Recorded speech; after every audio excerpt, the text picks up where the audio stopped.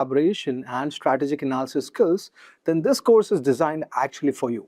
Throughout this course, you're going to learn about business analysis, planning, monitoring, elicitation, and collaboration, also requirements, lifecycle management, strategy analysis, and many more things. And by the end of this course, you will have the knowledge and practical understanding needed to prepare for IIBA's CBAP certification exam. So guys, watch this video till the end. First, we are going to take an overview of CBAP certification. Then we are going to have BABOK guide overview. Then business analysis planning, elicitation and collaboration. Which BABOK knowledge area focuses on tracing, maintaining, prioritizing and approving requirements. Your options are strategy analysis, solution evaluation, requirement lifecycle management, elicitation and collaboration. Please mention your answers in the comment section below. Now before we move ahead, just a quick info guys. If you want to become a certified business analyst professional, then you should check out Simplilearn's CBAP certification training featuring IIBA endorsed curriculum aligned with the BABOK guide version 3. Also, you're going to get live online classes, exam application assistance, real-world case studies, simulation assessments, and over 900 practice questions to help you prepare confidently for the CBAP certification exam. So guys, hurry up now and join the course. The course link is mentioned in the description box. Now, before we start with this topic, Projector, Murli, Bruce and everyone else, before we start with this topic, Rafael, I have one question for you all. Question looks simple, but the answer is not that simple. So I'm going to ask you all one question now. Take your time, think logically, try to think from the analysis perspective. Imagine that you are the BA, you are the business analyst, and think from BA's perspective, then answer this question. No emotional touch to the answer. Everything should be based on the analysis results. Okay? Question to you all is, everyone, there is one 11-year-old boy and there is one 45-year-old woman. Raphael, Bruce and everyone else, 11-year-old boy, 45-year-old woman, and you are the business analyst, part of company ABC, and senior management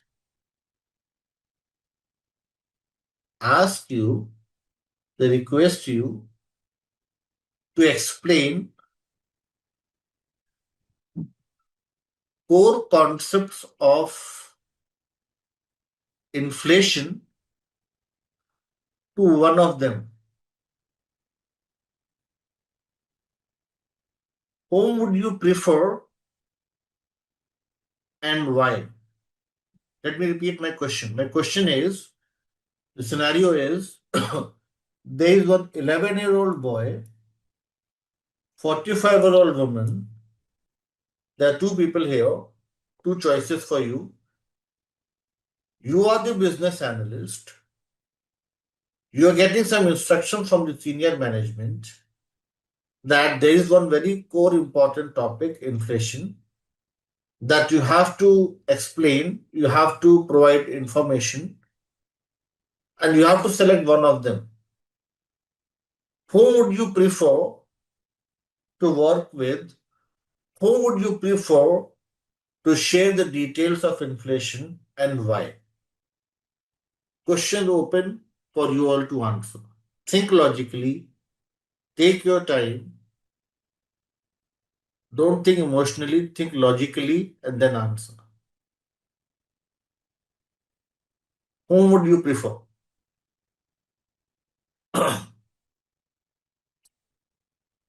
And also the reason why.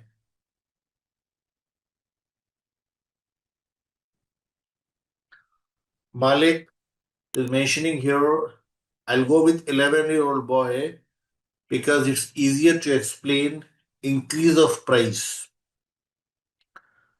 Swati is saying 45 years, a woman because she is much more experienced. Okay. So you're saying number of years on planet Earth is equal to number of years as an experienced person. Year is equal to experience. Supriya is saying I'll go with a woman because she is having more experience. So how with this age you are concluding that she has experience? Is there anything that relates experience with age? Prajakta is saying 45 women because woman has already aware. I would prefer explaining to a woman because she is grown up and really understand through examples. And 11 boy won't understand things from with the help of examples. Boys are deaf and dumb. Do you think that? Komal is saying, and somebody is coming up with a very diplomatic answer. Rafael is saying, I'll go with both. See, people saying both. Yes, this is this is the very good characteristic for BA, but this manipulation won't work here. You have to select one of them. Nobody was interested to know that why we need to explain inflation to them. Nobody said that how would the company benefit? What are the benefits that we'll realize if we explain to them? Nobody asked questions like what is the educational qualification? Yes, don't you all think most Shivaji asked, yeah, that's why I had ignored your answer intentionally. I saw your answer, but I ignored it because I knew that it was good answer. Yes, it was intentional ignorance to focus on other answers. Yes, so Shivangi was correct. The answer is everyone. And Shivangi and others, thank you for your participation. This is my intent behind sharing this example. You all can see here 71% of the failed software projects are traced to poor requirements globally. What do you all think is the main major reason behind this huge percentage? Just look at this percentage, only 29% is a success rate. Just 29%. The main reason is assumptions, emotions, and other aspects. Those should not be part of your analysis work. Analysis should be purely based on the factual evidences. Analysis should be based on your research, exploration, investigation, and there is no scope of assumption when we are doing an analysis. Imagine if I ask this question that why 45-year-old woman? Swati says, I have done the historical analysis. I know that this woman is the CEO of this company. She has got ample of experience. This boy is still in school. So my preference is this woman. But was that information given in the case study? No. So here you should all should have asked this question that we need more information. More information with regard to what exactly is the benefit, why we have to explain this. More information regarding their educational qualification, their background, what they are doing currently. So, meaning to say, it's an important thing to understand the business needs, get a stronghold over the existing behavior, understand the context, that is what context we're trying to bring about the change, understand the existing behavior, functionalities, processes, infrastructure, and all such things would then help you come up with the solution.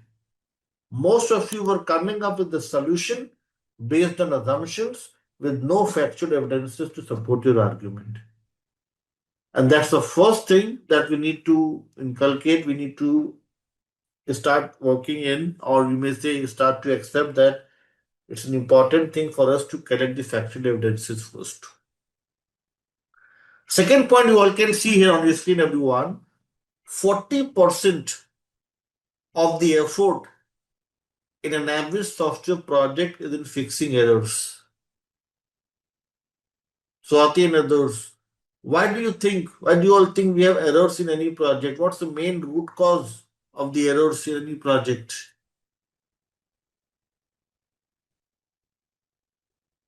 What's the main reason of issues or defects in any project? Assumptions, incomplete analysis. Yes, you don't understand the business needs. Yes, you have not gathered all the required information and you jump to the solution. No proper testing. Yashir is blaming testers and saying BA is the perfect person, but testers are causing you problems. Yes, but testers are dependent on you for the requirements. If your requirements are not clear, then you cannot blame the testers. Yes, so don't blame testers. Put the blame on the BA first and then the testers. Yes. Okay. Requirement is half cooked, improper testing and documentation leads to all such things. Yes. And you all can see here requirements defects. And Arifullah is saying that sometimes change in the business requirement is also a reason. So in a way, you're trying to blame the business users for this thing. It is one of the factor, yes, but you would agree with me, Arifullah and others. This is something beyond our control to make those things like if business keeps on changing the things. There's something that we can restrict, but some few things are beyond our control. But the thing that's in our control is to do proper detailed analysis, gain proper understanding of the requirements, understand the business needs. Maybe then your business users will not come up with additional requirements more frequently. Maybe you'll be able to win their trust, and that way, that maybe if you work in an organized manner and you are able to define the scope well, they won't change the requirements frequently. Yes. So if you're more organized, if you're more structured in your analysis, if you're able to win the trust of your business users, you may find even the improvement at their end as well. That happens. I've seen this thing, I've experienced this in my projects. That if you are not organized, they're also not organized. They means the business user, but if you are coming with more structured approach, even they're also more structured accordingly. Yes, so in our live sessions, everyone, we will talk about some standard set of practices. We will talk about few important tools and technologies, few important techniques. Those may help you improve on business analysis capabilities. Those will help you provide a complete solution in accordance with the given set of business requirements. Doing the analysis in such a manner that you're able to provide an end-to-end solution. End-to-end solution would help you solve the business problems, make them realize benefits, and the solution would be regarded as a valuable solution, a sustainable solution, usable for the purpose. So all such things we'll discuss in detail in our live session. Business analysis body of knowledge will discuss in detail from chapter number 10 till the last chapter. 50 techniques, 30 important tasks, 6 knowledge areas, 6 underlying competencies. These all would help us come up with a very organized approach, use some standardized templates, sort of important modeling notations. Those may help us come up with a better solution, a complete solution for the given business problems. So this is the first thing to start with, everyone. And this was about having these W's on your screen. W's means you are asking questions to gain more clarity, gain more and more information, you are able to draw out, explore, identify the information that is relevant to the change. And that's the purpose of having these W's here. But if you observe here, there is one very important W missing here. This is known as 5WH criteria, but one W is missing. Which W is missing, everyone? Who? And who represents your stakeholders? So we will talk about the stakeholders. Yes, not only the business users. Business users are part of the stakeholder group. The stakeholders can also include your technical experts, your quality experts, and others. Okay, so we will talk about the stakeholders as who in detail, how to capture the stakeholder requirements, and how stakeholder requirements act as a strong bridge in between the business requirements and the solution requirements. So this was about everyone the five WH criteria. The next thing on your screen, everyone, is you all can see here one maroon color or you can say red color lens on your screen. What do you all think is the use of this lens when you're doing your analysis? Why at all we have this lens here? Delve deeper, Devraj is saying, get into the groove of the things, deep dive. Okay, I'll take you all back to your 8th standard physics or science subject. 8th standard science, if I talk about any lens, what are the two important characteristics or properties of any lens? Some of you will be thinking, are we in an analysis session or science session? Yes? No, I'm asking about the two characteristics. One is the magnification, magnifier, another name for it is magnifier, zoom in and zoom out. Another thing is focus. What you are mentioning here is something linked with magnification to dwell deeper, to bring in more transparency. Nobody's talking about this another feature, that is focus. Focus on what? Focus, everyone, should be purely 100% on the requirements with no implementation biasness, everyone. No implementation biasness simply means you are into a listening role. Yes, you are focusing, as Malik is mentioning, on the solution and the needs, and you are not influenced. You're not influenced by a particular stakeholder group. You are a neutral observer, bridging the gap amongst all the stakeholders. You're focusing on the solution. You're trying to come up with a complete solution in accordance with business needs with no implementation biasness. Sometimes what happens is generally BAs come from the technology background or techno-functional background, so they are more inclined. We have to, I'm not saying that we don't have to consider it. You have to talk to them, you have to understand their ambiguities and their challenges, but at the same time, that won't be a compromise with the system or solution quality. I'm not saying that you won't consider their request, you will turn a deaf ear to what they are saying. The only thing is, their suggestions, their recommendations should not cause any compromise with the solution quality.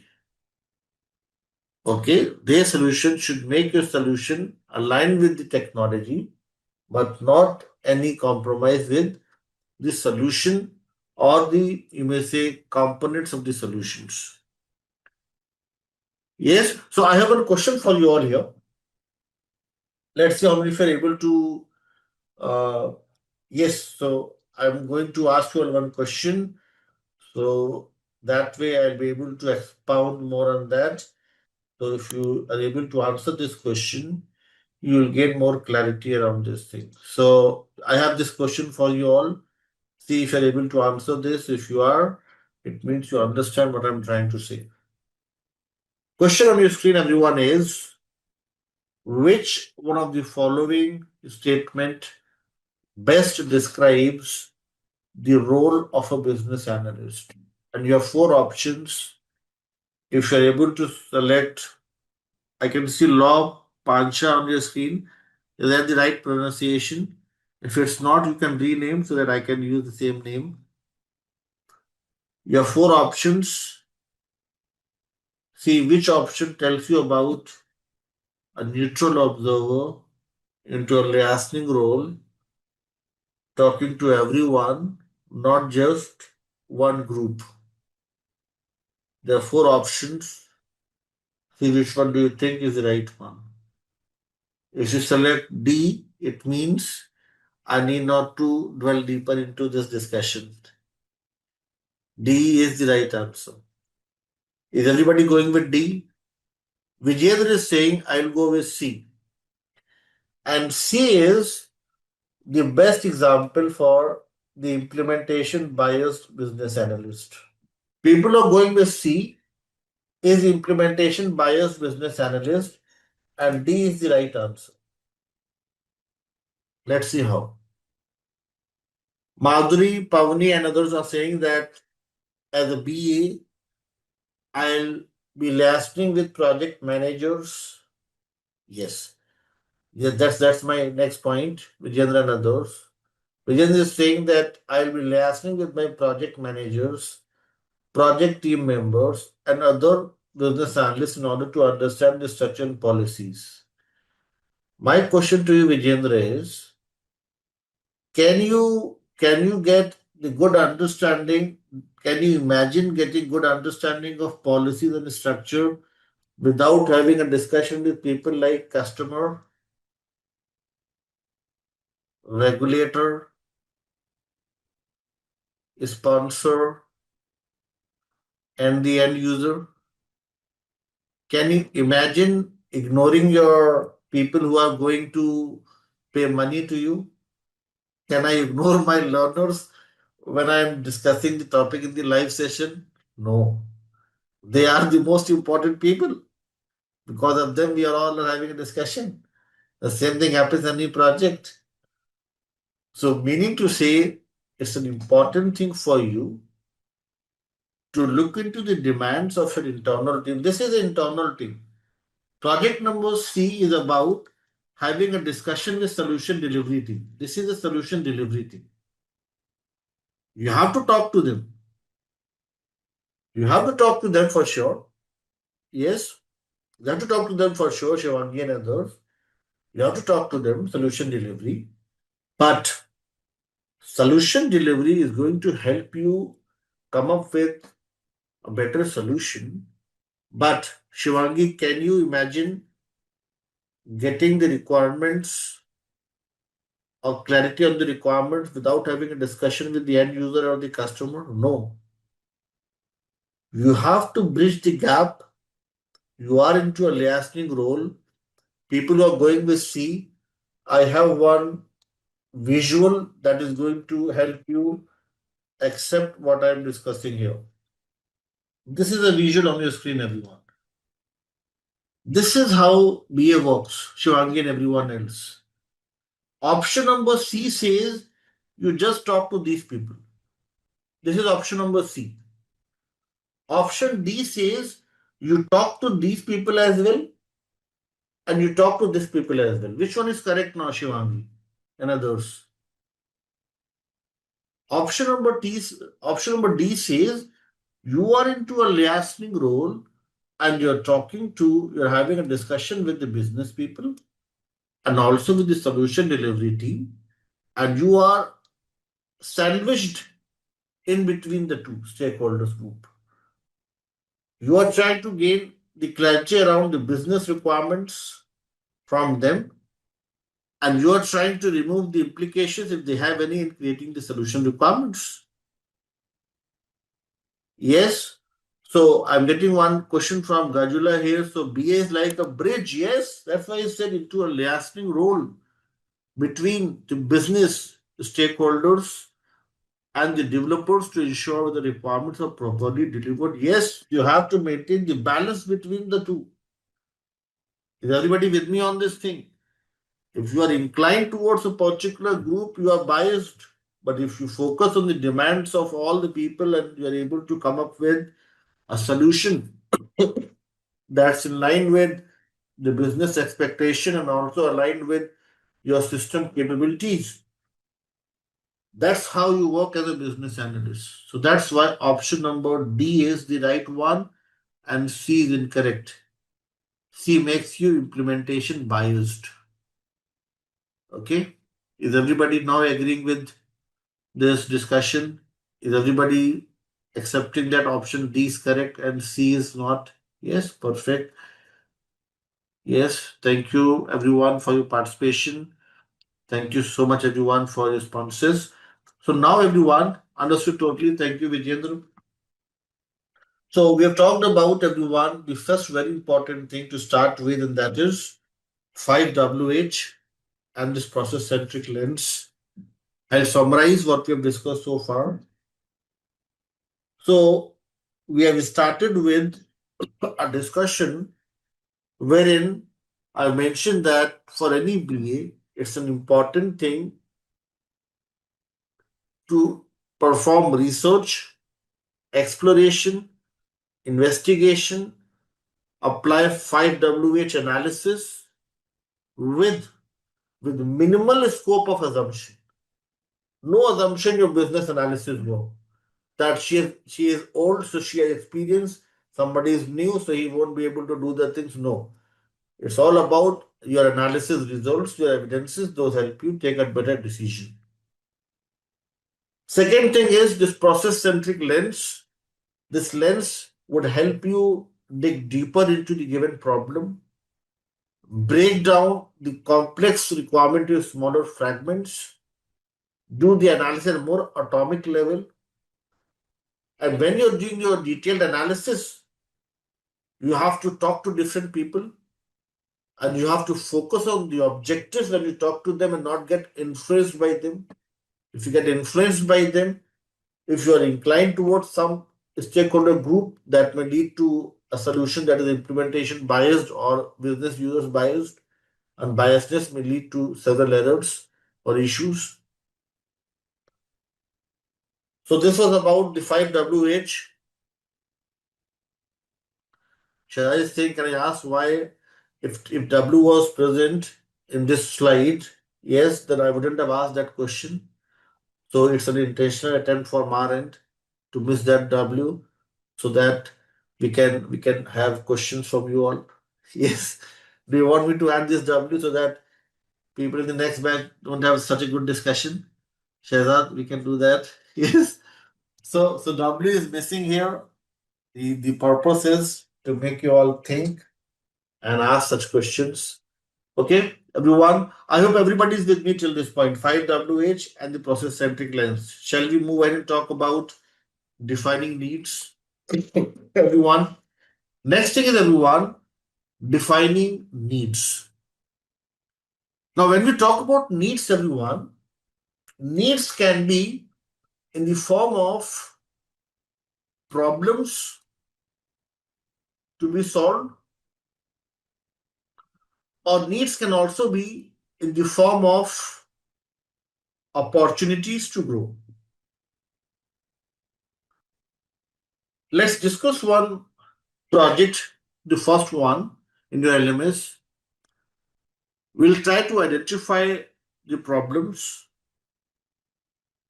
Let's read few paragraphs together, and then I'll ask you all, Shehzad, Badri, Shivangi, and everyone else, if you all can come up with few important business needs.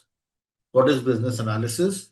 So it's about doing your detailed analysis through a process-centric lens, defining needs, recommending solutions that enables change, and this change helps in continuous improvement. Let's take one example, everyone, to understand what are the enablers and why enablers are so important. how they help you bring about the change. Law and others. For example, if I say the current state or the as is state is, I'm talking about the Unilever project, one example from the Unilever project. Current state is that the Unilever employees,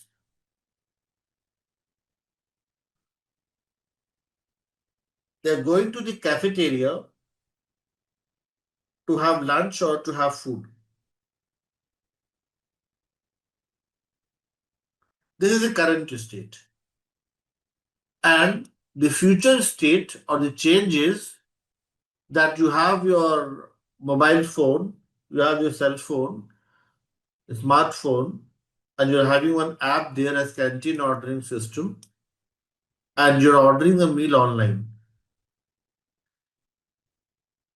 Imagine, Law, if you were a BA, imagine Siddhant, Partha, Muthukrishnan, Veena and others, Gajula and others, if you are a business analyst and you have to ensure that nobody is going to the cafeteria and everybody is using this canteen ordering system app to order the food.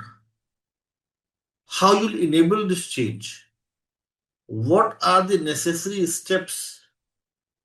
Those may help you ensure that people accept this change. Employees are ordering the food online and nobody is going to the cafeteria to have food. How you'll enable this change, everyone? One of my learner in one of my morning batch, India hours, had to say that shut down the cafeteria and they'll have no other option than to go and order the food online. Is this enabler to shut down the cafeteria? Are we in the Hitler's era? Yes. No, we're not in the Hitler's era. We're not in 1930s and 40s. We have to come up with the Sushil is coming up with a very good point that user-friendly app, a better app. Sachin is coming with a very good point. We can come up with Chatra says shutting down is not right. Yes, it's against the democracy. Yes. So so by giving discounts, offers, and you all would agree with me, this may also include proper training. You have to train your employees how to use it. Yes, training, mentoring, usability aspects, a good application to use, and offers, discounts. Yes, and law saying on a very good point that take a tally of those that prefer eating in canteen and come up with certain important offers for them so that it encourages them to use the new app. Yes, so enablers, everyone, are all those important transition requirements. Projecta is saying is admin allowed to eat food at the workplace? So that may be part of the policy. You may come up with certain important policies. Yes, so that may be the details around your solution requirements, loyalty promotions. So in a way, everyone, I can understand now that you all are very clear with this topic here, enablers. Enablers are all those important transition requirements. Those may help you, those may help your organization transition to a new future state without any glitch. It's a hassle-free and a smooth transition to a new future state. Is everybody clear with the definition of enablers, or do you need more examples to understand this thing? And give you all a few more examples. Do you all need more examples to understand this thing? Let's take one more example or two more examples. We all have witnessed the COVID-19 crisis, yes. If I talk about the COVID-19 example, everyone, most of us were working from office. Yes, but during the COVID-19 crisis, what happened? Was that possible to work from office? No. So there was a change, and the change was work from home. This became very popular all across the world. Yes, since we have learned from different geographies, this happened everywhere, work from home. What was the biggest enabler here, everyone? What was the biggest enabler that helped us transition to this new future state, Projecta and others? What was the biggest enabler? The biggest enabler was the internet. The biggest enabler was the assets like laptops allocated to everyone. Yes, and even few companies, I don't know about others, but in my company, they provide the reimbursement to purchase the table, chair, and everything. Even for the pen and copy that we use, for everything we got the reimbursement. I don't know how many of you got the reimbursement for tables and chairs. Yes, so table, chair, yes, they are giving us some bottles and everything to laptop and everything. So what are these important things? Phone bills, yes. And this is part of everyone business continuity plan. Yes, business continuity plan. So somebody sharing with me now is saying that we got reimbursement by saving gas. So you can see here this was the business continuity plan, everyone. And before the COVID-19 crisis, when we used to have business continuity plan training sessions, people used to laugh. People had never imagined that these things may happen. But disaster recovery is a very important thing. So you can see here, this is one enabler. Enabler is all those important things. Those may help you have a successful, hassle-free transition to the new future state. I'll take one more example of the enabler so that it makes yes. Pavni and others, let's take one more example to understand this thing better. Let us suppose I say I'm talking about the CBAP batch. CBAP batch we are discussing. We are having a discussion in one of the CBAP batch here. And I'm talking about my learners. This is the first session. 7th of Feb 2026. This is the date, yes. And I think next, can anybody help me know the last date? I think it will be 11th or some other date of March as the last day. 7th of March. Yes, from 7 to 7. Perfect. 7th of March. If I talk about my learners at present, as is the state, Ayush, Soumya, and everyone else, you all are aspiring to be a certified business analyst. We all are here to learn the best practices. We all are here to learn what's there in the business analysis body of knowledge. We all are here to be certified business analyst. Yes. So at present, you are aspiring to be certified business analyst. After 1 month's time, if you have submitted your projects, if you cleared your assessment, you are the certified business analyst. This is your current state and this is your future state. And if I ask you all about the enablers, what are the important enablers? The biggest enabler for you and me is the business analysis body of knowledge version 3. I have mugged up in last 12 years. I'm throwing out what I have learned. Yes, before the live sessions, I used to learn this thing early morning, just mugging up everything, and now you can see the results. Yes. So, so BABOK V3 is the biggest source, biggest enabler for you and me over the years. Yes, BABOK V3 one thing. Then for you all, the important thing is the self-learning module, wherein you'll find the sweet, calm, and pleasant voice. Yes, Law. So you are ignoring that lady in your answer. You are ignoring her. That's not a good thing.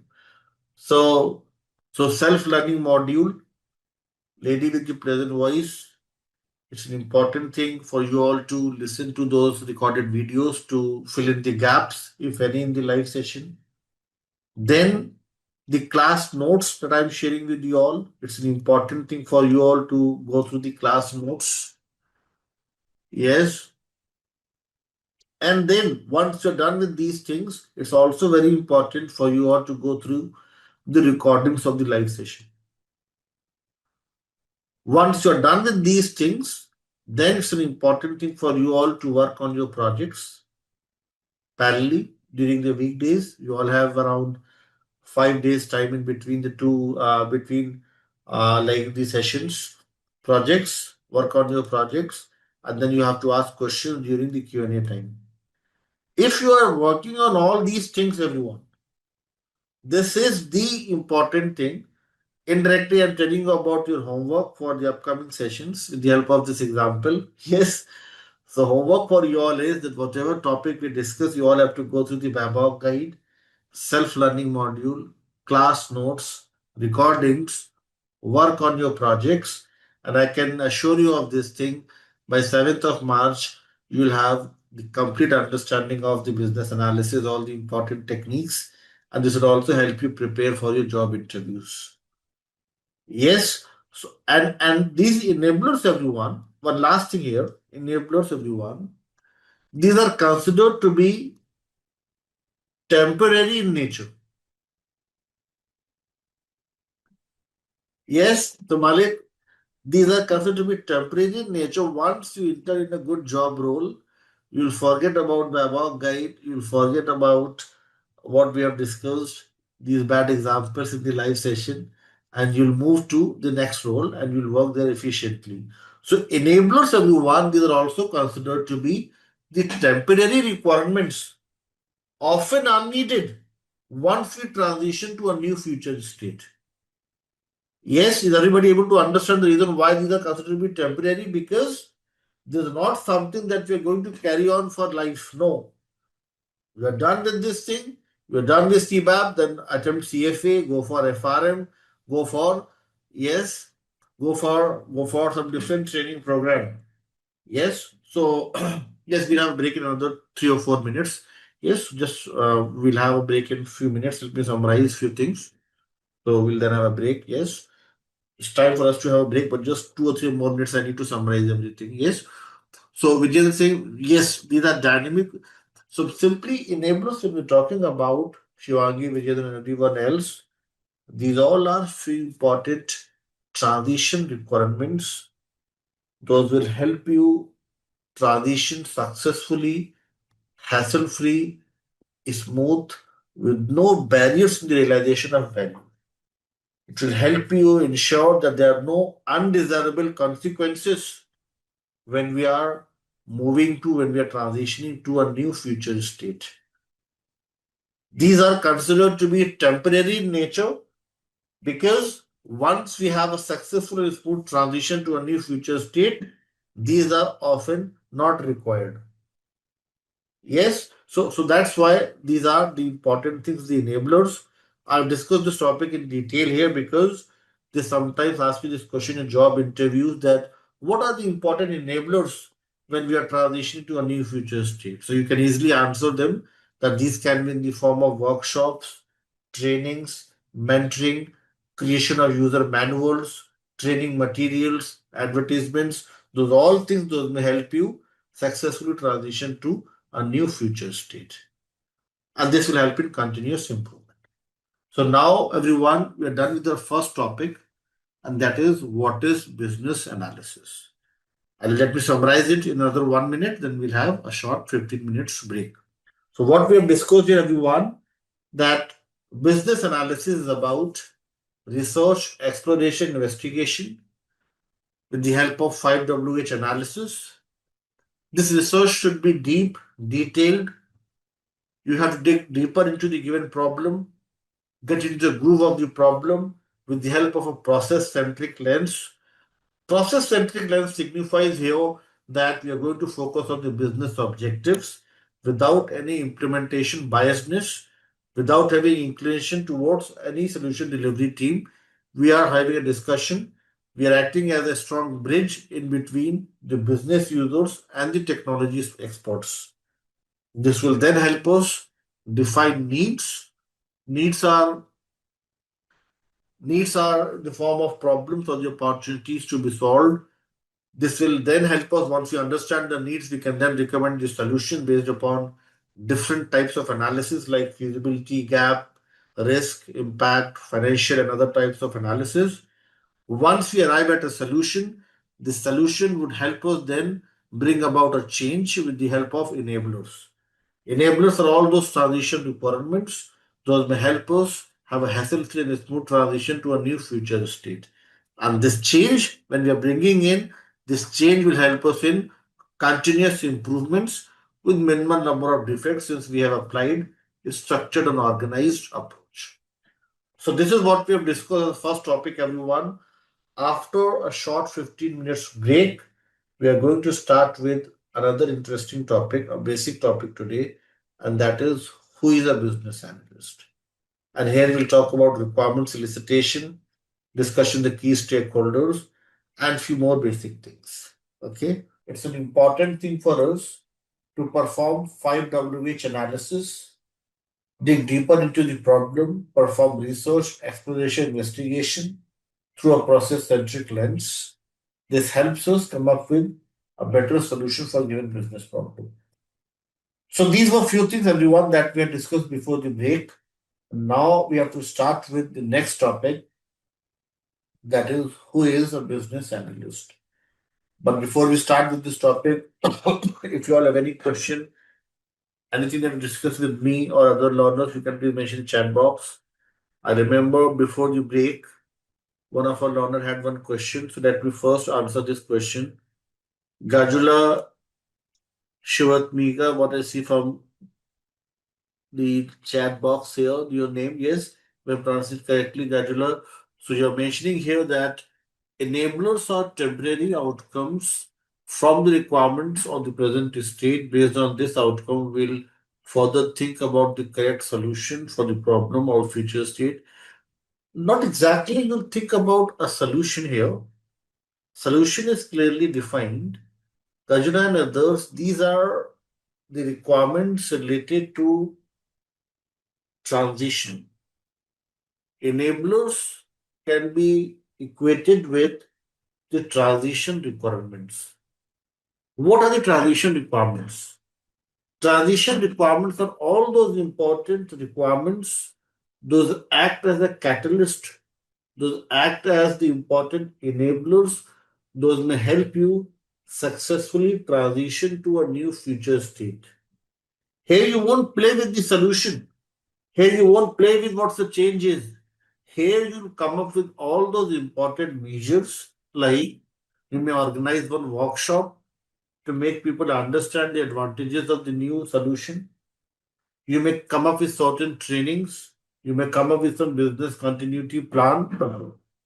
You may create certain user manuals, user guides, and all those important things. Those may help you ensure that there's hassle-free and smooth transition to a new future state. Okay.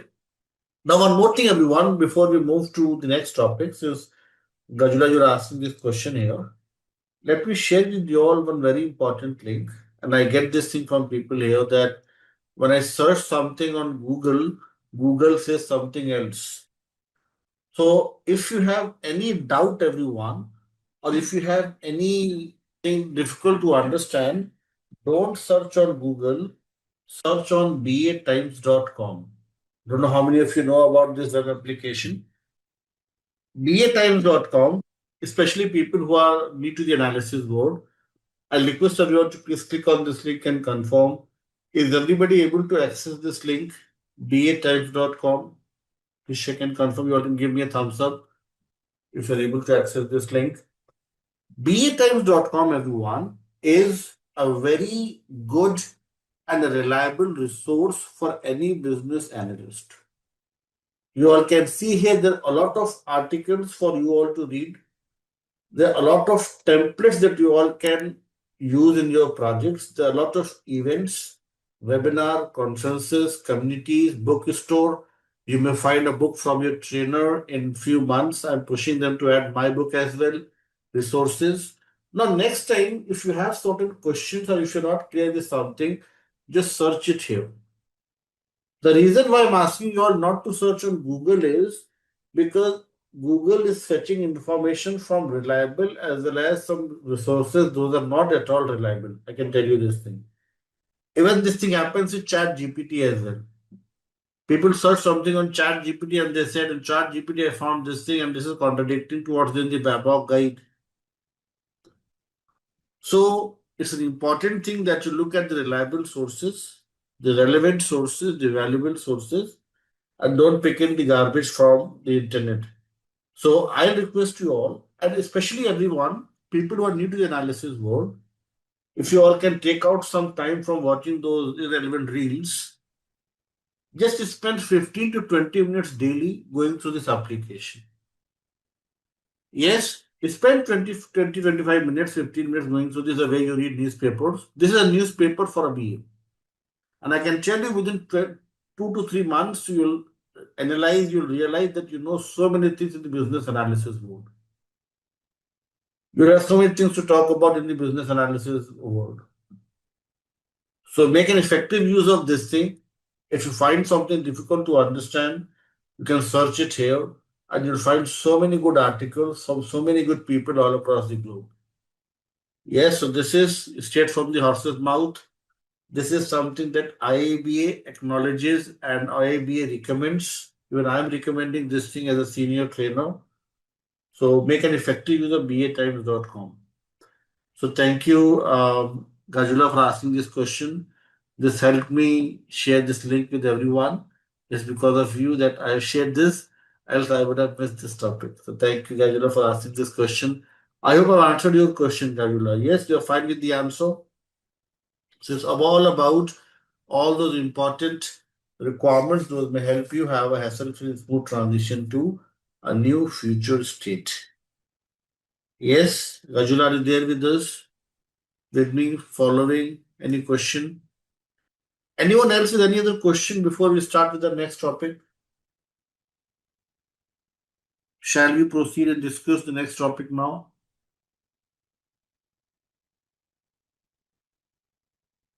Yes, perfect. Thank you, everyone. The next topic, everyone, is Akshay, Bruce, and everyone is who is a business analyst?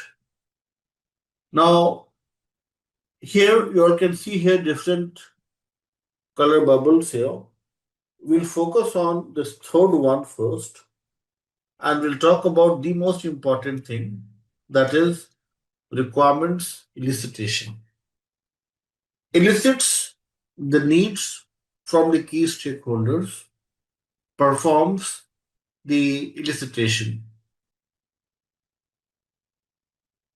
Shall I get some question for us? However, for all these steps, we may have some standard set of steps, templates to follow and find question.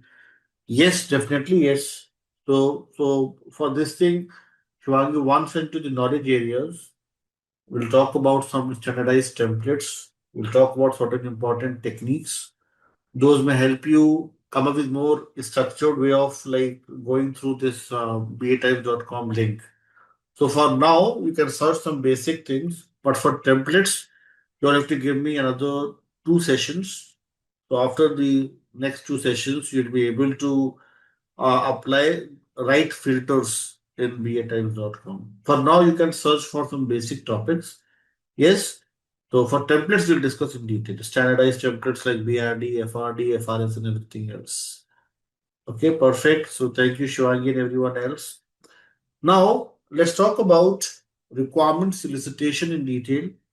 Let's see what is requirement solicitation, how it is carried out, what's the practical significance behind it. And I'll share with you all one story now.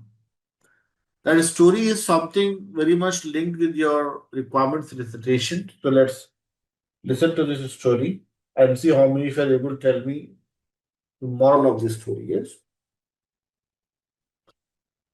Stakeholders can be the customer, internal working team as well, right? Just we can no. The stakeholder will discuss are all the important individuals or the groups who are directly or indirectly impacted by the change need of the solution. So this includes, as I mentioned before the break, this may include your um, internal team. This may include your external team. Yes, so it's a mixed bag. It's a mixed bag that may have both internal as well as the external stakeholders. So when we say stakeholders, the stakeholder is not equivalent to business users. There's a misconception. People think that when we say stakeholders, it means business team. No. Even our poor technology experts are also the stakeholders. Okay. So it includes everyone. This is list on your screen, Asif. So we'll discuss about this once you're done with the requirements solicitation and who is a business analyst. We'll talk about it. Yes, it depends. It depends how you're organizing the things in your project. So this topic we have not discussed yet. So we will talk about it. Yes, maybe tomorrow we'll talk about it, not today. The detailed discussion on the stakeholders. Okay. So let's focus on this topic first. Let's talk about the basic topic to start with, and that is who is a business analyst. Now, everyone, before I share that story with you all, we are talking about the who is a business analyst. And there is a very basic thing that I want to start with and discuss with you all before I narrate that story to you all. The topic is the important discussion item is very basic thing. One thing is responsibility. Another thing is accountability. Very popular in any project. Responsible stakeholders, accountable stakeholders. What do you all think, especially people who are new to the analysis world, is a major difference between a responsible person and an accountable person? Or do you all think it is one and the same thing? So the first topic is we are talking about who is a business analyst, and here it's an important thing for us to know the responsibility and how it is different from accountability. This question is open for you all to answer. What is a major difference between a thin line of difference between responsibility and accountability, everyone? Shuangi is saying that BA is responsible in performing the 5WH analysis. If BA is responsible, then who is accountable? Hamid is saying that responsibility is about execution. And this is a brilliant answer. Let me add a red heart to your answer. Absolutely brilliant answer. Thank you so much, Hamid, for your response. Lois saying accountability is more about the ownership. Is that the ownership or the answerability? Are you correct with your word that you have used? Law, think more about it. Is that the ownership or answerability? Responsible can be many, but accountability lies only with BA. Natasha is saying but for what is BA accountable for everything? Accountability is result focused and responsibility is about execution. This is also very good answer from Malik here. Responsibility is assigned task and accountability is obligation. That's also a wonderful answer. Asif is saying responsibility limits to understanding and taking the ownership. Yes, that's one of the better answer from Asif here. So I can see that most of you are clear with this thing. So let me now take you all to your class notes and let's read few things for the benefit of those who are not clear with this basic difference. So let's discuss this basic difference and then we'll discuss few more things. So let's talk about the responsibility versus accountability, everyone.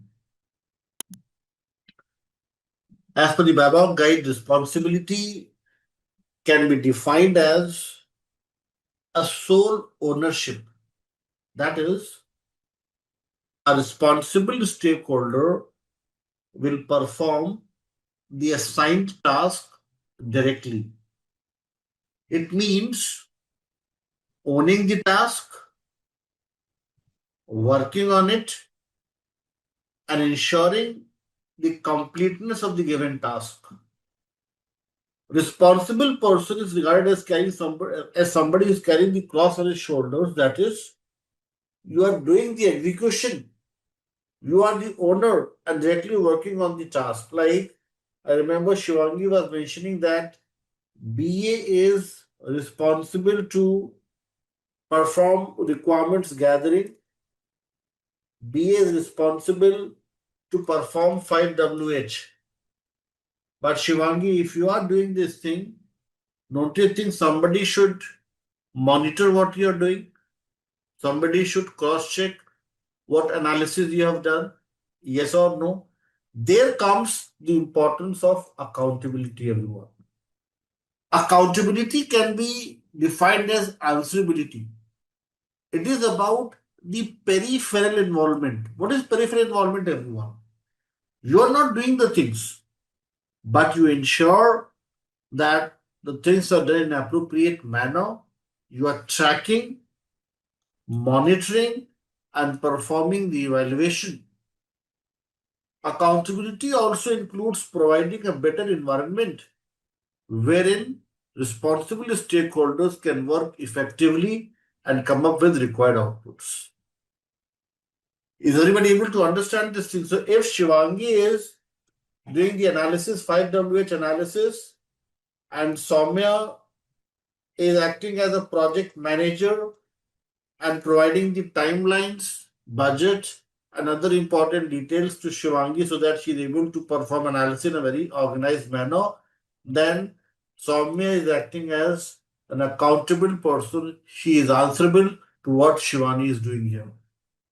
But sometimes what happens is, let us suppose Shivangi is into a very senior position, 15 to 20 years into business analysis. So nobody is monitoring what she is doing and she is directly submitting the details to the business. In that case, you are responsible as well as accountable for your work. But ideally, it will be a good practice if somebody else is accountable so that you can cross check, verify, and come up with better quality deliverables. That's the difference between everyone responsibility versus accountability. So, in simple terms, somebody is doing the things, he is responsible for those things. Somebody is tracking, monitoring, evaluating, providing better environment. At the end, he or she is answerable for those things. That makes him accountable. Okay, I'll stop here. Request you all to read this. If you need more examples, I can give you all a few more examples, but it should be very clear to everyone.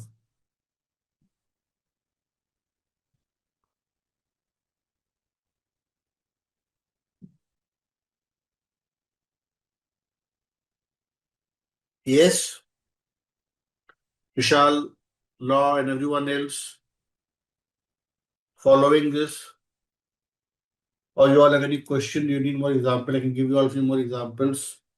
More example? Okay, let's take one more example.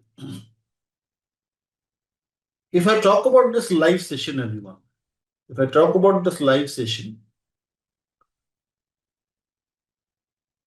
there are two important stakeholder groups. One is my learners from different geographies, some in early morning hours, some in midnight, some in evening, some in afternoon. And then there are two people from the Simplilearn. Yes, one person was very proactive initially when we started the live session, but he's on mute now. Akshat. If I ask Akshat, are you listening? He'll just respond as yes. Akshat, but he's not participating here. Another is your trainer, BABOK. When it comes to conduct the live session, when it comes to train my learners, when it comes to organize this workshop, this is my responsibility. But there is one person who is not involved, but he is listening to everything. What is his role here? He is tracking, monitoring, evaluating. If I have some issues, if you have some problems with regard to the live session, he'll pitch in an answer and try to sort these issues. So he holds the accountability. Akshat, he is the learner success manager, and I'm responsible to conduct this live session. Yes, so meaning to say accountability lies with people into the management in most of the cases, and responsible persons working on the given tasks directly. Another example, let us suppose I say Ishita, Isha, and Vijendra are doing their analysis. They're having a discussion around few important solution options, detailed analysis. But then there's one project manager or a product owner, they come up with certain important timelines that within this timeline you have to finish the analysis, else we won't be able to prioritize the things in the given cycle. This project manager and PO, they are not doing the analysis, but they are providing certain important instructions. They're coming up with certain evaluation, certain suggestions. Those help you perform analysis within the timelines. So that's the importance of accountability, everyone. Tracking, monitoring, and evaluation. You're not doing the things, but you are helping somebody. You're providing a better environment so that people who are working, they get better facility, better, you may say, help, or you may say, clear understanding on what needs to be done. That's the difference between responsibility versus accountability. Is everybody able to understand this thing? Simple thing to understand. Yes, any question from anyone? Perfect. Thank you. Now, let's talk about, since we are clear with responsibility versus accountability, now let's focus on this topic, everyone, and that is who is a business analyst. And here we'll talk about the responsibilities of the business analyst. We'll talk about the responsibility, and one of the major responsibility, what I think Shivangi, you were mentioning a few minutes back, gathering the requirements, doing the analysis, and that is something linked with requirements elicitation. Let's see what is requirements elicitation, how it is carried out with the help of one example. And this example is from a very popular book. I don't know how many of you have read this book, how many of you have heard of this book. I was fan of this book. I used to read this book a lot during my school days. And the name of this book is Arabian Nights. Yes, people from the Gulf countries, from the oil-rich nations can easily relate with this book, Arabian Nights. Yes, and the good thing with this book is there are a lot of stories. Those may inspire you, yes, to work efficiently as a business analyst. So in this book, there was one story. There was one story that can be that can be easily linked with requirement solicitation. So let me narrate that story to you all, and then I'll ask you all the moral of this story. Yes, everyone. So in those days, in that part of the world, I'm talking about the Arabian world, there used to be one Khalifa. I'll just use the common terminology as king, although king is not equivalent to Khalifa, but one king, I'll say. Okay. There was one king, and he had three detectives. Three detectives. Their names were Arabic, but I'll just make it simple for you all as D1, D2, and D3. These detectives can be considered as a modern day business analyst. And these detectives were gathering requirements for this king. They were having some very good experience. They were providing some very valuable information to the king. This helped this Khalifa, this king, to run his kingdom in a very proper manner, understanding the concerns of people of his country and all such things. One fine day, D1 and D2 got to know through some sources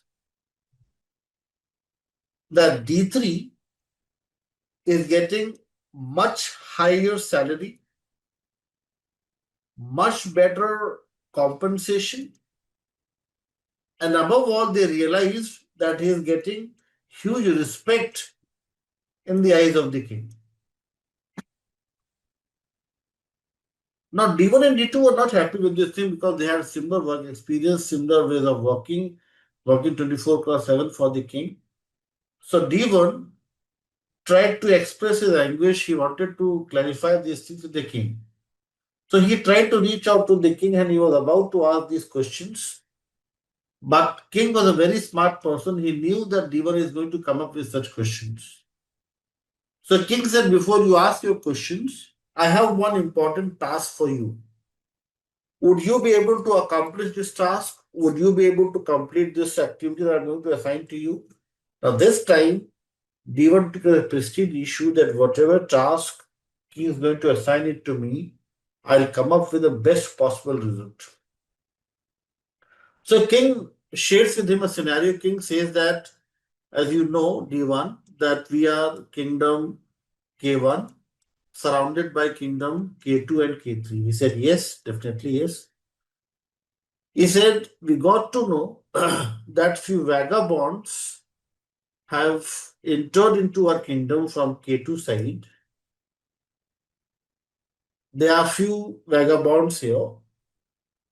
I wanted you to do some analysis. I want you to help me know who are these vagabonds, why they are in our kingdom,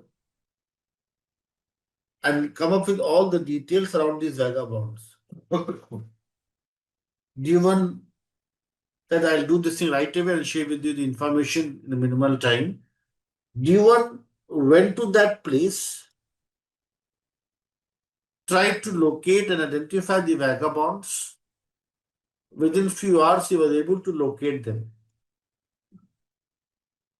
He then had a discussion with those vagabonds, tried to get more information that why they are entering into this kingdom, what they are doing here. He also had a discussion with people around, and he also tried to understand whether people know more about them or not. So, Devan had a discussion with the vagabonds. He had also a discussion with people around the citizens of the country. And he came back with some information. King said, do you have the information? He said, yes, king. These are few vagabonds passing by our kingdom and they're going to kingdom K3. He said, why they're going to kingdom K3? He said, because they're going to attend one marriage ceremony.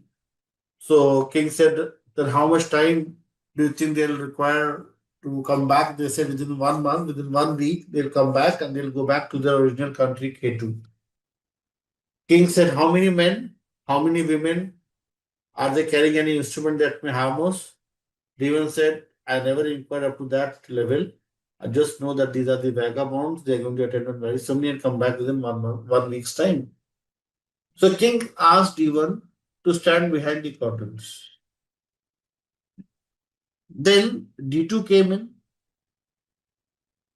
D2 also had same set of questions for the king, and king assigned the same task to D2 as well. Now D2 went to that place, had discussion with these vagabonds, had discussion with people around, and D2 came up with a lot of information as compared to D1. King was asking several questions, D2 was answering all of them. D2 said, yes, these are few vagabonds passing by our kingdom. They are very jolly nature. They are singing songs, people loving their company. These many men, these many women, they don't have any instrument that may harm us. They are going to go to kingdom K3, come back. And all such details, in a very detailed manner, he was sharing with the king. And king was also so happy to gain these many details from D2. But then, all of a sudden, D3 comes in. D3 was not looking comfortable.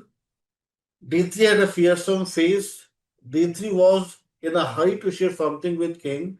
So D3 said, please stop then and there. Don't share these cock and bull stories with the king. This is not going to help us. I have some very urgent thing to share with king. Now, King was not happy with this attitude because King and D2 were having very good discussions. So King said, "Is that really very urgent?" D3 says, "Yes. That's why I've stopped in middle. My apologies for that. But I need a very quick discussion with you, a very urgent discussion with you." King asked D2 to stop for a while and says, since he had a huge respect for D3, he said, "Yes, please, you may go ahead. I'll share the detail." King, when he was having a discussion with D3, D3 comes up with very surprising statements. D3 says that, "King, I was listening to what D2 was mentioning. These are not vagabonds." And this surprised everyone, D1 as well as D2 as well. Then King said, then who are these people? D3 said, "These are enemies disguised as vagabonds. They are around 15 to 20 at present, but thousands of them, as per my analysis, as per my experiments, hit and trials, I know there are thousands of them hiding behind the bushes in the countryside here. These people are locating our important army positions.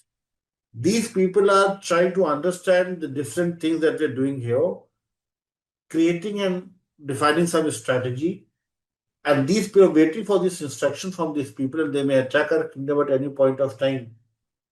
So instead of listening to these cock and bull stories, it's an important thing for us to alert our army, catch hold of these vagabonds, and then come up with a strategy to win the war against these people here." King listens to D3, he comes up with a proper strategy, and eventually they are able to win the war, and then again come up with the stabilized kingdom, and the story goes on from there. My question to you all is, what do you all think was the difference between the analysis that D3 has performed as compared to D1 and D2? Law is saying D1 and D2 are getting less salary. Less salary means less work. Yes, that's not the right thing to say. I think it's a lighter note. But my question to you all is, what is the moral of this story, Law? Why do you think D3 was able to come up with a better solution? How D3 was able to say that these are enemies, and why D1 and D2 were not able to predict this thing? Vijayendra is saying D3 was CBAP certified analyst. Yes, and D1 and D2 were not. What else? Think more about it. Veena is saying to do the deep research, detailed analysis. What else?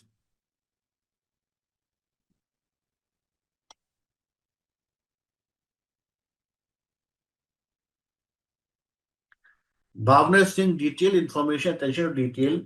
Let me explain this now, everyone. Understand the problem. If you see here, everyone, you are missing one very important thing. You're missing one very important thing that I have discussed in this story here. Maybe you are like mesmerized by the Arabian Nights. Let me make it very clear. D1 and D2, their analysis was focused completely, was dependent, everyone. If you all agree with me, in the story we just listened to, we just that we have discussed, D1 and D2, their analysis were completely dependent upon the information that they have gathered from vagabonds and people around.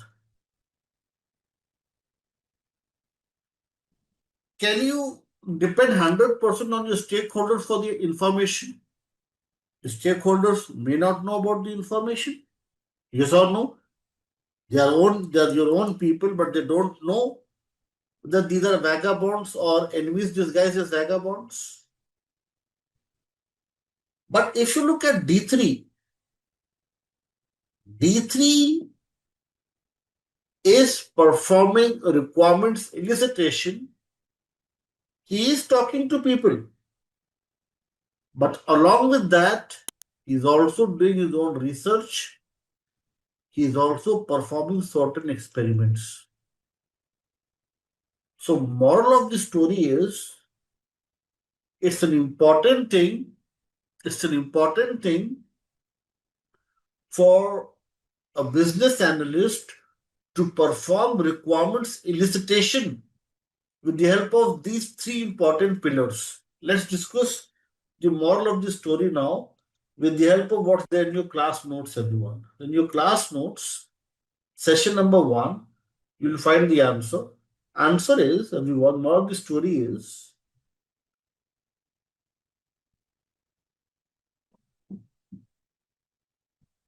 to draw out, explore, and identify the information that is relevant to the change.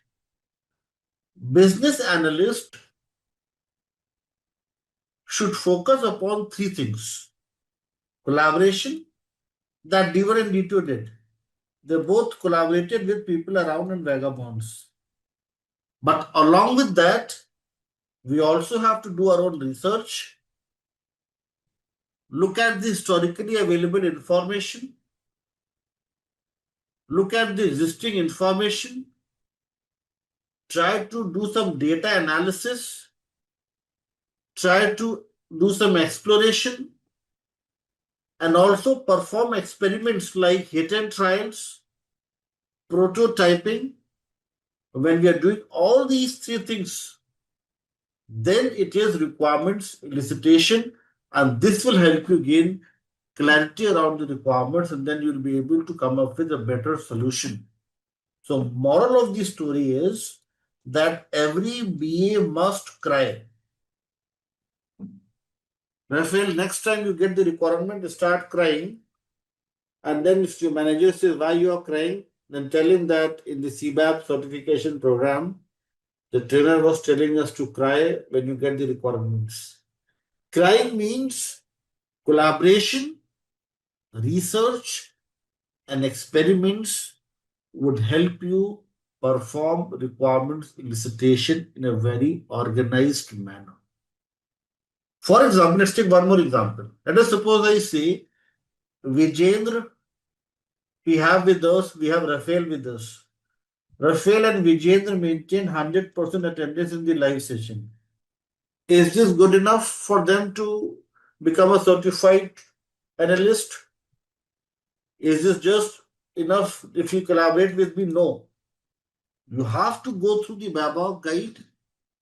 You have to go through the class notes. You have to spend some time going through batimes.com. This is all your research. Go through the batimes.com, read the articles, go through the BABOK guide. Do not completely rely on what you're getting from the trainer. Complete reliance may bring you to the same level as D1 and D2. But if you want to become a certified analyst like D3, you have to dig deeper into the BABOK guide, go through the class notes, work on your projects on your own, not copy the projects. Those are already there in your Drive link. Yes, so requirements elicitation depends on three pillars. That was the moral of the story here: collaboration, research, and experiment. Now, experiments we'll discuss in detail with the help of some tools. We'll install and we'll talk about some important tools. Those may help us create prototypes and also perform hit and trials. Moral of the story is every BA must cry. Okay? When you just focus on collaboration, you are gathering the requirements. Sometimes they ask you this question in your job interviews, that what's the difference between requirements gathering and requirements elicitation? Would you be able to answer such question if they ask you in the job interviews? That what's the difference between requirements gathering and requirements solicitation? Requirements gathering primarily focuses upon a detailed discussion and engagement with your key stakeholders. But requirement solicitation encourage BA to not only collaborate, but also do your own research and perform experiments to arrive at a better set of requirements and their corresponding solution. That's the moral of the story, everyone. Are you able to understand now what is requirement solicitation? Yes. So this is the moral of the story. You all have to remember CRE, collaborate, research, and perform experiments. Okay. So we have discussed about the requirement solicitation. Everyone, what we have discussed today as part of elicitation is just the basic discussion. We have a separate knowledge area, chapter number 4, is specific, very, very specific to this what we discussed today. So how to cry loud, we'll discuss here. We'll cry here, loudly here. We'll cry here in a very detailed manner. So here you'll find all about crying in detail. Yes, so it's better to say that BA should perform requirement solicitation. Yes. Requirements. So let me add a red heart to this. So Shivangi is a very good point. So I'll not say it's better to say, it's better to practice requirement solicitation. Yes, if you'll just say it won't help. You have to practice this thing as a BA. Requirements gathering alone won't help you. You gather the requirements, it's good. Gathering the information is a good thing. I'm not saying I'm not against you having a discussion with stakeholders. You talk to them, it's good, but 100% dependency or reliance on what you get from the stakeholders is not a good thing. Cross validate, do the research, perform experiments. Yes, because you cannot assume that what they are getting from the stakeholders is 100% accurate. Okay, everyone, Shivangi, Isha, you all are with me. Fine with this story.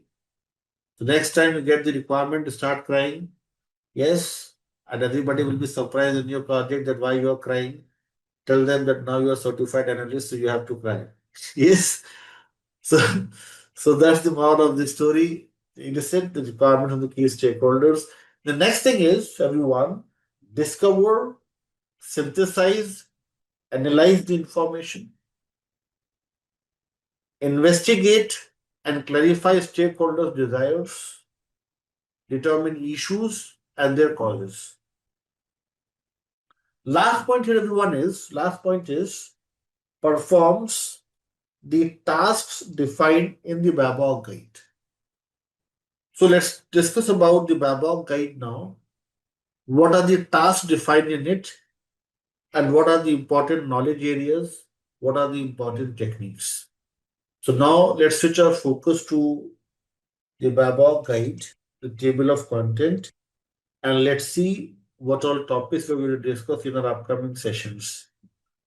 I request you all to parallelly open this book at your end as well, so that you are able to follow the things better.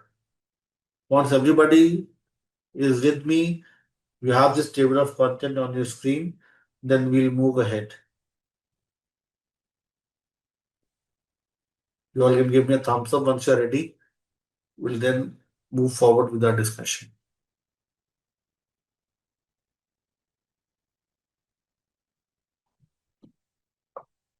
Yes, everyone, perfect, thank you.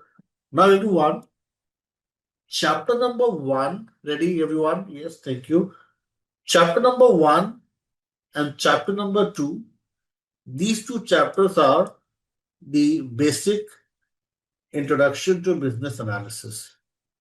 Like today, we have discussed about the purpose, what is business analysis, we're discussing who is a business analyst, and we're also talking about now the structure of the BABOK guide. This is the introduction. In tomorrow's session, we'll talk about the stakeholders in detail. If time allows, today we'll discuss. We'll talk about the 6 core concepts, key terms, and tomorrow's session will also start the discussion around the creation of the BRDs, how to document the BRD. We'll discuss the standardized template BRD. We'll talk about the FSDs. We'll talk about the user stories. We'll talk about the functional requirements, non-functional requirements, all these things. So this is again the introduction to business analysis. So chapter number 1 and chapter number 2 are the two important chapters as part of the introduction. Then everyone, the chapter number 3, please focus here everyone. Chapter number 3 is the first knowledge area that we're going to start with. First knowledge area is business analysis, planning and monitoring. And here we'll discuss about 5 important tasks here. These are the important tasks to be performed by the business analyst. 3.1, 3.2, 3.3, 4, and 5. These we'll discuss in detail as part of chapter number 3. Then after the first knowledge area, the second knowledge area is elicitation and collaboration, everyone. Again, 5 important tasks here. Then the third knowledge area, requirements lifecycle management, 5 important tasks here. Strategy analysis, again, 4 important tasks here. Requirements analysis and design definition, 6 important tasks. And chapter number 8 is the last knowledge area. So from chapter number 3 till chapter number 8, total 6 knowledge areas we'll discuss in detail. And if I sum up all the important tasks here, so we'll discuss 30 important tasks as part of these 6 knowledge areas. From chapter number 3 till chapter number 8, 6 knowledge areas having 30 total tasks in number. Chapter number 9, everyone, that we'll discuss is about the underlying competencies. And we'll talk about all these underlying competencies. And then the most important thing that we'll discuss parallelly with the knowledge areas is the techniques. This is the backbone, everyone, of this certification program, the techniques. Few techniques like acceptance and evaluation criteria, business cases, concept modeling, balanced scorecard. There are few techniques wherein we'll come up with some comprehensive documentation. Whilst in few techniques like data flow diagrams, data modeling, business model, and others will come up with certain important flow diagrams. In few, we'll come up with the block diagrams. In few, we'll create some BPMN notations, UML notations, lightweight documentations. So all these techniques, all 50 techniques, we'll discuss with the help of some examples in the live sessions. User stories, SWOT analysis, use cases, workshop, these all techniques we'll discuss. These techniques are going to help you work on the task in a very efficient manner and come up with the required output. So these techniques are very important. Chapter number 11 is something that we are not going to cover. It's not part of the syllabus. This is something that's going to be covered in your upcoming courses like Agile Scrum Master, Power BI, SQL, and others. So 11 is not part of the syllabus. We'll just talk about the last thing as chapter number 10. So if I summarize what is the structure of the BABOK guide and the table of content for us, chapter number 1 and chapter number 2, this is about the basics of business analysis, or you can say introduction. Then chapter number 3, starting from chapter number 3 till chapter number 8, total 6 knowledge areas, wherein we'll talk about 30 important tasks. And to complete these 30 important tasks, we'll talk about chapter number 10, that is the techniques. And in techniques, we have total 50 techniques that we'll discuss. Yes, and chapter number 9 is about the underlying competencies. Yes, and chapter number 11 is something out of scope for ECBA, CCBA, and CBAP. Yes, so these are the details around the structure of the BABOK guide. I can see I have one question from Malik here. Yes, so let me explain this thing. So in your Drive link, I have pasted one screenshot so that you all get the information right from the horse's mouth. So you can see here that there is one question that's pasted here. I hope my screen is clearly visible to you all. It says there's a question here on your IABA website. Will BABOK guide on perspectives or underlying competencies be tested in ECBA, CCBA, or CBAP? And look at the answer. Malik, are you getting the answer to your question here? It says there will not be specific exam questions that test on perspectives or the underlying competencies. So even chapter number 9 is also not part of the syllabus, but we are going to discuss 9 as well as part of 11 as well. If time allows, I'll cover 11 as well. But 11 is our, you may say, the lowest priority. Okay. Sometimes we have the time in our live session, so we can talk about it. Yes, since I have a PG degree in data science and machine learning as well, so it's not that difficult for me to cover BI and all such things. Okay. Power BI and SQL are part of the master's program, and you will find separate trainer, different trainer talking about those things. I am here to just talk about CBAP business analysis for another 1 month. After that, you'll find a different trainer for Power BI, a different trainer for Tableau, and other courses.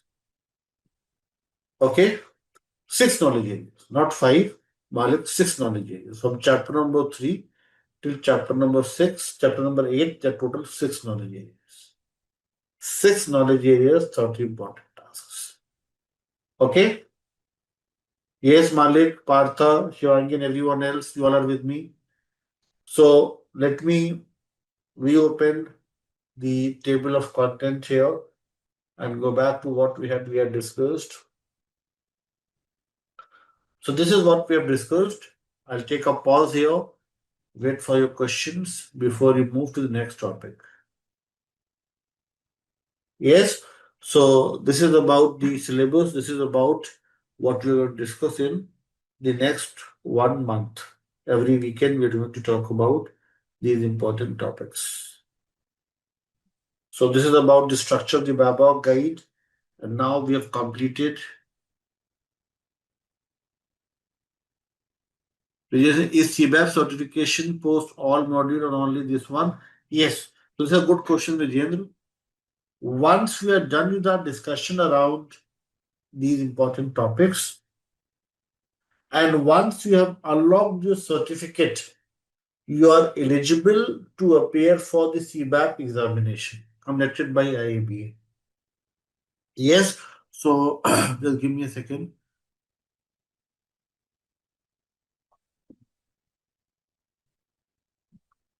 So you need not to wait for all the courses to be completed. If you're planning to appear for IABA examination, once we are done with our discussion and you have submitted your project as well as you have cleared the assessment, you can simply appear for the examination. Yes. For 7,500 hours eligibility, I have created few important documents in your Drive link. You can go through these Excel sheets. You can go through the document I've created here, and here you will get more information around how to justify the 7,500 hours. So let me make it very clear for everyone.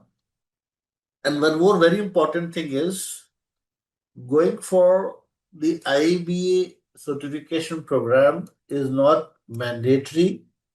It's up to you. For example, if your organization is providing the reimbursement, I'll highly encourage you to go for it. But if you're searching for a job, you're going through some financial crisis, even the certificate that you're getting from Simplilearn, the master certificate, is equally valuable. You first find a good job, enter into a good job, ask your company to provide the reimbursement, and then you may go for it. There are so many learners who are able to get an opportunity to work with some very good companies after getting the certificate from Simplilearn. Simplilearn is a globally recognized education provider. We have footprints, we have presence in more than 150 plus countries. So the certificate that you get from Simplilearn is also very valuable. Don't think that you have to go for a CBAP in order to get into some good job role. Even this certificate has helped a lot of the learners. Getting it? Not talking about the eligibility thing. So IABA offers three programs, everyone. One is elementary certificate in business analysis, wherein you need not to come up with any justification for experience. Anyone with 0 to 1 year of experience may go for it. It also offers program like CCBA, wherein you'll need experience in between 3 to 4 years, I must say. Yes, and for CBAP, it is more than 5 years, which is equivalent to 7,500 hours plus. Okay. The calculation, how you'll arrive at this number, how to justify these things, you'll find all such calculations in your drive link under CBAP registration related documents. Just go through those documents with Jendra and others who are preparing for CBAP, and you can discuss with me in the next session if you find anything difficult. I have come up with all those very simple calculations. Those will help you understand the things in a very simplified manner. Yes, as I said, it's not necessary. It's nice to have them. Okay. So, and one thing very clear, straightforward to you all is you should try for CCBA or CBAP. ECBA won't add much value. This certification program is having much more value than ECB. Okay, there will be few people from US, Canada, and others. They may think that I'm talking against IBA. I'm not against IBA certifications, but I'm just telling you this thing that in case you are having some financial problems, in case you have some issues, don't think you have to go for it in order to add value to your CV. Even this certificate that you get from our end is also equally valuable. Okay, getting it? Just that's my personal suggestion to you all. If your company is providing the reimbursement, then definitely go for it. ECBA, CCB, or CBAP. Yes, but if you are spending the money from your own pocket, then you may wait for a better company to provide you the reimbursement for it. Yes, is everybody clear with this thing? The certification programs. So what we are discussing in a live session covers all three. Cost is all mentioned in your documents here.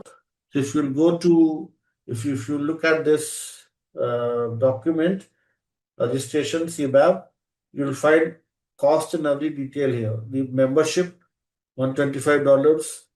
Then the exam fees and other things you'll find here. Application fee, exam fee, everything you'll find here.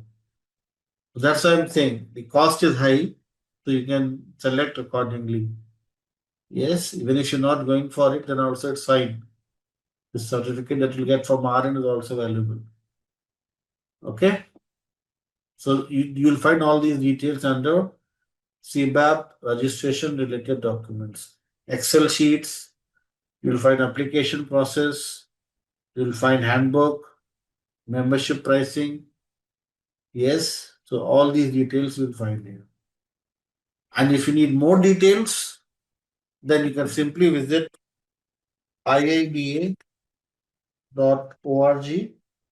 and under the certification here, certification, if you click here, IABA certifications, then you'll find all the details here, CBAP, CCBA, ECB. These all details you'll find in ECBA. Let me share this link. Here you'll find all the details. Please check and confirm. Is everybody able to access this link? IABA certifications, ECBA, CCBA, CBAP. Here you'll find all the details of all the programs. Plus one more thing here, everyone. IABA is very good at responding to their learners' questions. So if you need some more information, you can simply drop them an email and you will receive a response within 24 hours And this I've experienced. I have dropped them so many emails with so many questions that I have for them, and they're very good at responding to your questions and queries. So if you have any question or query for them, you can simply drop them an email info@iaba.org. And within 6 to 10 hours, you'll find they'll come up with a very detailed answer to your questions. Okay? So any question that you all have, you can simply ask them, or you can ask me as well. I have marked up all the answers that they provided in last 10, 12 years. Okay? So you can either talk to them or you can talk to me, you will get the similar answer. Yes, everyone with me on this thing? Questions from you all before you move to the next topic?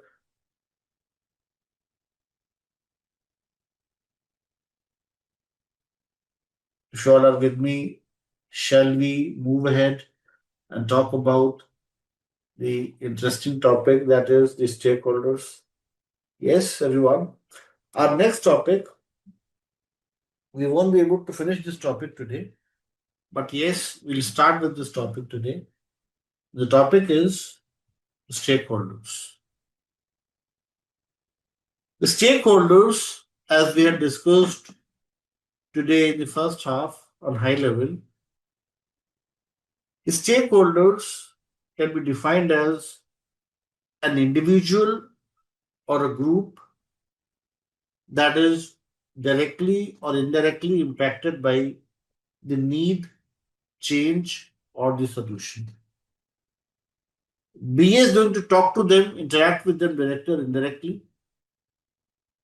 And you all can see here, everyone, there are few blue faces, happy faces. There are few orange or you may say pale yellow faces, lethargic, tired faces. Can anyone of you guess why we have different color conventions being used in this diagram here? What blue represents, what yellow represents, what red represents? First, let's focus on the blue part. What, according to you, is this group all about? Blue faces. They all are stakeholders, whatever you see on your screen, Bruce. These all are the stakeholders. Yes. Perfect. This is a good answer. Thank you. These are external. These are the external ones. The blue faces are the external ones. These are the internal ones. But my next question to you all is, when we say internal or external, these are the relative terms. My question is external to what? Internal to what? Don't say organization, that's the wrong answer. Something else. External to what? Internal to what?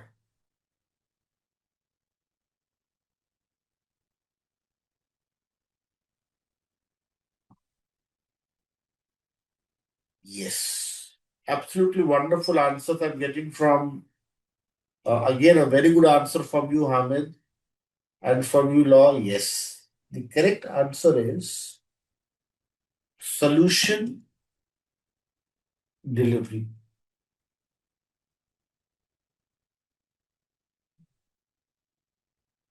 People who are directly involved in developing a solution, people who are directly involved in creating a product, these all are these tired faces. That's why these are tired faces, because they are working day and night. They are the ones who are developing a solution. And why these are happy faces? Because these are the beneficiaries. They are the ones who are going to realize benefit. They are the ones who are going to use the solution. They are the ones who are external to it. They are the ones who are not involved in directly developing this product. Yes, Prajakta, absolutely wonderful. Thank you for your answers, everyone. So these are the internal. These are the external, these are the internal, and the reference point is the solution delivery. Some of my learners ask me this question that why not organization? Organization would be the correct answer if you're just focusing upon the IT service industry. But don't you all think nowadays so many companies have their own captive units? It may be that you are working on some in-house product. So it's not always that your IT team is your service provider. IT team may also be part of your organization as well. Yes or no? That's why I said organization is not the point of difference. The reference point is the solution delivery, not the organization. Okay, everyone, with me on this thing? Yes? Let's start with our discussion now and let's discuss about these important stakeholders. First, a very popular, yes. So Kritika coming up with a good answer. Thank you, Kritika. Kritika is saying, I'm working as a business analyst, part of IT, and here are business users for me. Are the end users? Yes. So absolutely wonderful thing. One more thing, everyone. I get one more question from the learners. So let me clarify on this thing. Sometimes I get this question from the learners that is data analysis part of business analysis? Some people say, is a product owner a business analyst? Some people ask me this question that is business analysis just about the process analysis? And some people ask me that what is the, you may say, what are the different roles that we have within business analysis? Although not received such query from you all, but I get this question from learners from the previous batches or from other batches. So let me answer this question as well. In your BABOK guide 1.3, page number 3, you can see here the very important thing mentioned here. Common job titles for people who perform business analysis includes business architect, business system analyst, data analyst, enterprise analyst, management consultant, process analyst, product manager, product owner, requirements engineer, and system analyst. So you all can see here the data analysis is not something outside the business analysis umbrella term. It is part of it. Like if I talk about my career path, when I was new to the business analysis world, since I come from a technology background, I got an opportunity to work as a system analyst, and alongside I was also doing some data analysis. After doing some certifications, after having some good experience into the business analysis world, I got the opportunity to work as a process specialist, process analyst. And then after a few years, I got an opportunity to work as a product owner and with this role as a management consultant in my current organization. So meaning to say that business analysis profile has several job titles. It's sometimes based upon your work experience, it's sometimes based upon your skill set, and also about your background. Okay, so these are the common job titles for people who perform business analysis. So product owner, product manager, enterprise analyst, business system architect, system analysis, these all are part of the business analysis umbrella term. Okay, everyone, let's come back to our discussion around the stakeholders. And these are the key stakeholders on your screen. One very common question that I get from the learners is that what's the difference between the customer and the end user? Or these are one and the same thing? Let's discuss this thing with the help of few examples to understand the difference between the two. Who is the customer? Who is the end user for the internal team? And what's the major difference between the two? Okay. So let me take you all to your projects. Let me ask you all a few questions. So, Partha and others, project number one, it is canteen ordering system for Unilever. Hamid and everyone else, in this project, canteen ordering system for Unilever, who is the customer for the solution delivery team and who is the end user? Unilever as an organization is paying for it. They have the legal rights. They are the ones who are owning this product. So Unilever is the customer.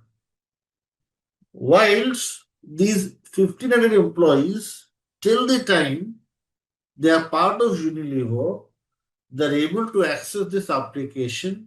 They are using it. They're using it. They're operating it. So they are the end users.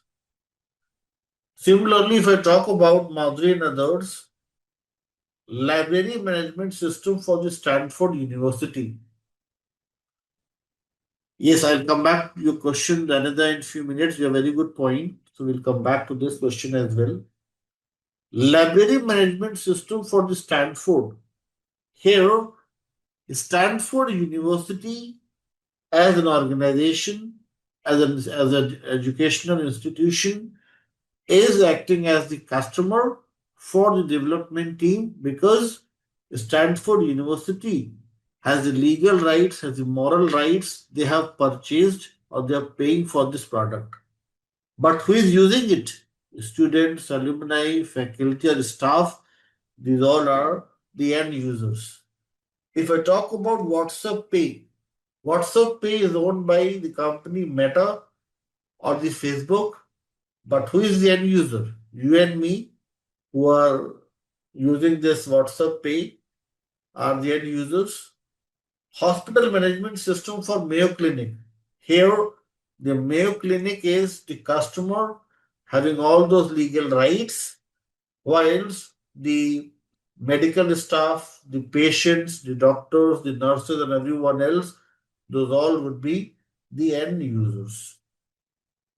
So this was the main difference between the two. Now, one of our learners is coming up with a very good question here that in some cases, customer may also act as the end user. When customer himself or herself start using the product, then he or she becomes the end user. For example, I'll take a very simple example. Let us suppose there's one company, Ford. Yes, Ford, and can anybody help me know what was the main business model of Ford? Why Ford as a company became so popular in US first?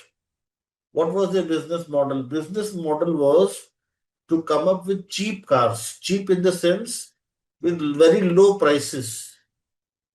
Yes, the cars with low prices as compared to companies like you may say BMW, Mercedes, and others. So they came up with a business model to produce and manufacture the cars with lesser rates so that it's easily affordable to a common person. That's why it became so popular in US first and then different parts of the world. So Ford, if I talk about Ford as a company, and if I say today Isha or Pavni, they pay for this car and they become the owner for it. Yes, Isha and Pavni are sitting on the back seat and there is one driver driving it. Then Isha and Pavni are the customer for Ford, and this driver is the end user. But there's no driver in this car, and Isha and Pavni are themselves driving this car. Then Isha is customer as well as the end user for Ford. Are you able to understand this example? When in which all cases customers are also acting as end user. So somebody is paying for it and they're also using it.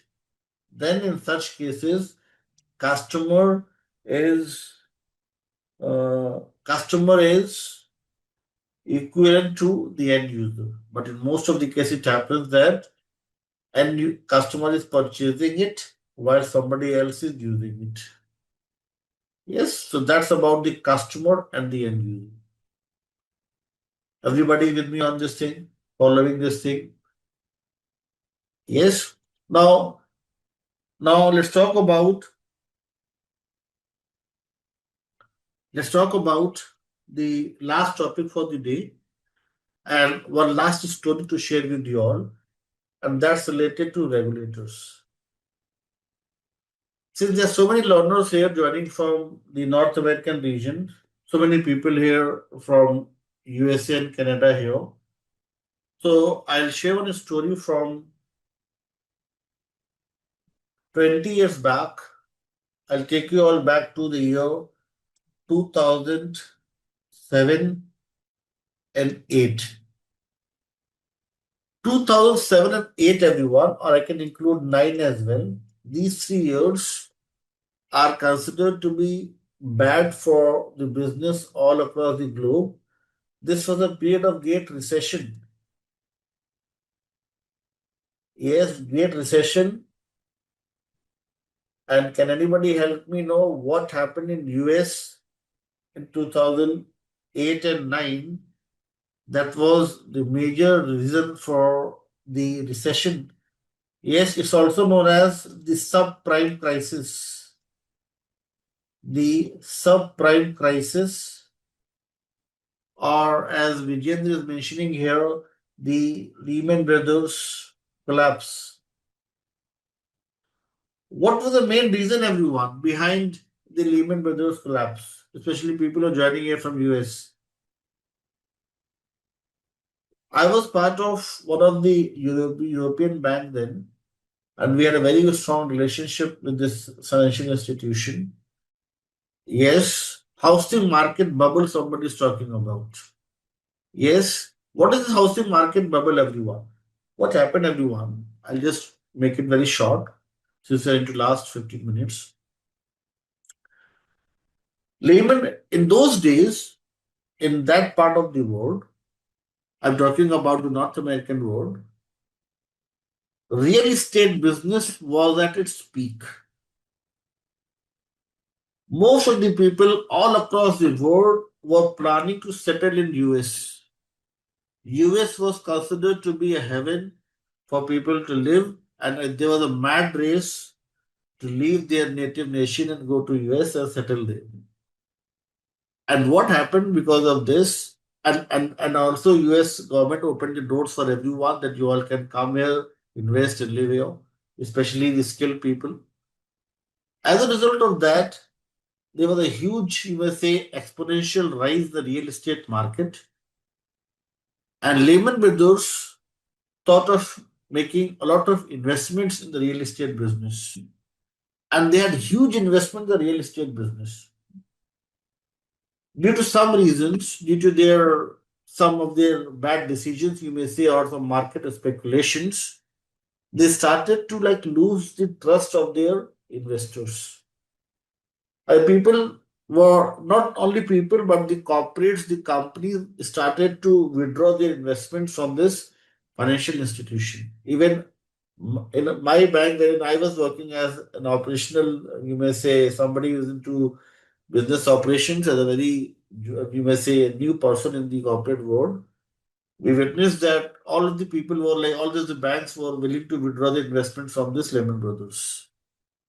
As a result, what happened was they were short of, you may say, funds, and I'll use one term from the banking world, liquidity.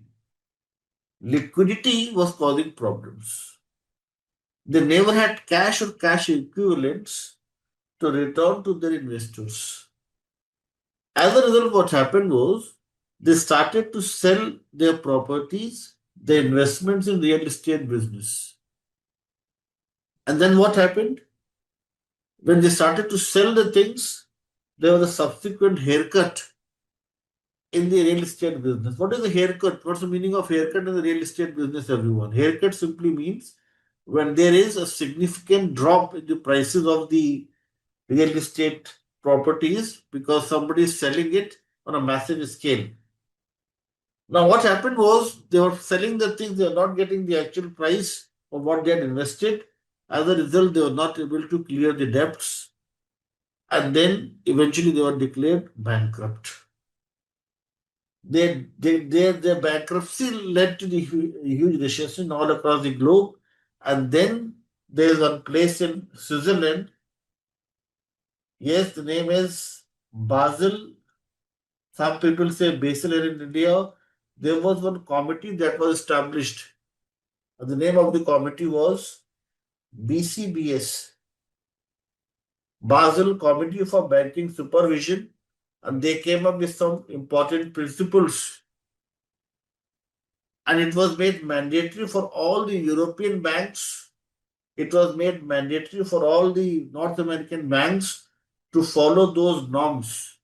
There were clear instructions that if you don't follow these norms, your license will be revoked. And here in India as well, we all follow now. The Reserve Bank of India has accepted these norms. Here in India as well, we follow all these norms. So, what is the importance, everyone? What is the important significance of regulators? Regulators are going to come up with all those important policies, rules, regulations. Those are going to help you avoid the uncertainties in the business. Those are going to help you ensure that your solution is within the given limitations and it's aligned with the policies of the organization, the country, and other parameters.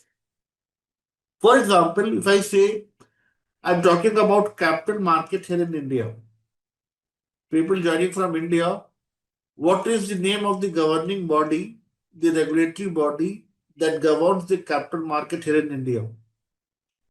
SEBI, yes, Security Exchange Board of India, SEBI. If I talk about the banks, nationalized or the private banks, then what's the name of the regulatory body? It's the RBI. Yes. Similarly, in UK and US as well, we have different bodies monitoring the activities of different people. Like is anyone joining here from UK here? In UK, I work with the HMRC, Her Majesty Queen Elizabeth Department, HMRC. Now it's in the name of the King after the death of the Queen. So HMRC is about the tax collections in UK, and they come up with all those norms for the tax collections. So, meaning to say, regulatory bodies play a very important role when we talk about policies, rules, compliances, and other things. So, first thing that we'll discuss, everyone, was about few statistics that IAB has gathered from different projects all across the globe. It's not just the IT service management projects, it's all the projects in different domains, and they have come up with these statistics. So we had discussed about these statistics like 71% of failed software projects are traced to poor requirements globally, just 29% success rate, 40% of the effort in an average software project is in fixing errors. Requirements defects account for 56% of the rework. And we also looked at few numbers to understand the money invested and wasted in all these activities. 250 billion plus of annual waste. So, and others you all can see here is traced to poor requirements globally. And 194.4 is spent on software development. And look at this percentage. 46 billion is spent on fixing software requirement servers. So you see here, the major problem is the poor requirements, and the good opportunity for us is to learn the standard set of practices, the good practices, the important techniques, the important tasks. Those are going to help us provide a better solution, a complete solution, an end-to-end solution for the given business problems.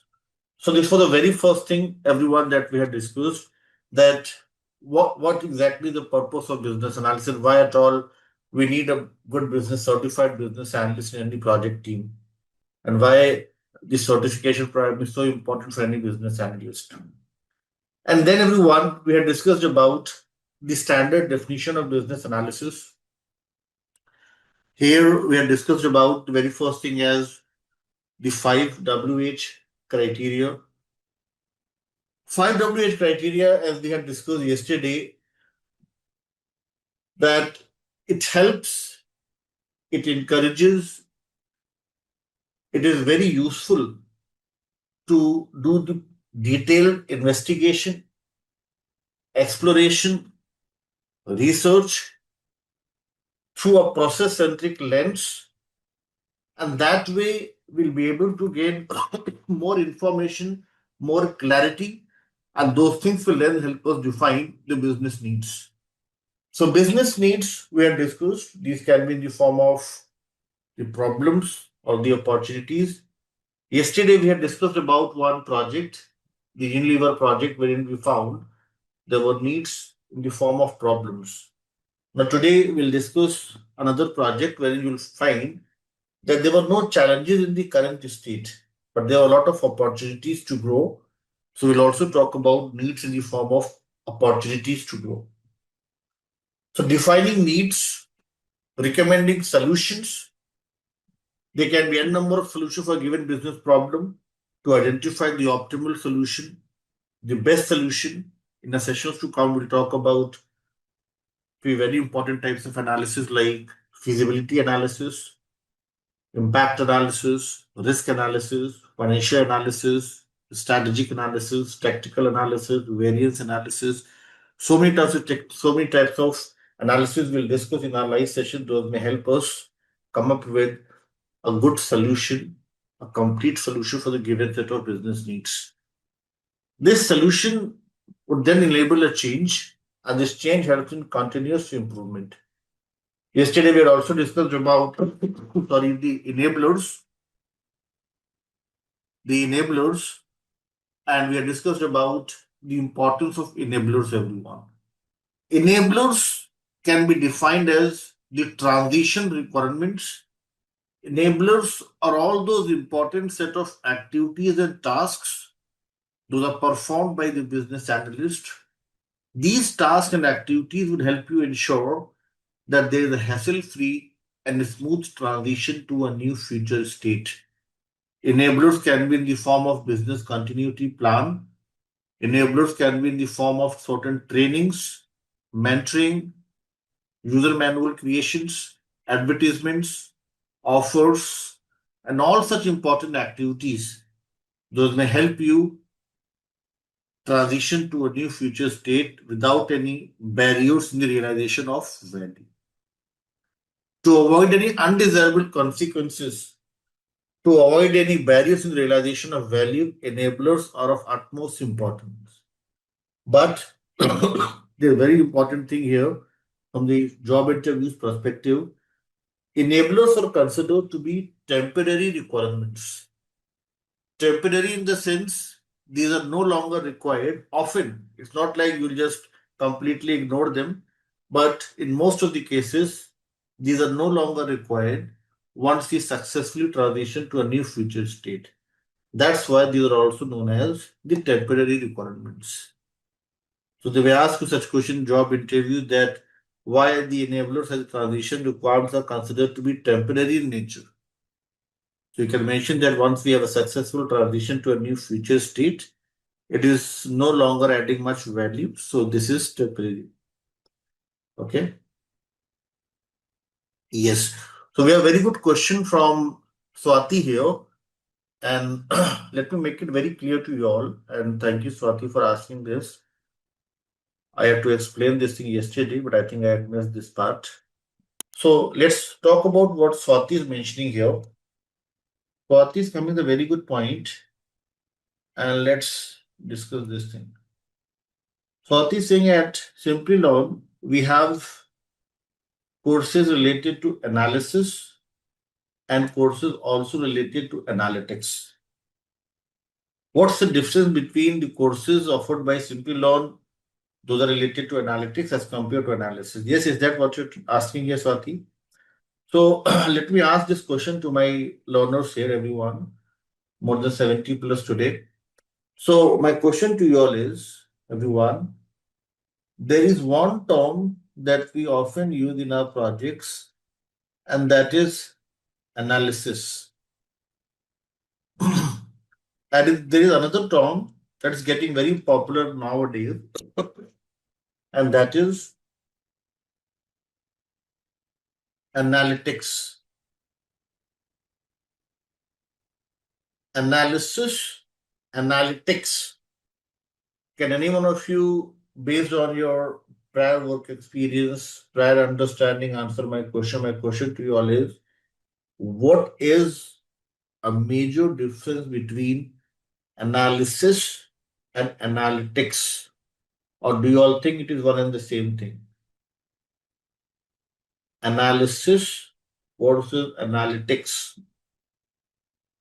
What's the difference? Anyone? Okay, let me make it simple for you all. Analysis is undemanding the problem. What is analytics? Bad Vijay just saying analytics is backed by data and visualizations, and analysis is not backed by data and visualization. In analysis, it is prohibited to use data analysis. Is that so? Think logically. Analytics is data driven, and analysis is not data driven. Okay, let me answer it. Let me make it very simple for you all to understand, and let me clear the cloud of confusion here. Very simple differences, everyone. I'll just add one more term. I think it will be very clear to you all. If I add one more word here, statistics,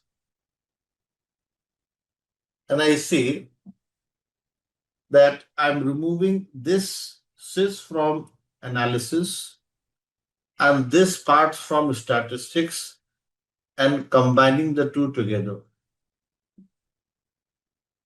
This simply means analytics is not something outside analysis world.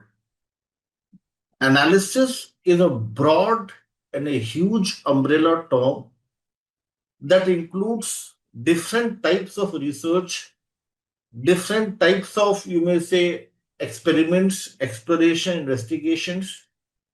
But when, everyone, please focus here, when we're taking the help of mathematics, formulas, measures of central tendency, mean, median, mode, correlation, regression, cluster analysis, probability distribution functions, permutation combination principles, that dimension or that segment within analysis is known as analytics. So the answer is analysis is a broad umbrella term that includes mathematical approach to arrive at a solution or take a decision, and that is analytics. So wherever you find certain formulas being used in an analysis world, it's nothing but one branch of analysis, that is analytics. Okay, so analytics is not something outside analysis. It is an integral part of your business analysis work. Like if I tell you about my current profile, so in my project, there are a lot of AI things coming in. And there are a lot of things related to Python and machine learning coming in. So then, Like 2 years back, I had to like register for a PG program in machine learning and AI, and I successfully completed that. Now it's helping me interact and have a better discussion with my team members who are working as an AI expert. Although I'm not coding the things, I'm not like involved in Python programming, but since I know Python, now I know analytics and machine learning, I can easily coordinate with them. So, Swati, are you getting the answer to your question? So, analytics in those courses, you'll find that they will be focused on Python, they'll be focused on learning statistics, probability distribution functions. So those are the other courses offered by Simplilearn. If you need more information, you can simply visit our website and you will find more details around the content and the syllabus. Okay, and you'll find tools like SAS, RStudio, Python, Tableau. What else? You'll find the advanced Python. Yes, if you are interested to know more about advanced Python and all, I can share those details, but those are not part of your syllabus. Okay, getting it. So simple answer is when you rely on mathematics to take certain decisions, when you rely on statistics to come up with any particular solution for a given business problem, this is known as analytics. As simple as that. Okay. Any question from anyone?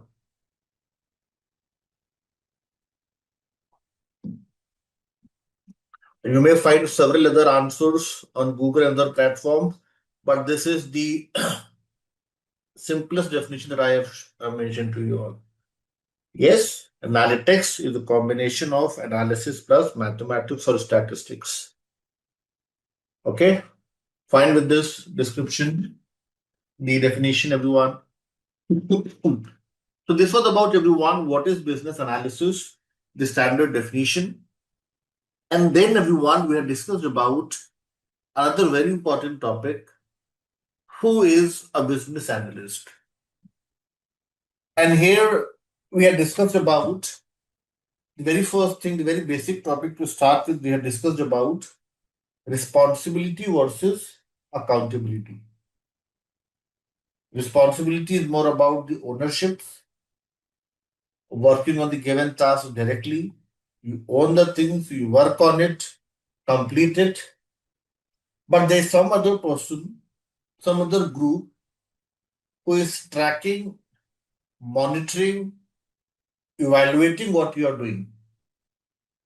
Also providing better environment facilities. Those may help you work efficiently. And that group is the accountable group or people who are accountable for what you are doing as a responsible person. So accountability, we have discussed more about the answerability, while responsibility is more about the ownership. And then everyone, we have discussed about requirements elicitation yesterday. Requirements elicitation is to draw out, explore, and identify the information that is relevant to need, change, or the solution. And yesterday, everyone, we had discussed about three important pillars to requirements elicitation. Pillar number one, pillar number two, pillar number three.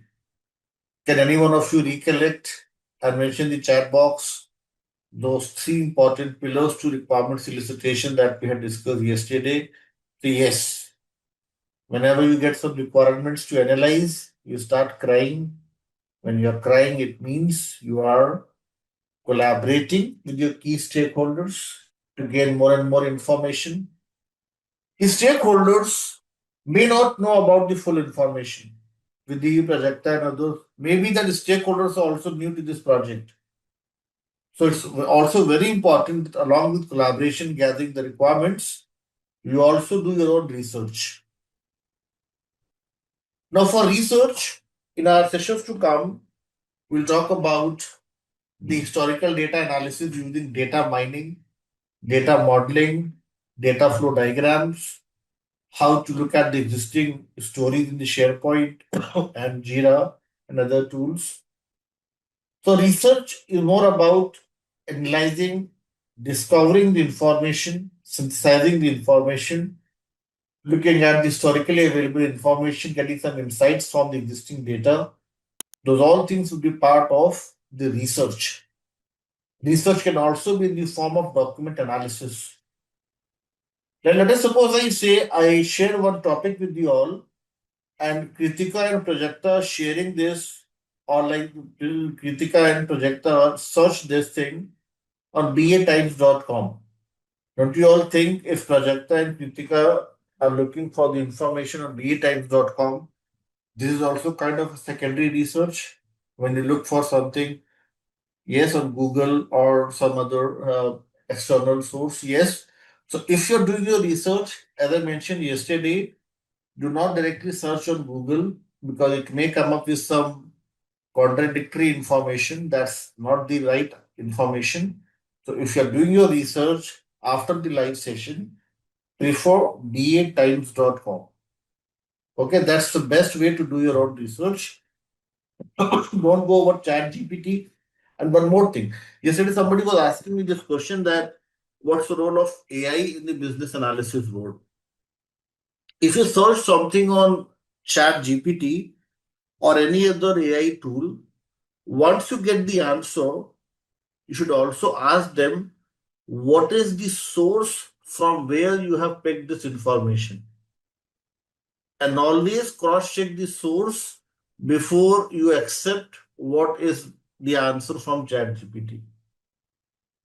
Okay, I can tell you my experience. We were using ChatGPT in our project for some very important projects, but we found around 60% of the information was not correct. Yes, so be very careful, be cautious when you are like searching something on ChatGPT or any other AI tool. You think it. So so AI is good, but blindly following what AI is doing is not the right thing to do. Ask AI from where you got this information. Okay. So, so that's why it's an important thing that when you do your research, you search for a reliable source. And then the last thing is experiments. In the experiments yesterday, we had discussed about that. We'll discuss in our sessions to come how to create the POCs, prototypes, the MVP. Yes. So for experiments, everyone, I have one homework for you all, and a very short and very interesting homework is everyone. Homework for you all is, and this we'll discuss in the next session. Homework is for you all to just read through one article from batimes.com, and this is something linked with, yes. So this article, let me share in the chat box, especially for those people who are not from the BS business analysis profile and they're planning to switch to BS profile, people from sales and other domains. The homework is please click on this link and confirm. You all can give me a thumbs up on this link. Is everybody able to access this link? Demystify MVPs, prototypes, and other in the BA landscape. Now, the homework for you all is everyone just read through what is prototype. Just read through what is prototype, what is proof of concept, what is MVP, what is MMF, what is MLP. Just 5 important definitions I'm giving you all as a homework to read through. And then in our next session, that is on Saturday, next Saturday, we'll talk about these important concepts in detail.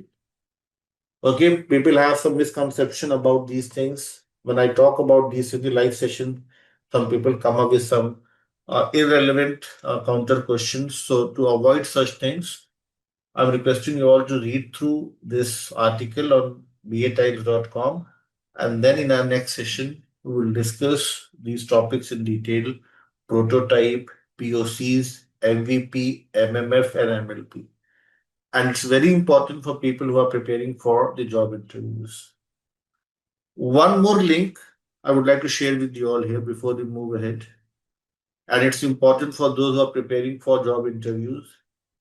At Simplilearn, we have created few questionnaires, especially for people who are preparing for job interviews. Again, one more link. I'm sorry I'm sharing so many links with you all. Please click on this link as well, bookmark this link, and help me know if you are able to access this link. Top 65 plus business analyst questions and answers. Yes. Now, here what we have done, everyone, this is especially for those people who are preparing for the job interviews. You all can see here, we have come up with some very basic questions to start with, and there are more than 65 plus questions. I am covering all of them in the live session. My intent is to cover all of them, and the homework for you all is to parallelly go through these questions. And during the Q&A time, you can come up with your questions that I went through this thing, I've read this thing, and I don't find this thing easy to understand. And then we can discuss your question during the Q&A time. So you all can parallelly start going through these questions that you have here in this top 65 interview questions. And then we can discuss on your questions in our live session. Okay. So for today, you can just go through question number one and question number two, question number three also, and fourth one we'll discuss in our next session. So first three questions you all can go through, read through this thing, and if you find anything difficult to understand, we can discuss in live session.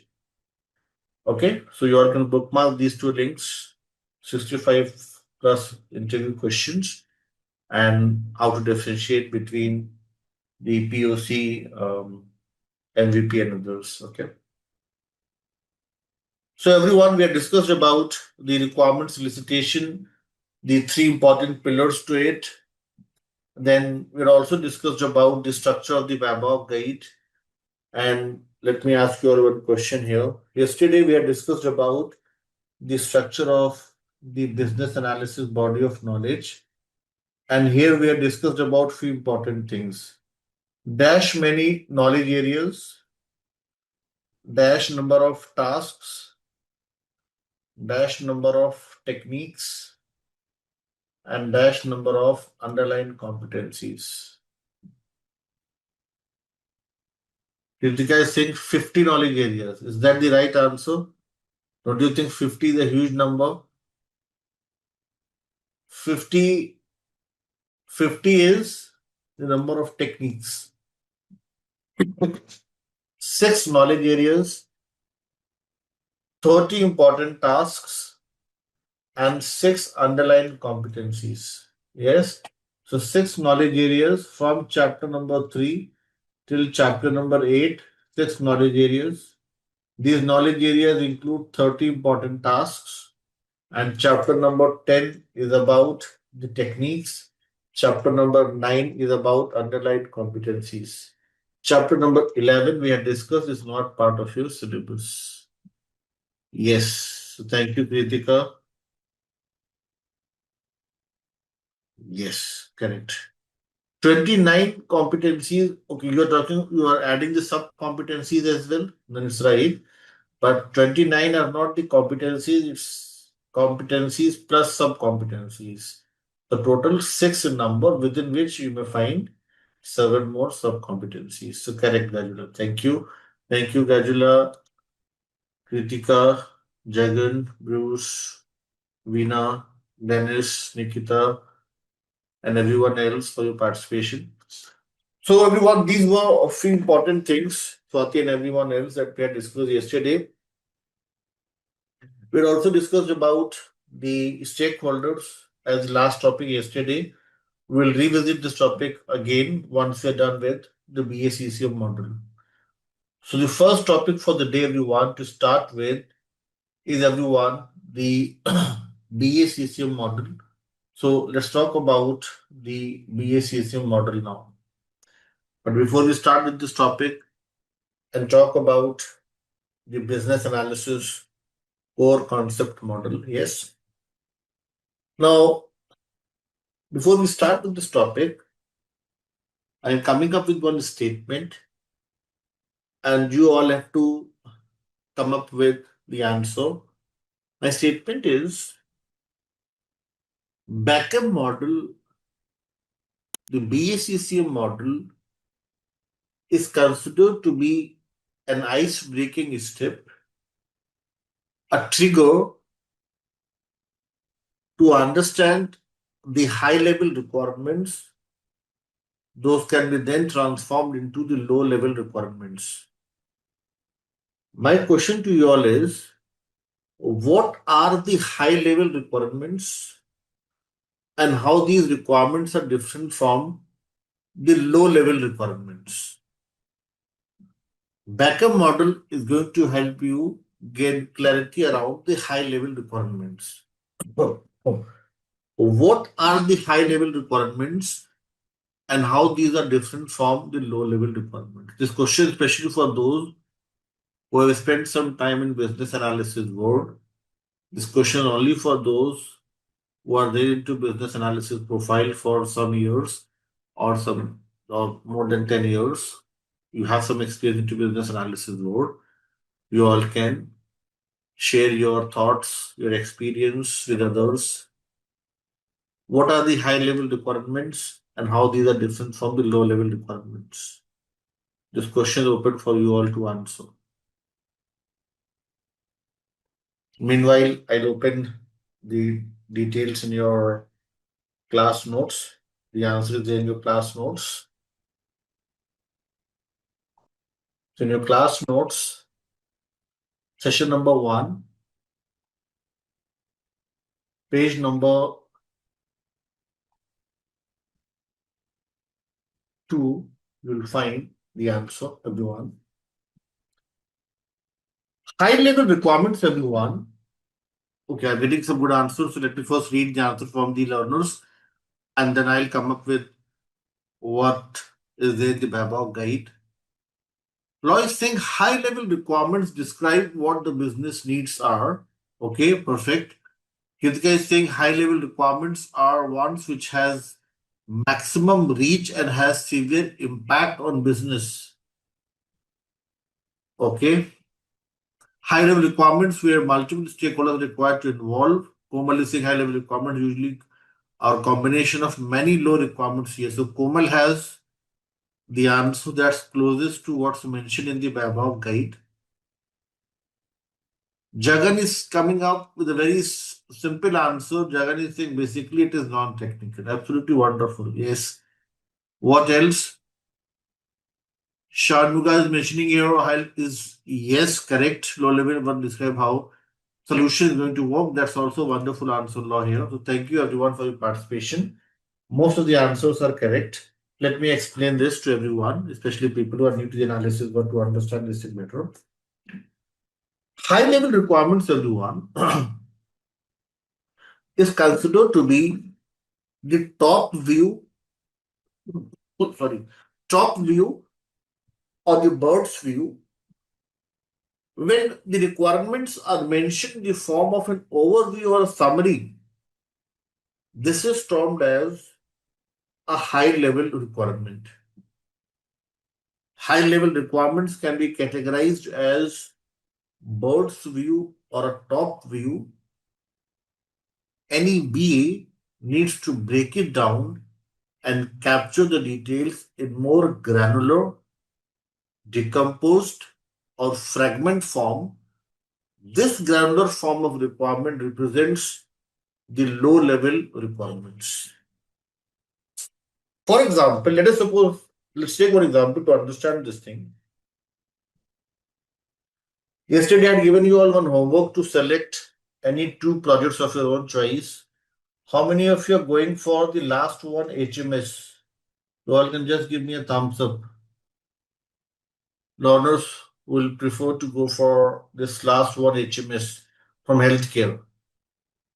In healthcare 1, project number 4, yes, Purnima, Lord, you all are going for HMS, and HMS is a very good project, I must say. So you have made a very good choice. HMS is one of my favorite projects, and it's good for people who are new to the analysis work to select this one HMS. It's one of the better projects. So let us suppose I say everyone, the example is that you have to develop the hospital management system. When we say we have to develop, when we have to create this product HMS, this is the high level requirement for us. Just the summary that we need to develop an advanced solution, HMS. Law comes up with the detailed analysis and says that for HMS, the very important thing is the patient's registration. Patient's registration would include the name of the patient, their medical history, their contact details, their residential address, and other scanned copy of the existing tests or existing consultation with other hospitals. Once they submit these details, one patient ID would be created, one unique ID. This unique ID would help them get the appointment with doctors, consultation with doctors. For consultation with doctors, they have to come up with the time slots, they have to pay that fees, they have to visit the OPD and other things. Then, after appointment with doctors, what else can be part of it? Lab tests, laboratories, yes, blood tests and all such things, radiology and all such things. Then medicines, then something else. When you are decomposing this summary or high level requirements into smaller fragments, these all represent your low level requirements. Yes, law is saying that you're missing a very important thing for which we are creating this HMS. The payments, everything is dependent on payment. Yes, so I haven't missed that part. I have mentioned this thing at the time of appointment itself. Yes, so I am more interested in payments. That's why payments I had mentioned here itself before we go to the medicine part. Okay, so payment at the first instance itself. Yes, so so payments is a very important thing that you are mentioning here. Yes, so HMS we are trying to come up with. Someone is mentioning about the companies like IFCO, Tokyo, yes, and other companies. So the insurance, reimbursements, and all such things may also be part of it. So meaning to say, and these are the details. So when we are dwelling deeper into the details, in a way we are focusing, we are trying to define the low level requirements. Is everybody able to understand the difference between high level requirement and the low level requirement? High level requirement simply means a summary, overview, or just a top view. But low level means you are doing your detailed analysis, you are breaking it down into smaller fragments. Okay. Now, I would also like to share with you all, everyone, one very important tool that may help you create the low level requirements. So let me share, just give me a second. Let me open one good diagram and then I'll share with you all. Just allow me one more minute. So this is one thing I want to share with you all here, everyone. And this is a very good, yes, kind of a use case you can say. I request you all to please click on this link and confirm is everybody able to access this link. This is one very good tool, everyone, and the name of the tool is Creately. Now, Creately tool, everyone, this helps you not only create some good visuals, but they also share with you all some sample or some examples. Those may help you understand how to use a given template. Like if I click on this one, if you see here, let me increase the size here. You can see here, let us suppose I say you have to create a website like the canteen ordering system. Now you all can see here that for this website, you have to create one home page. header, sidebar, logos. Header should include logos, navigation. So you can see a breakup. This is the main topic. This is the main topic. This is the subtopic. Subtopic into further subtopics. And that way we are able to come up with low level requirement. Creation of a website is kind of a high level requirement for us. And with the help of Creately tool, we were able to functionally decompose and come up with the smaller granules in the form of low level requirements. Yes, everyone. So if and this is very important for you all to know how to do such thing, because now in the agile world, this is the expectation from a BA to create something on these lines to represent high level and low level requirements. So Creately tool you all can try as a basic tool to start with, and you all can see here, everyone, on top you have the option to edit this template. So you can also edit this template and customize it as per your requirements. So you just simply need to click on edit, and you can edit the text here and make it as your own template. So for Creately to work, you can open any template, click on edit, and then double click and change whatever you want to. Like you can make it as canteen ordering system. Yes, Shivangi and others, you can make it as HMS. Okay, so whatever you want to, you can play with this. If you want to add few things, just Control C and Control V, and you will find that there will be more icons here. So you can play with this tool. Yes, don't pay for it. Just use the trial version for it. Yes, don't pay for it, and you'll also find some videos. Those may help you understand this tool better. Okay, so try this out and try to work on that task. Write down the main features that needs to be developed. Okay, Shivangi and everyone else, you have so many things that you can do. I just mentioned one homework for you all, but Creately you can see here. I'll just open the Creatly tool. There are more than 120 plus templates here. So I show you the Creatly tool. Even we see Visio is that I was using 20 years back till date. Visio is used. So Visio is the pioneer tool, I must say. But since Visio is the traditional tool, there's so many companies who are like planning to transition from Visio to some good new tools with better visualization. So Visio is the best one, I must say. But you can use other tools, yes, because these are getting more popular nowadays. So you can see here, Lucid is also a very good one. Yes, Lucid will discuss. Lucid will talk about Lucid as well. So I have Lucid in my list. So we will talk about Lucid as well. So Lucid chart is also a very good one. BPMN will discuss using the Lucid. Draw.io as well. If you see here, Draw.io is already there on my screen. So we will talk about all these tools. So you have to hold your horses. We'll talk about all such tools. Yes, this is Draw.io, Ritika. This is your Lucid one that we'll discuss.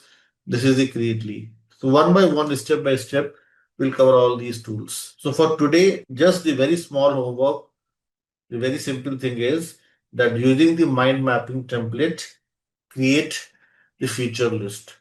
Is that simple for you all? Yes, just use this template and create the list of features. Yes, Shivangi and everyone else following this thing. And if you find anything difficult, you can share your screen in our next session and we can discuss those things together. Okay. We will definitely have questions and I'm here to answer your questions. Okay, so try it yourself, see if you're able to. Yes, you can use this tool Creately. And you can see here that, and I've just shown you one of them. If you think that you want to use some other template, you can go to this WBS and you can use some other template as well. So I'll give you open hand. Whichever one you think is good one. Like if you want this the curved one, you can use this curved one. This is also a good one. If you see here this curved one, project title 4.1, 4.2, this is also. Yes, getting it. No, types of map and all is not part of the syllabus because you just in your BABOK guide, it's just mentioned the mind map. Okay, so dwelling deeper is something that you can do yourself. But the important thing is for you to know how to decompose the things. Okay, now there can be different types of maps. That's for you to explore and do the research. The concept is the main thing is that you know the high level requirement and using different types of map, you're able to decompose it. Okay, getting it. But do we give the input to this tool and generate the template with the generated? Yes, definitely. Yes, you can do that. You can give your inputs, but it will not generate. It will just, you can simply edit. Or if you find this tool a bit complex, Shivangi and others, I'll share with you all the very basic one. App diagram, the draw.io. Here you can create your own. You will not have any sample one to edit. I've shared with you all this one because here you will get some sample templates to refer. So you can explore creatively. If you find this good, you can use this one. Else I'll share with you all 5 to 8 more tools. Those may help you come up with some better designs. Okay, everyone. So is everybody clear with the difference between the high level versus low level requirements? If somebody asks you this question in your job interviews, especially people who are new to the analysis world, would you be able to answer such questions? High level requirements versus low level requirements? Yes. So that was about everyone, the high level versus low level. Now let's delve deeper into these core concepts here and let's talk about these 6 core concepts. First one is everyone, the needs. Yesterday, everyone, we had discussed about the needs, and those are all in the form of problems that we had identified in the Unilever project. Yes. Today, we'll discuss another project wherein you'll find that there is no problem as such, but there is an opportunity to grow.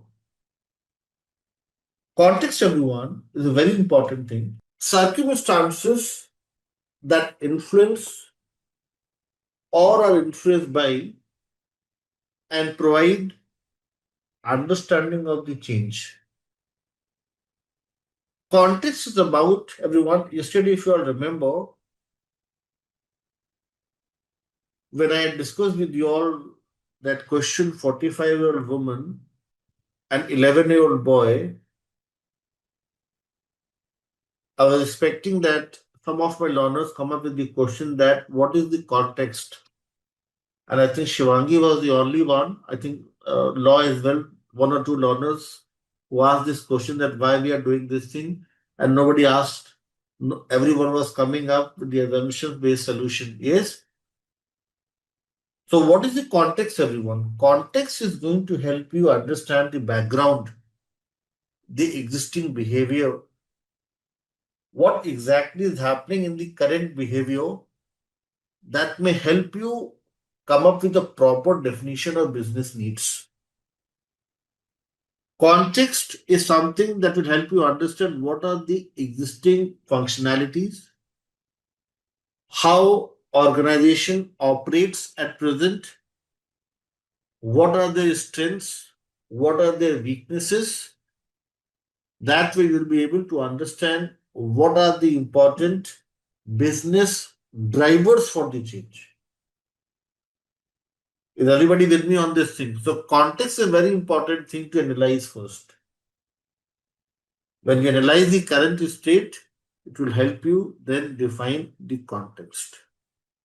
Context is going to help you understand the business objectives, the business drivers. Yes, so that's why context is an important thing when you are analyzing the high level requirements. Is everybody clear with this thing? Vijendra, I think you had this question on context. Are you fine with the answer now? Yes, everyone. So this is your BACCM model with 6 core concepts. One more example. Okay, let's talk about the WhatsApp Pay. In WhatsApp Pay, Vijendra and others, what is the context for the change? Why Meta as a company is planning to launch a new app or planning to launch a new product?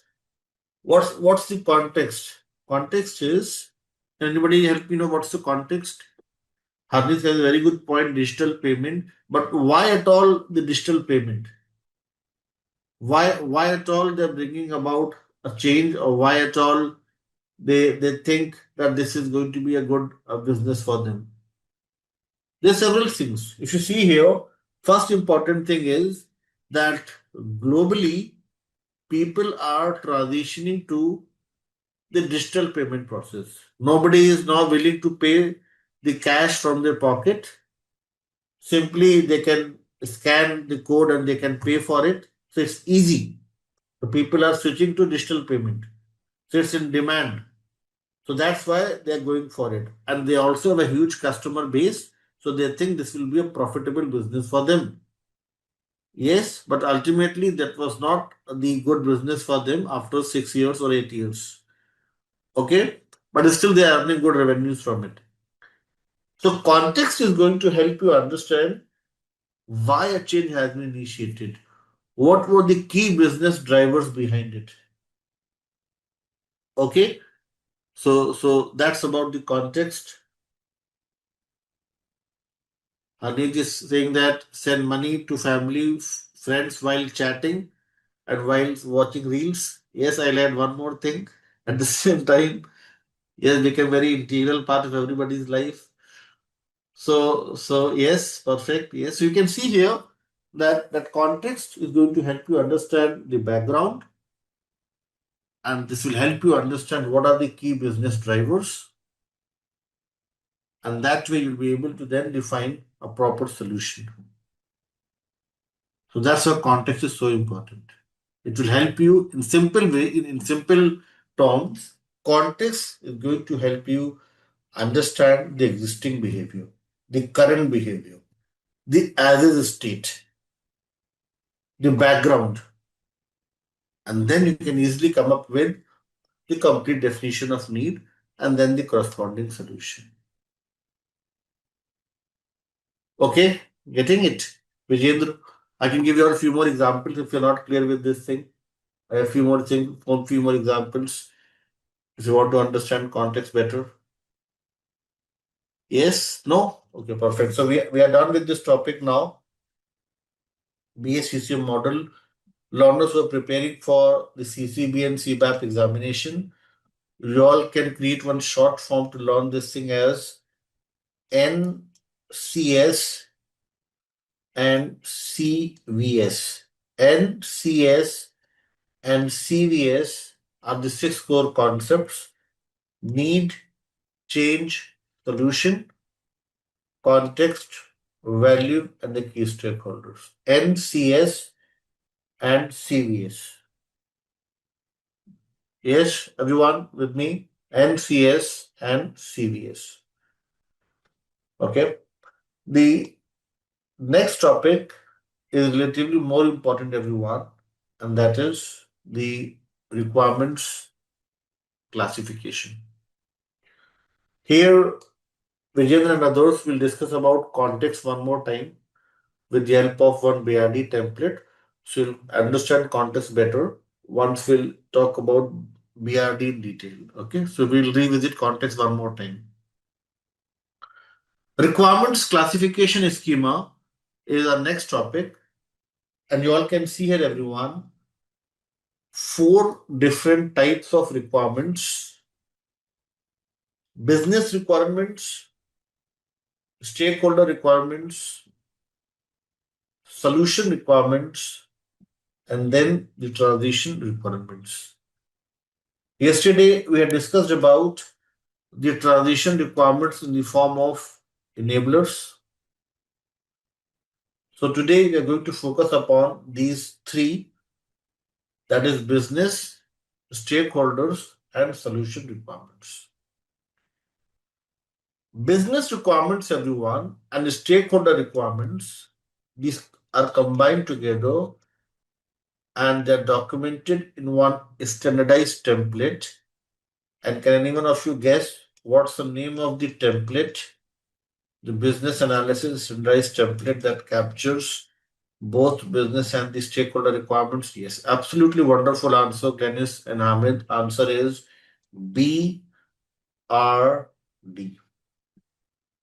BRD is one standardized template wherein you'll find the complete description of the business requirements and the stakeholder requirements. Business requirements and stakeholder requirements, these are also known as the high level requirements. Here you will find some summary, some short descriptions, and then when you perform your detailed analysis, when you apply several important techniques, it will then help you break down this BRD into smaller fragments, and this fragment level information is your low level requirement, and this is defined as the solution requirement, everyone. Solution requirement, this is a very good question that now you're asking me, and I'll come up with the answer in a few minutes. Solution requirements, everyone, is nothing but the low level details, how well you're able to break down the summary, the overview into smaller granules, how well you're able to come up with the details around the BRD. And solution requirements include functional and the non-functional requirements. So, Kritika will take one example. We'll now discuss one sample BRD. So, this will help you understand in a very better manner what exactly the BRD represents and what exactly business requirements represent. So, let's discuss one sample BRD now. And then you'll also get the answer to your question, Law, that who is documenting. Once we'll discuss the BRD components, you will get to know that whether your business users are writing it or the BA is doing it. Okay. So let's discuss one sample BRD now. And with the help of BRD, let's see what are the important components to it, who is writing it, why we are writing it, and what's the practical significance behind it. I'll directly take you all to the very important thing, and that is project summary. You all can see here, it's mentioned. Let me increase the font size. I hope it's very clearly visible to everyone on my screen, the project summary. Yes, so you all can see here, project summary, objectives, background, and then at last you'll find the business drivers. Objectives, these should describe the overall goal in developing a project. High level description, just the high level description, not the details. High level descriptions of what the project will do, how they're aligned to business objectives, and the requirement for interaction with other systems. This is also very important thing. Second thing is, everyone, the background. Background, everyone, is about, if you look at this explanation here, provide a brief history of how the project came to be proposed and initiated, including business issues, problems identified, and expected benefits of implementing the project and developing the project. And last thing is business drivers. List the business drivers that make development of this product important. This can be financial, operational, market, or environmental. And Vijayendra, you had this question on context. These three things you'll be able to define if you know this core concept, context. Yes, Vijayendra, with me on this thing. So, context, if you know, it will help you define the objectives, that what product is going to do, how they're aligned to the business objectives, and how the requirements are going to interact with other systems, the linked systems. What are the financial benefits? What are the monetary benefits? Operational benefits? Market conditions, environmental conditions, all such things can be easily defined if you know the context. Yes, Lois saying, what's the difference between the objectives and the drivers? Yes. So, what are the drivers, everyone? Let us suppose I say, let's try to understand this thing with the help of one example. If I say canteen ordering system, financial driver is, you all would agree with me, office productivity. Yes or no? Financial driver is the office productivity. Once you come up with this app, this will help you uplift the office productivity. Operational benefit is that it will drive employee satisfaction. Now, law and BABOK are not going to stand in long queues waiting for the tables to be vacant. This will help uplift their business operations. Market and the environmental conditions are now that now you're providing better services, no more food wastage, no more wastage of time, proper time management, and all such things. And that way you may also attract people, and people are now willing to work with Unilever instead of filing for job, instead of requesting for job with other companies. They're now preferring Unilever because it has got better facilities, employee centric, better products, better services. So these are the drivers. Now look at the objective. What are the objectives? Objectives tell you that what product is going to do. Product is going to help you request food delivered to your work location. And what are the interaction with other systems?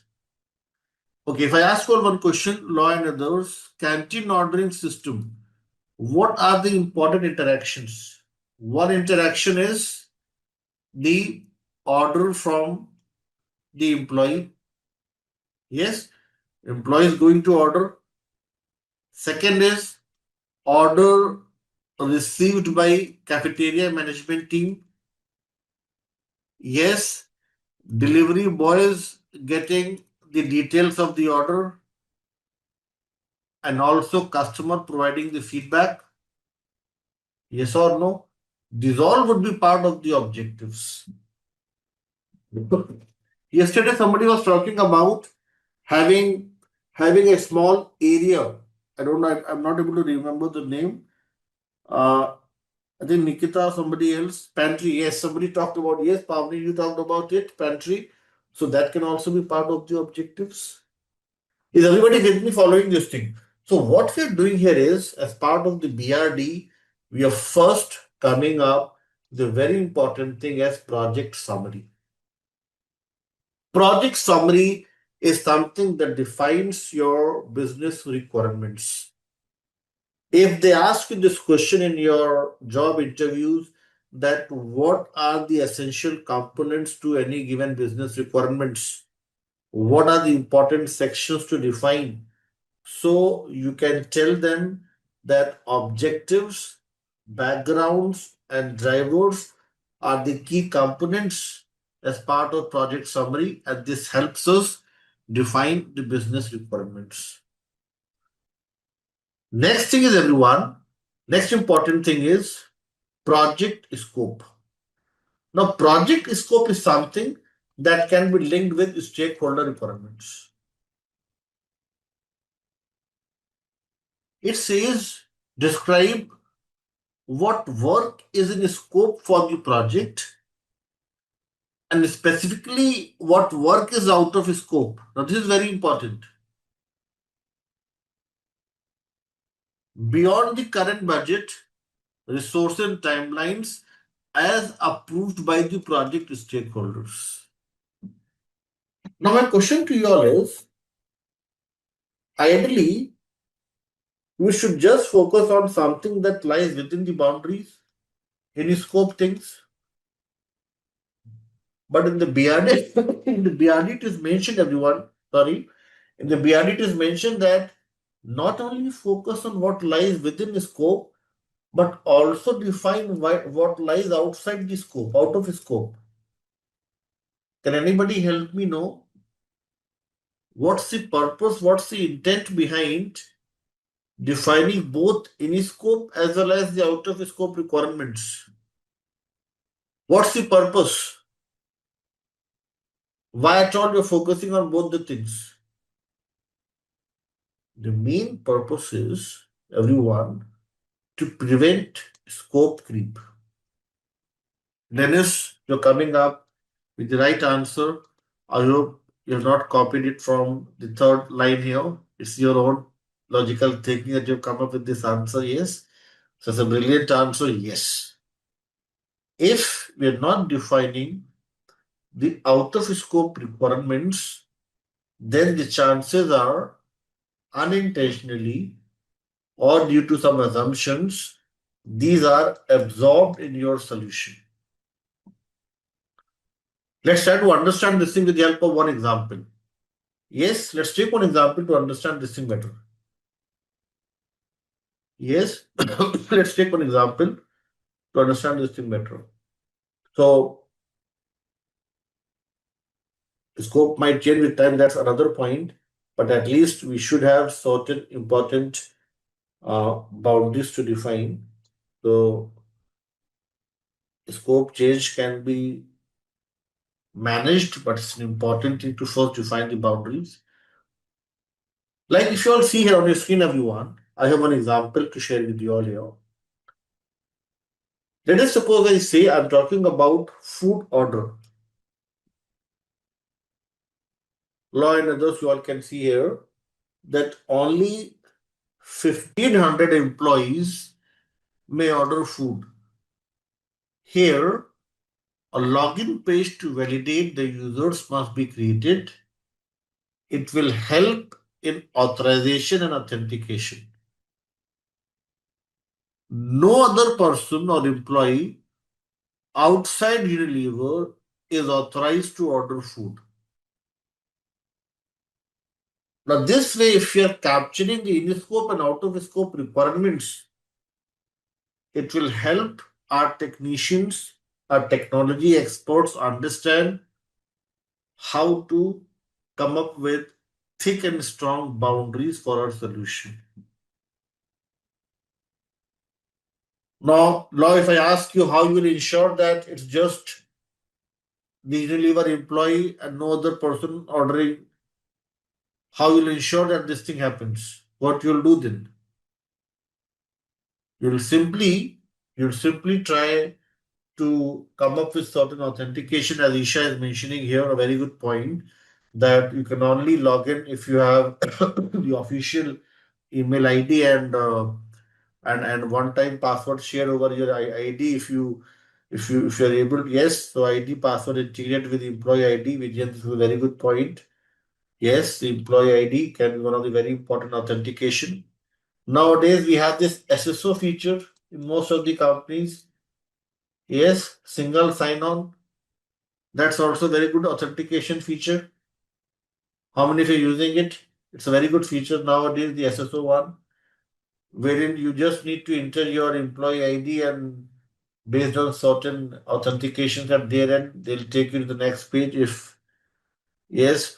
So several authentications may help, like order timing. Employees may order food during the weekdays only, not on weekends, and between 12 noon to 2 p.m. only. It's not like if you have uh, uh, like you enter into the office at 9 a.m. in the morning and you feel hungry and you're ordering food.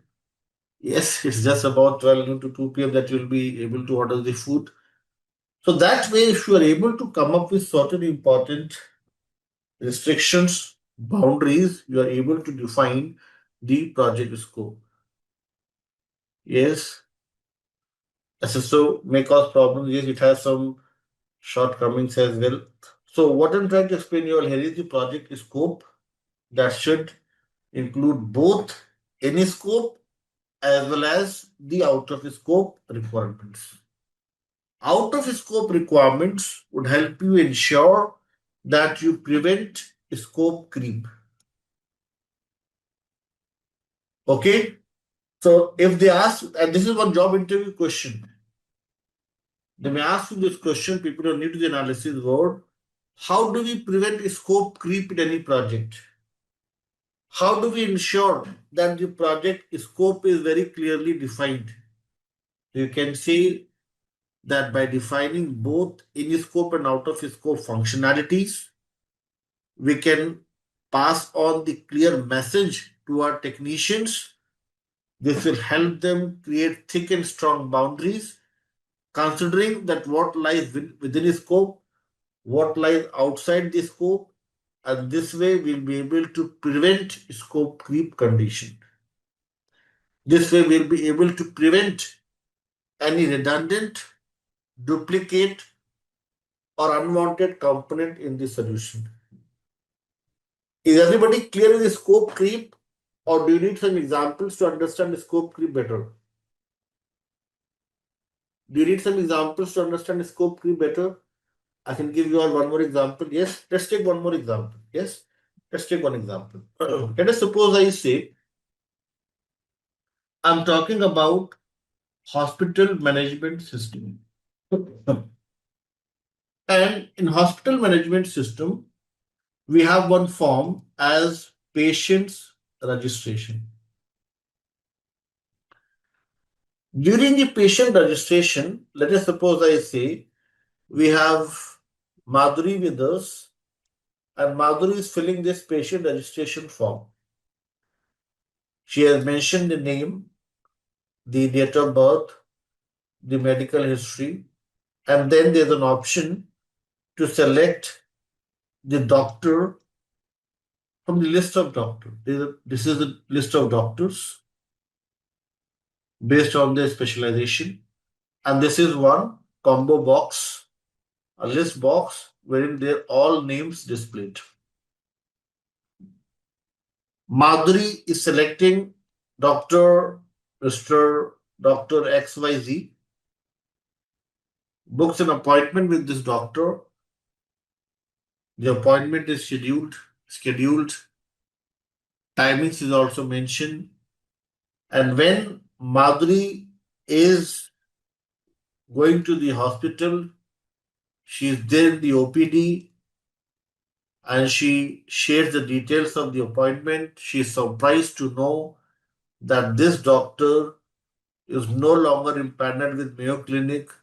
This doctor left the organization, the hospital, 1 month back. Madhuri is not happy with this thing. She has traveled 15 kilometers to consult this doctor. And now hospital is saying that he is no longer empaneled. This appointment is getting cancelled. What is the flaw in the business model here, everyone? What is the challenge and how you'll remove this flaw if you are the business analyst?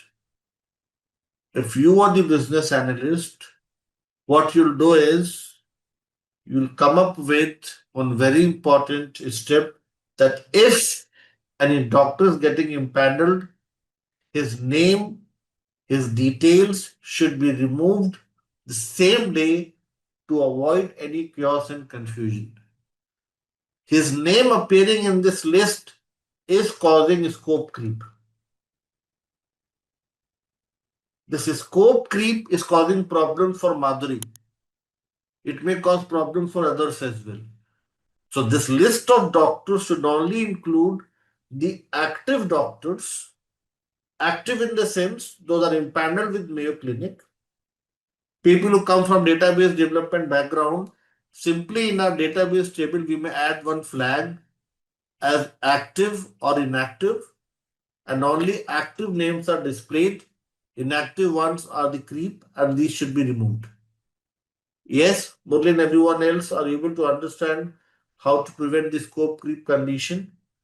So, scope creep is about your solution, your solution having some redundant, duplicate, or unwanted components. Those are causing unnecessary noise. This may also result into some employee dissatisfaction, employee complaints, and sometimes very severe issues. Okay, so that's about the scope creep and how do we remove this.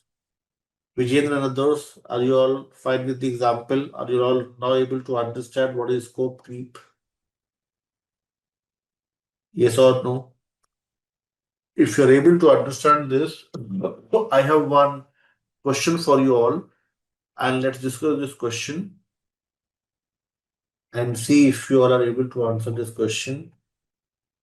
Just give me a second.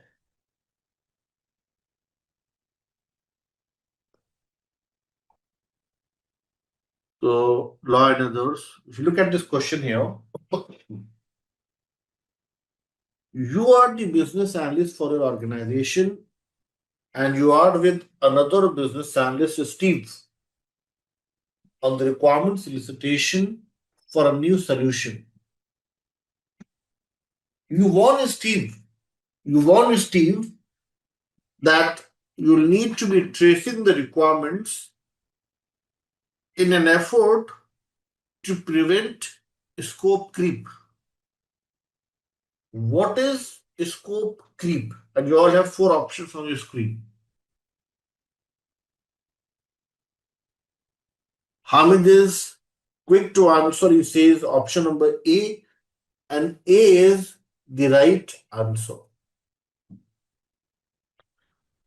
The scope grows slightly larger as more requirements, often unneeded, are added to the scope. So that's why option number A is the right answer. Thank you, everyone, for your participation here. So we have discussed about, everyone, the business requirements and the stakeholder requirements, everyone. Let me summarize what we have discussed, then we'll have a short break. And after that, we'll talk about solution requirements.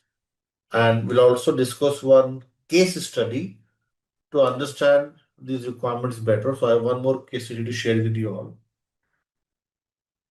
So business requirements are the statements of goals and objectives and outcomes that describe why a change has been initiated. The stakeholder requirements describe the needs of the stakeholders that must be met to achieve the business requirements. Solution requirements that we will discuss after the break describe the capabilities and the qualities of the solution that meets the stakeholder requirements, can be functional or non-functional in nature. Now, before we go for a break, I have just one last question to discuss with you all, and then we may have a short break. One last question based on what we have discussed, and then we all may have a short break. We all may have a cup of coffee or tea. This question, good one, and you may find such questions in your job interviews as well. Ayush, Swapni, and everyone else. An organization won a project for an e-commerce website. BA has gathered the requirements from the client, analyzed and documented it, and got it reviewed from peer BAs as well as the development team. Review has been from the BA as a development team. During the implementation, development team is not very clear with a few requirements. So they communicate the problem with BA. And a very surprising thing here is, everyone, when BA goes to the client for clarification, client says that they never asked for this thing. Why you're developing this thing? We never asked for it. In the whole process, which step you all think BA has missed, which led to this confusion? And you all are wonderful with your answers. Answer is without, without, answer is B. B is the right answer. People are saying A. You can see here that he has gathered the requirements, analyzed and documented it. So he has gathered it, he has done his research, he has also documented. So he has followed crying. He has cried. Yes, he has cried, but the challenge is the review is only internal. BA is implementation biased here, everyone. You're just talking to BAs and development team. Can you ever ignore your business users and start with your development? No. That's kind of, you may say, the biggest blunder, or you may say it's like the biggest mistake by any business analyst in any project. The moral of the story is without the approval of the key stakeholders, it's an important thing to get the things validated. Without their approval, you cannot arrive at a final solution. Proper approvals, you have to gain consensus. If they have questions, you have to resolve their conflicts, build consensus, make them understand the things. When everybody is on the same page, the common understanding, then only you can start with your implementation. The moral of the story is the stakeholder requirements act as a strong bridge that connects business requirements with the solution requirements. You cannot go ahead with implementation without proper prior approval from the key stakeholders. Okay, so answer is B, everyone, not A. Okay, is anybody agreeing with this thing? Or do you all have some difference of opinion you can come up with? Yes. So Law is saying something here that a BA without a sign off. Yes, yes. Absolutely wonderful. So you have to get the sign off. Like even if you look at my live session, without getting the consent, without getting the approvals from my learners, is that a good thing for me to move forward? No. I have to ensure that everybody agrees, everybody is with me and following, and then only I can move forward with the discussion. Even if I'm doing the same thing in my live session, it will create chaos and confusion. Yes, same thing happens in the project as well. You get the things reviewed internally, it's good. But also check with the business users, ensure that they are fine with what you have documented, what analysis you have done, and then you may start with the implementation. Okay? So the same thing is mentioned in your slide as well. If you look at your presentation here, it's very clearly mentioned solution that meets stakeholder requirements. And that's why, everyone, the last statement is the stakeholder requirements act as a strong bridge in between the business requirements and the solution requirements. Without crossing this bridge, without gathering the requirements, without requirements elicitation, you won't be able to come up with a proper solution. And this is the major flaw in most of the cases. This is a major reason for poor requirements. That we are not getting the proper sign off. We don't involve the key stakeholders, and then we come up with an incomplete solution. Business people blaming the BA blaming the business team, and eventually everything collapse. Yes, project shut down, and you're looking for a new job. so, so, so things should be very organized, structured. Yes, so this answers your question.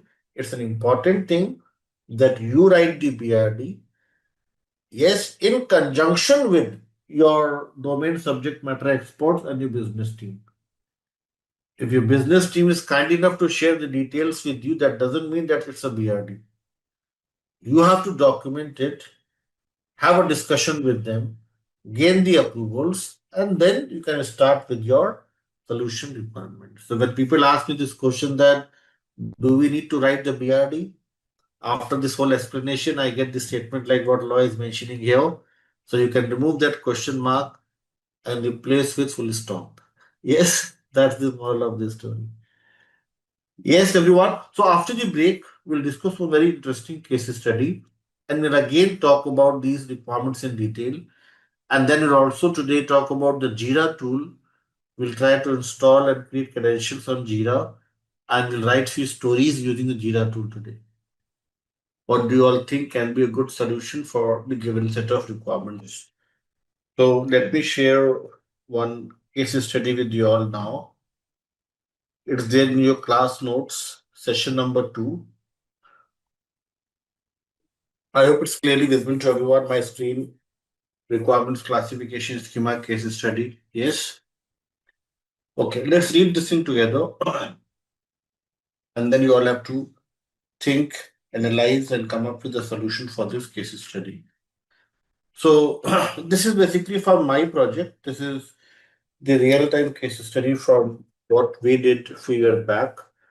So there is one application, everyone, the website that is primarily designed for those employees who are on the verge of retirement or are simply resigning from the company. This application helps them raise a few tickets and request for reimbursement and helps them raise requests for pension and provident fund withdrawal. During the COVID-19 crisis, this happened in my project, we started getting complaints that this application was causing some problems. Performance was very low sometimes, and sometimes it was not responsive, and on few occasions it goes down completely.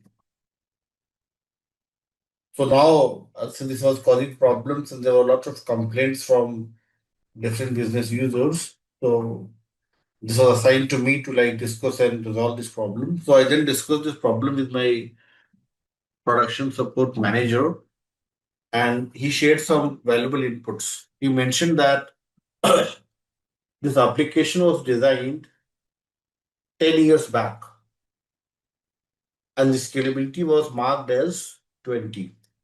So when we say the scalability was marked as 20, this simply means there can be 20 concurrent users to this application, not more than that. If there are more than that, yes, users at a time, as Kritika is mentioning here.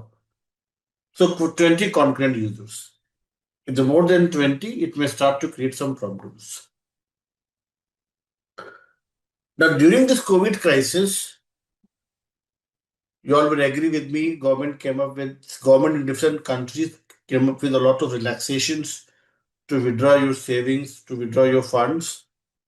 So now what happened, like there was you may say huge traffic, and the traffic increased many folds, and sometimes there are more than 300 plus users logging into the application. Now, this was one problem.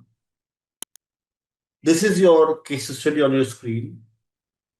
Now, Ayush, Ritika, and everyone else, imagine if you were a BA like me facing such problem in the project, Shehbaz, and another, Akshay, Isha, and others. What do you think can be a possible solution for such given business requirements? What do you all think can be the best approach to resolve customer queries to ensure that people are not facing this problem? What can be a good solution for this case study, everyone? Questions open for you all to answer. Jagan is saying that very simple thing is increase the bandwidth of the database in the cloud infrastructure. So similar suggestion I had for similar suggestion I had from the production support manager. I said, why don't we increase the scalability? I never came up with such a good answer like Jagan, but I said like very simple terms that please increase the scalability up to 500 and so that everybody can use it. But Jagan, when I said this thing, the production support manager had a smile on his face. He said, if it was that simple, we would have already done this thing. The challenge is it's our own dedicated server, the old technology. 10 years back, we had developed this thing. And if we'll try our level best, we can increase the scalability up to 50. Then I said 50 is not going to solve the purpose. We need something that's more than 300. Now, what Pavni and Komal are suggesting, that was my next suggestion. And I said, why don't we create a new application? Then he said, that why you're telling me this thing? If you want a new application, get approvals on the budget, get approvals on the stakeholders, get the approvals on the resources, and then you can come back to me and then we can do it. It's not my job to give you suggestions on the new product to be created. Now, if you realize here, look at the situation. People who are saying create a new one. Do you think Rome was built in a day? Do you think we can create an application within a day or two? No. Upgradation or a new application transitioning to a cloud platform, this will take time. And do you think people during the COVID-19 crisis are going to wait for a new application to be launched? Are they going to use their application heaven, yes, or hell? No, they need an immediate solution first. So that was a very challenging thing. Now, I'll share with you all. Asking this thing, I would first find out the trends of the. Now, I'm getting the very good answers. Let me read few more answers before I come up with my solution. Asif is saying, I would first find out how the trend of the visitor had changed during the COVID, post-COVID, and I'd find out the daily number of visitors. So this information is already given to you. Daily number of visitors is crossing 300. Loy is saying that short-term fix is performing tuning, infrastructure scaling. Absolutely wonderful answer. Thank you. Komal is saying advise them to route the requirements from the alternate source Okay, so if there's alternate source, then we can do that. But in our case, there was no alternate source available. Pavni is saying investigate, collect data, how many are going to retire and resign. It's not about how many people are going to retire and resign, it's about people who are logging in. Because now, even if you're not retiring or resigning, since government has come up with the relaxations, everybody is interested to withdraw the amount. Yes, because government had given the option that you can mention that you are going through COVID crisis and you need money, and you can easily get that money from your funds. So this was the problem. So not only people who are resigning, even people who are part of the job, yes, just to go out with friends and family and enjoy some time in the hilly region, they are taking out the money in the name of COVID-19 crisis. People misusing the government relaxation. Kritika say increase the scalability dedicated email to raise requests so that someone can raise the request on behalf of them. That can be one thing, yes. But let's look at the solution that we came up with. I'm not saying that the solution that I have come up with is the best solution in the world. No. But this solution, all the business users agreed to, all the stakeholders authorized to provide sign off, they approved it, and everybody was agreeing to this solution. So let's see what was the solution that we came up with and how we were able to cater to these business requirements. So, everyone, this is the solution on your screen.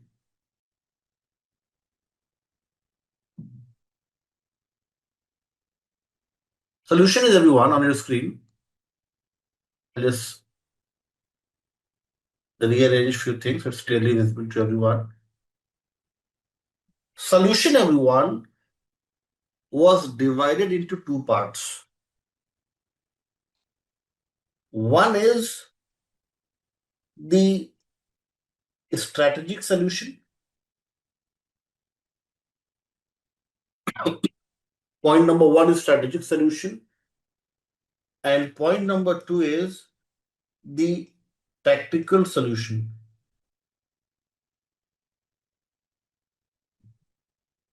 My question to you all is, what is the difference between the strategic solution and the tactical solution?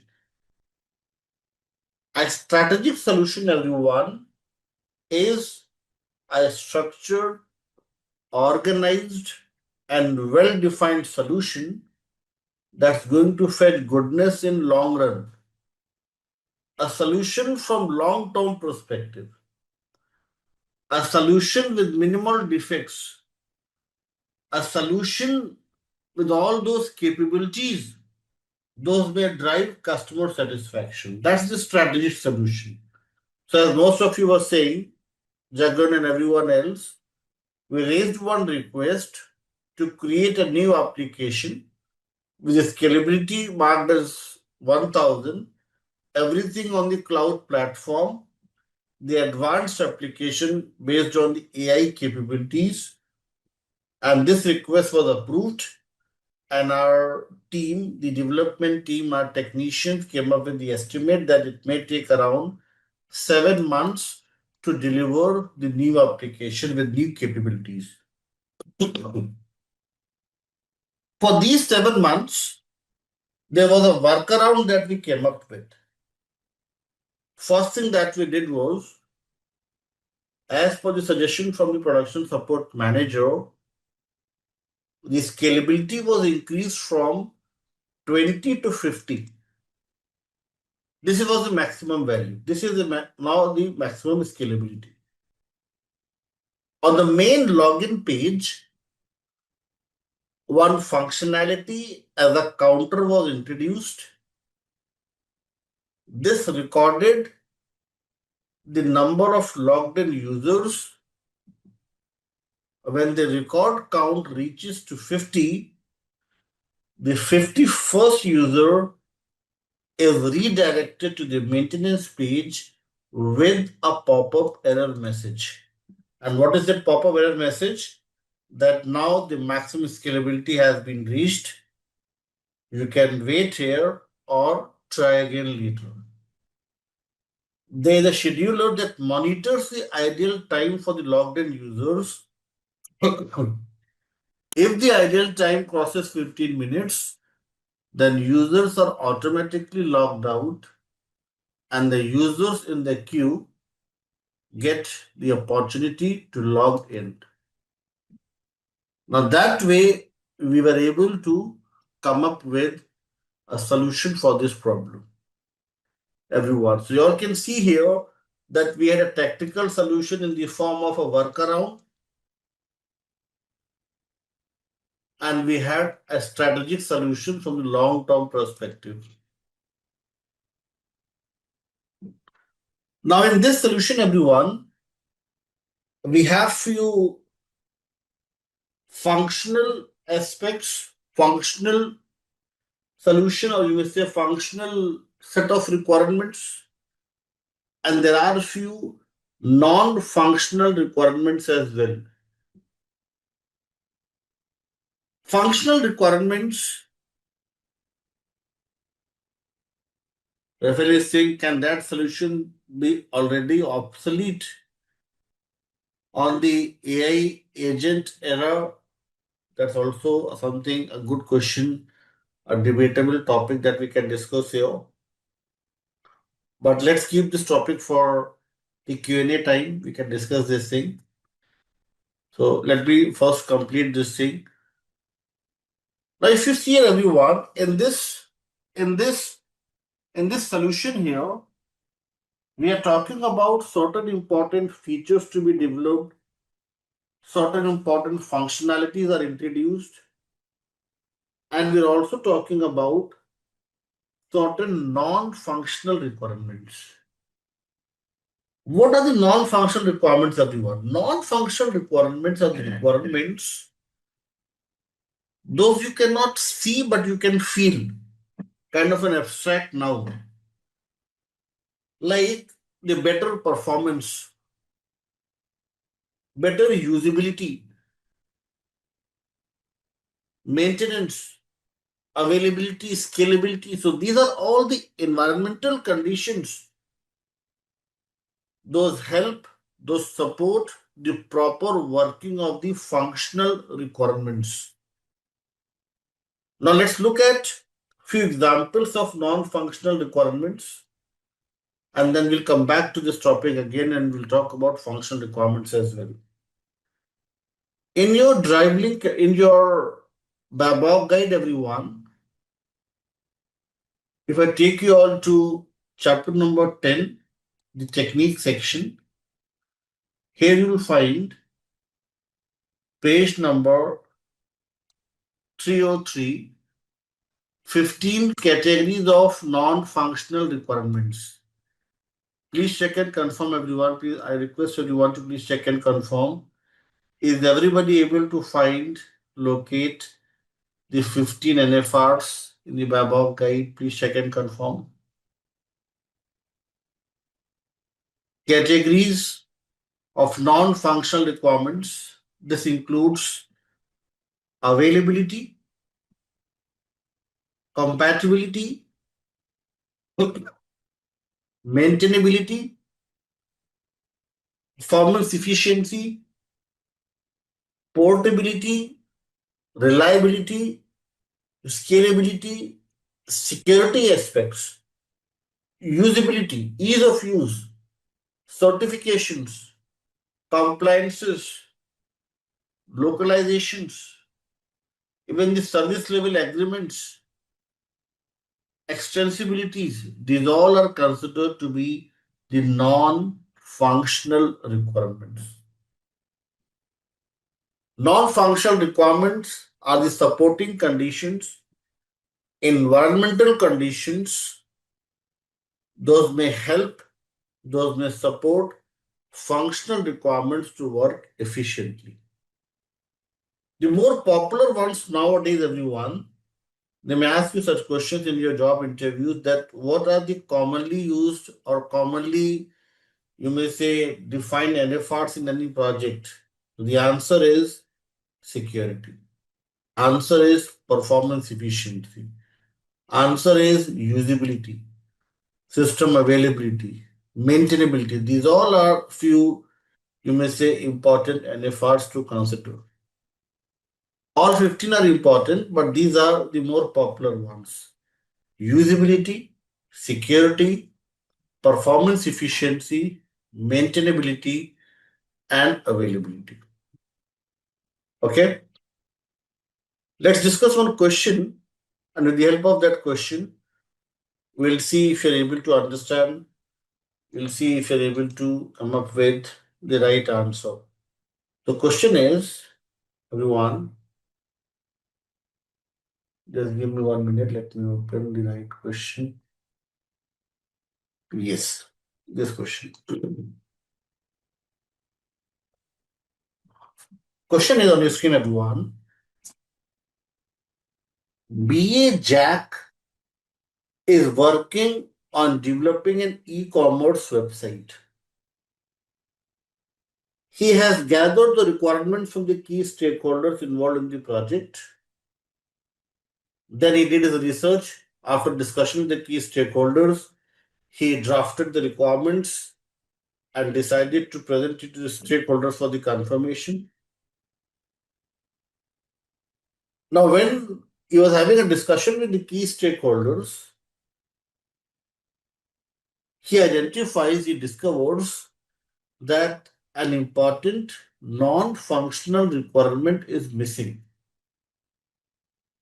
Which of the following statement is supporting this finding? Now the hint is, you all have to select the option that's a supporting condition, something that you cannot see but you can feel. Law and Veena are going with C. Suhasini is also going with C. Radhika is also going with C. And I am also going with C. C is the right answer. Absolutely wonderful. I really appreciate that everybody is going with C. It means you all are following what we're discussing. It's such a wonderful thing to see that all are saying that C. In few batches, I've seen people saying A, B, C, D, all 4 options. Why C is correct, everyone? And let's see why A, B, and D are incorrect. Option C is correct, everyone. The reason is, if you see it's mentioned, the system must not allow a transaction to fail. And what exactly they are doing? They're coming up with fail over setup of servers. In a way, they are trying to come up with better performance, better scalability, system availability. Yes, what else? Which other NFR do you all think can be added to it? Apart from performance, scalability, and availability, system maintenance. Yes, so these all NFRs are catered when we talk about failover setup of servers. Yes, reliability is also a very important thing that law you are mentioning here. I have one more question to discuss with you all. Let's see if you're able to answer this question. Question is, Jim needs a separate application server to help deal with increasing amount of work. Here means, this means simply means load or capacity. Jim needs a separate application server to deal with increasing amount of work. Which of the following best describes the Jim's requirement? Answer is the non-functional requirements. Some people are saying A, So what exactly makes you think, Jagan, because you gave a very good answer a few minutes back, why do you think answer is A? And somebody else, Kumar, is also saying A. Is there any specific reason why you went with answer number A? When you when you're talking about the server capacity or to deal with increasing amount of load, don't you think this is something linked with the environmental conditions? This is something a supporting condition. So the answer is non-functional requirements, everyone, option number B, not the option number A. And let's read few things here. You'll gain more clarity. Non-functional requirements capture conditions that do not directly relate to the behavior or the functionality of the solution, but rather describe environmental conditions under which solution must remain effective or qualities that the system must have. Yes, Jagan and Komal, are you fine with the answer? Are you now agreeing that option number B is correct, not the option number A? Yes, or do you have something to discuss? If you have some argument or some other point that you want to discuss, mention, you can. We can discuss your question if you have any. Yes. So, meaning to say, everyone, this is all about the supporting conditions, the environmental conditions. Those may help you work efficiently. Functionalities would remain intact, and this will help you come up with better performance-oriented system. So that's your non-functional requirement, everyone. Homework for you all is, everyone. The homework is the BABOK guide, page number 303. Go through all these 15 NFRs. Just read and let me know if you have any question around these 15 NFRs. Is everybody fine with the homework? Just to go through these 15 NFRs and see if that's making sense to you all. If yes, we'll move ahead. If you have some questions, then we'll discuss in the next session. Okay? Is everybody fine with functional and non-functional requirements? Link once more. Okay. So this is the drive link that ends with du not, and here you will find one folder as CBAP ebook where you will find the link to download the BABOK guide.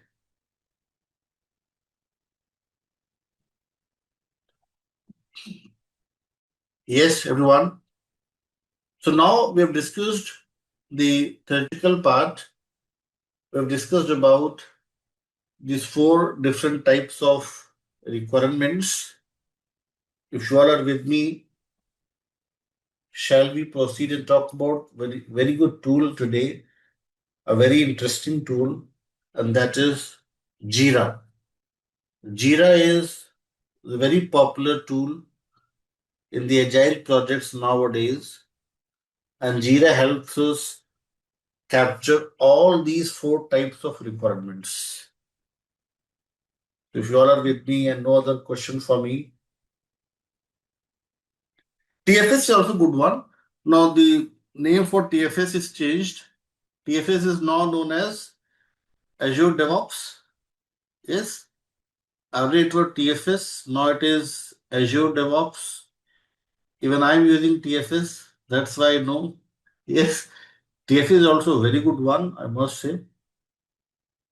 But we'll talk about Jira first. The reason is for TFS trial version, Microsoft asked for the credit card details.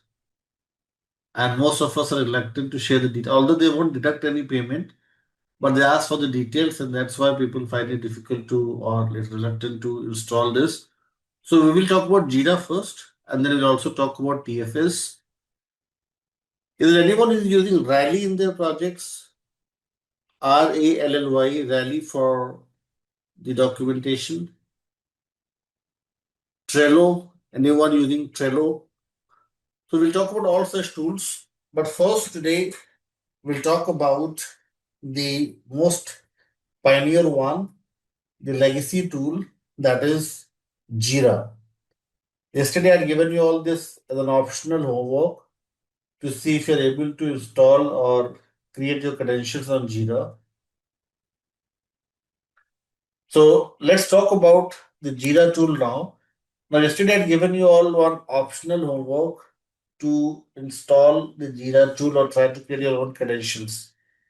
Did any one of you get a chance, or did anyone try to install the Jira or create your credentials on Jira yesterday? Vijay is saying yes. Jagan is also saying yes. So good to see that. Thank you so much. Thank you so much, everyone, for saying yes. Okay, let's see. And how many of you were not able to, and you need my help? Malik says done, installed. Thank you. Shanuga says yes. Jagan, okay. Let's not just okay. Let's discuss this thing now. Let's see, for the benefit of people who are new to this, to how to create your own credentials and how to use this Jira, and how do we create. Yes. So you'll get the answer to these questions. Let's start from the scratch. I'll presume that nobody has installed it. Okay, I'll presume that nobody has installed it. Everybody is new to this thing, and let's start from the scratch. Okay, shall we move ahead and talk about Jira now?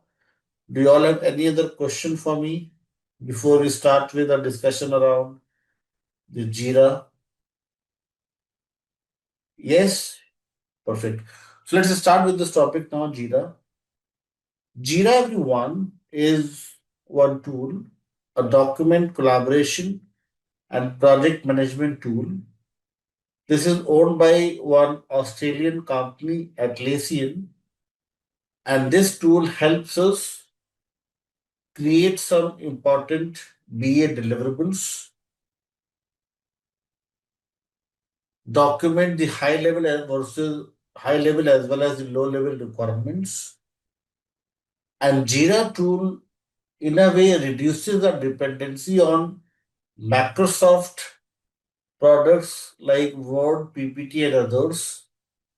And Jira also acts as a document repository. So let's see what is this Jira tool all about, how to create your own credentials, how to use this tool to write the different or capture different business analysis deliverables. That was a short description about Jira. In your Drive link, let me share Drive link first. In your Drive link, there is one folder as tools, and within tools, you'll find here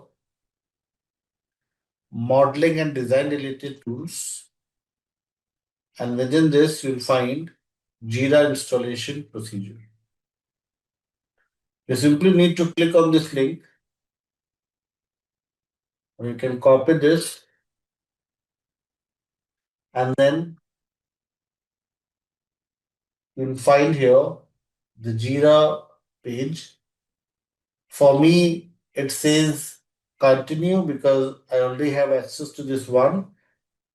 But for you all have to start a new site.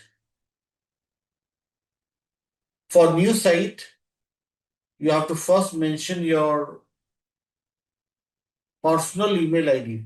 Never mention your official address because it may create some problems, because they may come up with certain advertisements and other over your email, official email. So mention your personal email address. Once you mention your personal email address, it will automatically create your own site, and then you can click on continue. Once you click on continue, it will then take you to the next page, and it will ask you to select one of the three options. So it's taking few seconds to load the next page, and then we'll see what we have in the next page. So you all can see here there are three important templates here: Kanban, web design, and Scrum. Now, Kanban is for the short duration projects, for defect fixing, for production support. Kanban will not focus at present. Web designing is not for us, it's for the technicians. We'll focus on a Scrum Agile approach to plan, prioritize, and schedule sprints using the Scrum framework. So we'll select Scrum, then we'll click on continue, and then you have to name your space. So let us suppose I say I have see Shahzad name on my screen. So Shahzad CBAP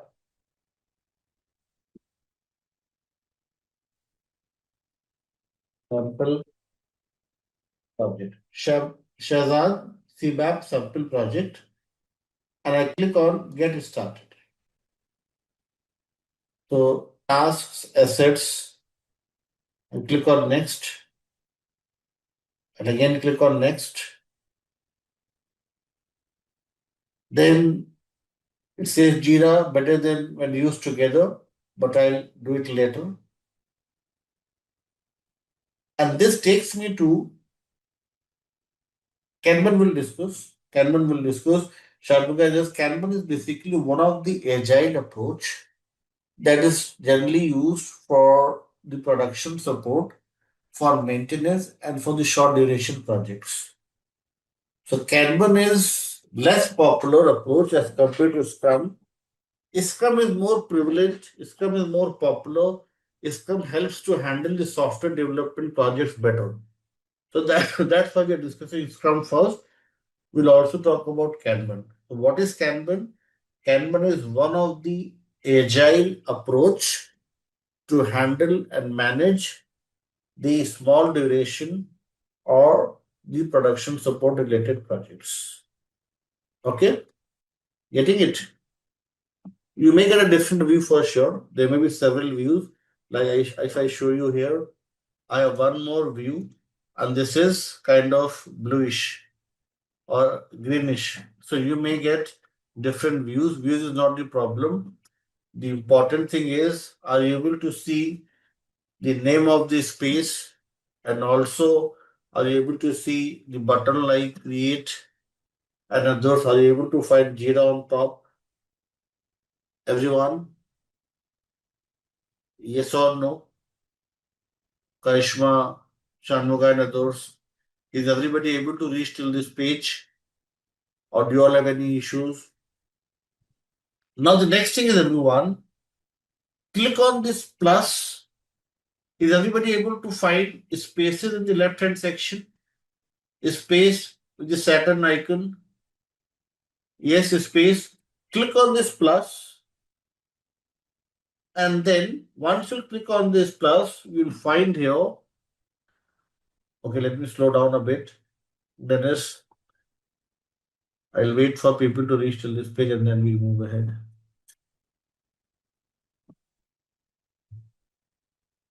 Once everybody is here onto this main dashboard, we'll then move ahead. Dennis, everyone.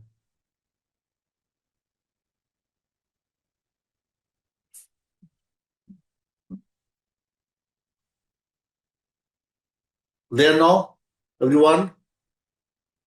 GL link once more. Okay, let me share the GL link once more. So this is a Jira link. So let me repeat the steps. Let me repeat the steps. No. The answer is no. We'll talk about it in detail. Even if you pick Kanban, then you can toggle to Scrum. So you can go to these spaces, and from there you can simply, yes. So people who had selected Kanban or any other template, you can simply click on a space, and then you can easily change the template. Okay, Rafael. So you can simply go to software development, and from here you can again select the Scrum. Okay. So let me repeat the steps, everyone. Let me repeat the steps. First important thing is for you to click on this link, and then you have to mention your personal email address. When you'll mention your personal email address, then it will automatically create your own site. Yes, once your site is created and there's a green tick, then you can click on continue and then select the Scrum template. Once you select the Scrum template, it will ask you to create your own space. And there you have to mention something as a title to create your own space. Then click on continue and the job is done. It will take you to the main Jira dashboard. On main Jira dashboard, let me repeat, this is the main Jira dashboard. You have to click on this space, this plus button, this plus icon here.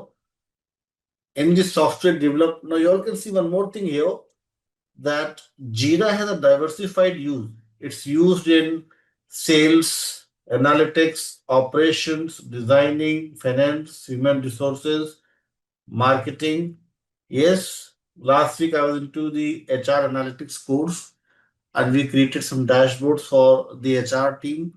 So it's not just confined to software development. It's also used for analytics. It's used for HR analytics. It's also used for marketing, product management, work management. We are going to focus on software development. I'm going to select Scrum here. Use this template, team managed, and then you can mention the name of your space. Like I can mention here, Rafael, CBAP, sample project, team managed, short acronym is created here, Scrum project, click on next. And this takes me to, in few seconds, to the, I'll do this thing later. I think somebody had this question today, bring your team along. So just click on I'll do this later. I remember somebody talked about this thing in the beginning today. Shanmuga, you talked about it, yes? So you can simply say I'll do this thing later. And this will take you to your Jira main dashboard, main Jira dashboard. Yes, everyone. Now you all can see here I have Shazad as one project, another as Rafaelio. Now, everyone, selection of Scrum, then you have to, Vishal, mention the name of your project. You can mention any title like Vishal's project or CBAP sample, anything as a title, and then click on next. Ignore if there are some warnings or messages, and it will directly take you to this main Jira dashboard. Okay, Vishal and others. Now, if people are having problems, don't be shy. During the Q&A today, last 15 minutes, people are having problems, you can share the screen with me. Okay, for now, we'll move ahead with our discussion. But if you have questions regarding this, if you're facing some issues, need not to worry. Don't think that it's just for people to know Jira. No, it's for everyone. So during the 15 minutes Q&A time, you can share your screen with me and we can discuss together your questions. After click on screen, it's not taking you to the main same screen. So if you find there's an option to skip something, skip that part. It may happen in the trial version, you may get some different screen. Okay, so see if you have an option to ignore or skip that page, skip, ignore, and move ahead.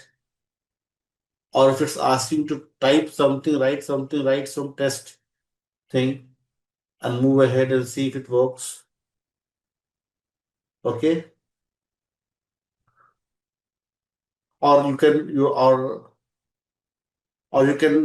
wait for another 20-30 minutes or so, and during the Q&A you can share your screen with me and we can discuss in last 15 minutes today. Okay, so people who are facing problems need not to worry. Last 15 minutes is for you all to share your screen with me and we can discuss together.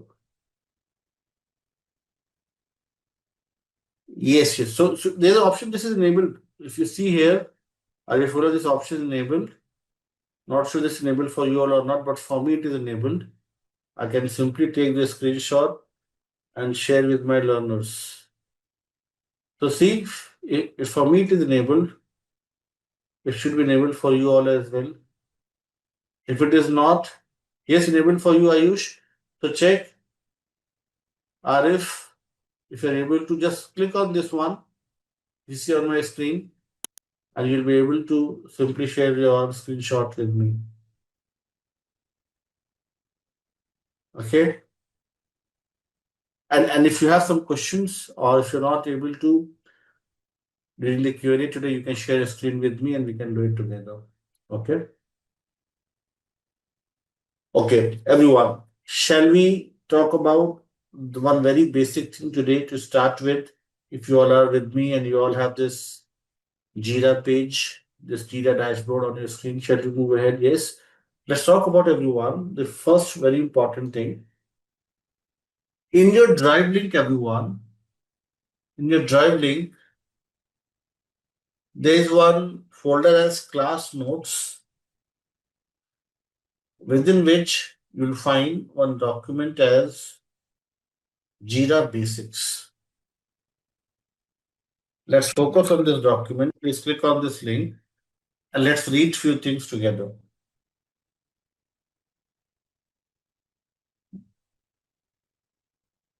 Two important BA artifacts or documents that we're going to discuss today, everyone.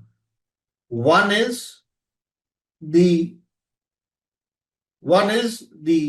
epic. Another is the user story. Epic, everyone, represents the high level requirements, whilst user story represents the low level requirements. In the epic, we can capture what we have in BRD in a very short form or in a very summarized way. We can capture the things in the epic. User story is decomposition of the high level requirements into smaller fragments. So, one epic, everyone, may have several user stories and user stories.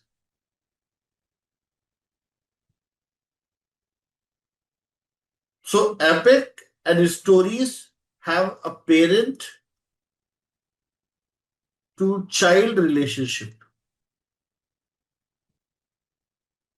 Epic is the high level requirement and the stories are the low level requirements, or simply you can say solution requirements. For example, if the epic is online meal ordering, yes, I'm coming back again and let me repeat this thing.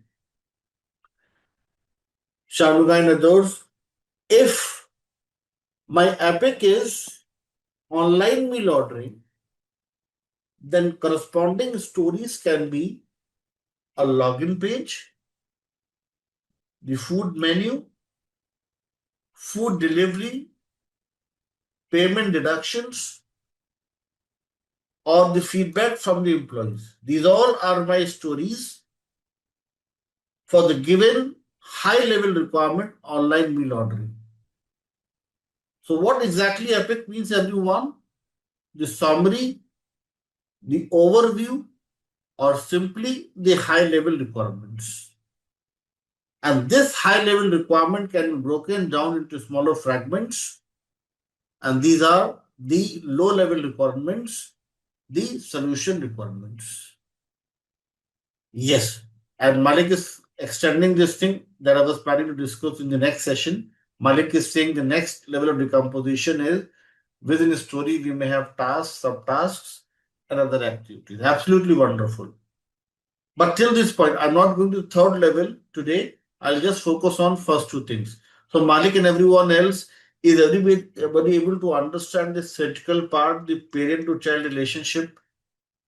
If you are, then let's try to do this thing using the Jira tool.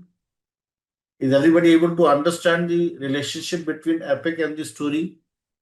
Or do you need more examples? I can come up with more examples if you're not clear with this. Shall we discuss more examples? Or you all are clear with this? Not clear? Virendra, let me discuss one more example. Let me discuss one more example. Let us suppose I say my epic is the hospital management system. This is my epic. To create the hospital management system, this is my epic. Epic may include several features. This includes several features that needs to be developed.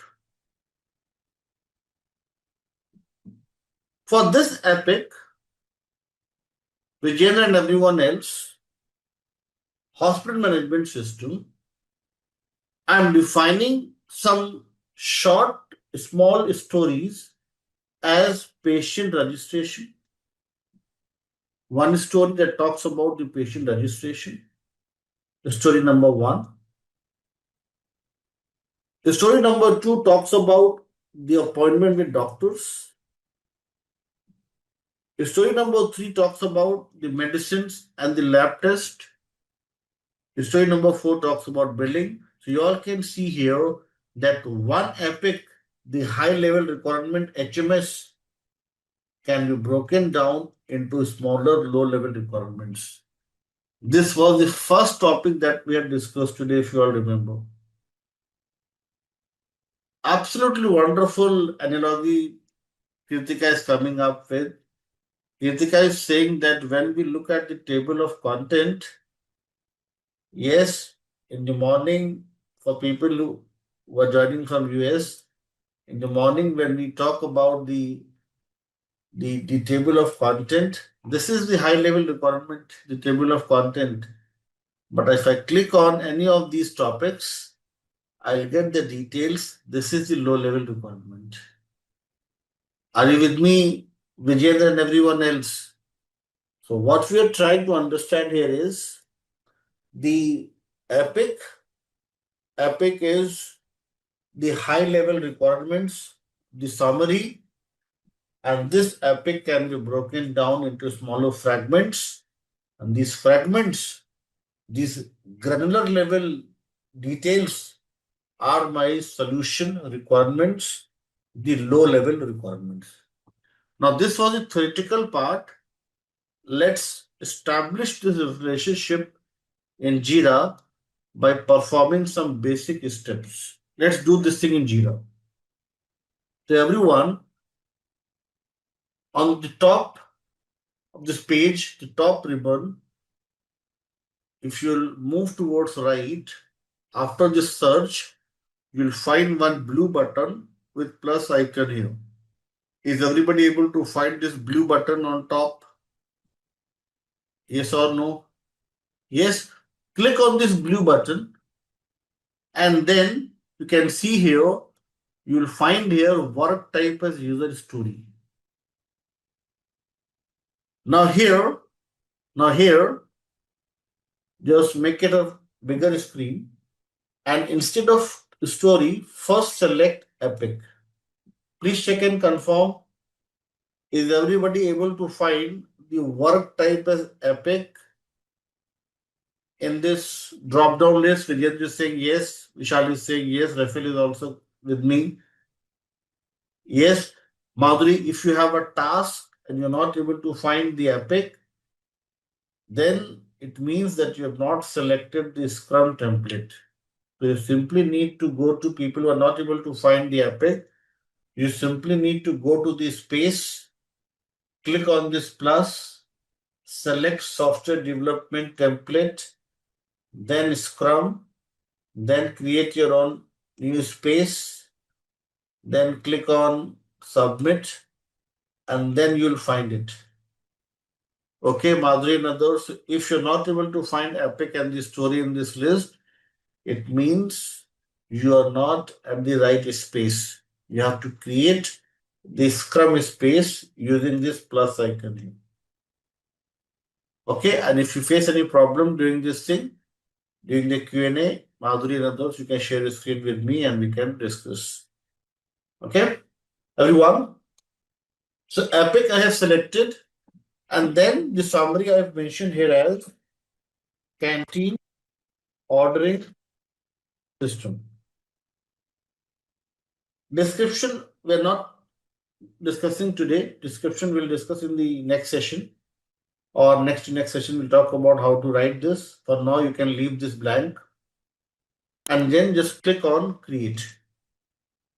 When you click on create, everyone, you'll find one message that changes are saved, and you have this epic created as RCSP, something like this. And this is the epic created here. Please check and confirm. Is everybody getting this message? And are you all able to find the epic like this? Yes, Rafael is saying yes. How about others, everyone? Is everybody able to create the epic the way we have done here? Yes. Perfect. Now everyone, let's try to create. Yes. You are getting SCSP because you are using your name, Shahbaz. So I think it is Shahbaz. C, I'm not sure why C, but SP means Scrum project. Okay, like for me it is Rafael. So RCSP. Okay, perfect. So now we have one epic. Now let's create one user story. For user story, again we'll click on this blue button. Work type we'll select as the story, and the story will create one login page.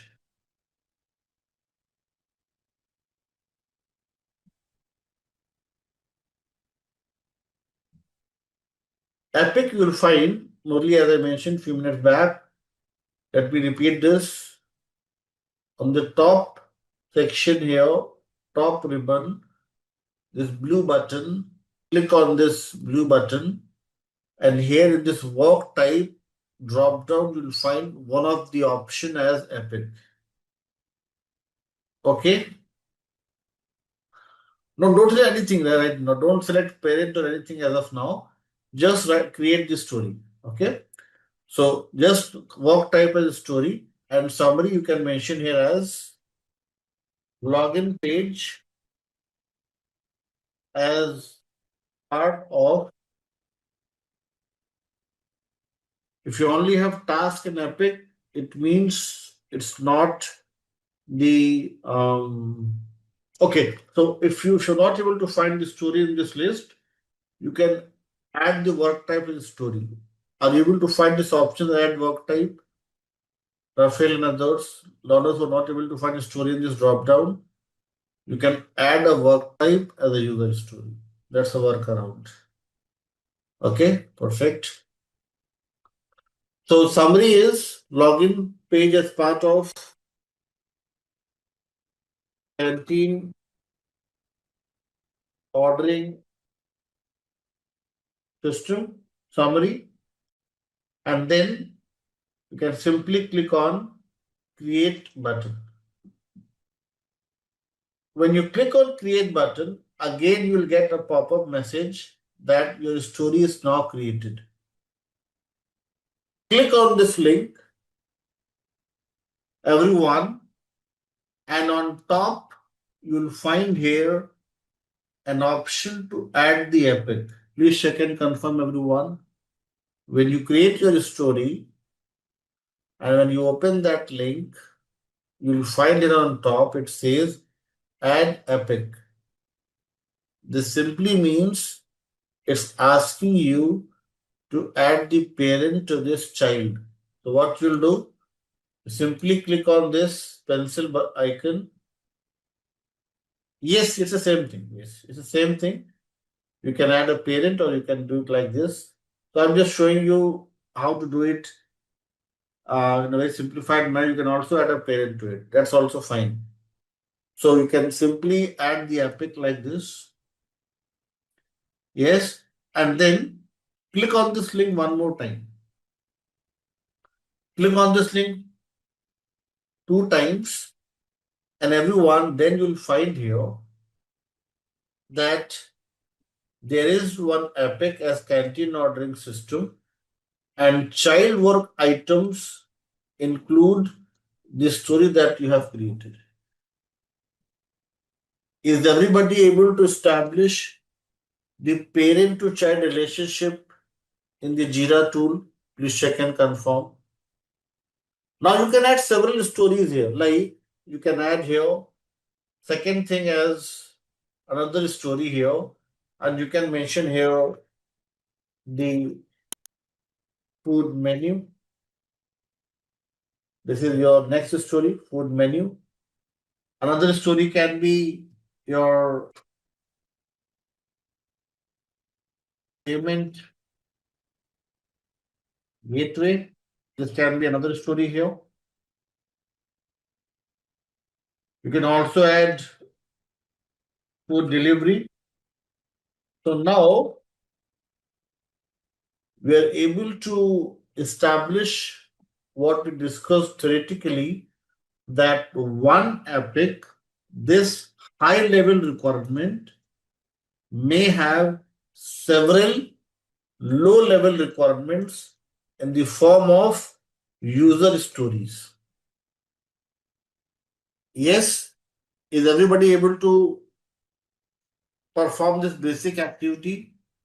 Are you able to establish the parent to child relationship, the epic, and the user stories, everyone? Yes or no? No, Shehbaz? So, what is exactly the problem that you're facing? Probably you're not able to. What's the reason? If you can share the reason with me. Okay, there are people with answers no as well. Okay, so we can you can share your screen with me in another 15 minutes. Okay, we'll have. Okay. So I'm not able to find my created epic. Okay, if you're not able, okay, yeah, let me answer this thing. I got your point. Learners who are not able to do this thing, let me tell you the workaround. Click on your project name, like here for me it is Rafael, and then you'll find one tab as backlog. Arif, Shahbaz, and others are able to find this backlog just below the name of your project. Yes, click on the backlog, and then in the backlog, if you mouse over, you'll find an option to add the epic. Please check and confirm. In your backlog, you will find the stories that you have created, and if you mouse over, you will find an option to add the epic. Yes. And also, as Jagan is on a very good point here, you can also click on more, go to the recent tab, and under recent, you'll find it. Okay. If you go to recent, you'll find all the recent items that you have created. Yes, Jagan. Thank you for mentioning this. So you can find under recent all your recent activities. Please check and confirm Arif and others. Under more, go to recent. Within recent, you'll find all the epics and the stories that you have created. Bhavna says then, yes. So if I begin and others, adding parent is like adding an epic. Yes. So you can simply, one more workaround is, one more alternative is, you can simply edit your story, and in your parent you can add, Vijay, you can see here. When I've added the epic, automatically in the parent, the name is displayed here, canteen ordering system. So the answer is yes. Adding a parent is like adding an epic. So epic is acting as a parent for any given user story. Okay, everyone. So I'm planning to have extend the Q&A today to 20 minutes so that you all can share the screen with me. I'll just try to wrap up everything in another 10 minutes. Okay, so that you all can share your screen with me and we can sort out your issues. So So we'll have 20 minutes Q&A today. Okay, so I have 10 more minutes to finish few things. Let me finish this topic and then you all can share a screen with me. People who are saying no, and we can sort your queries together. Okay, so just allow me 10 more minutes to summarize things and then it's all yours. You all can share the screen with me and you can discuss with me. Okay, so everyone, you all can see here that in the backlog, I have so many items here, so many stories here. And if I move towards right, there is one drop down here with options like in progress, done, and view workflow. If I click on this view workflow, you all can see here that we can easily perform requirements traceability here. We can track and monitor the work items. We can see, we can examine, we can evaluate whether the item is moving towards the completion or not. So that's another very important feature in Jira that helps us track and monitor the work items. Now, let me do one basic activity and let's see how many of you are able to answer my question. If you all focus here on this part, I'll change the status from to do to in progress, then from in progress to done. Yes, this I've changed from in progress to done, and the name of the story is RCSP2. Now I'll refresh my screen,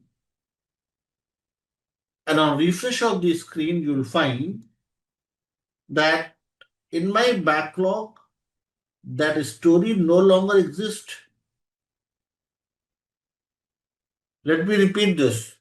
For the RCSP3, I'll change the story to done, and then I'll refresh the screen. Now this is also removed. Can any one of you help me know why these stories are getting removed when I'm changing the status to done? The simple, straightforward answer is backlog means remaining work items. When I've changed the story status to done, it means it has been completed.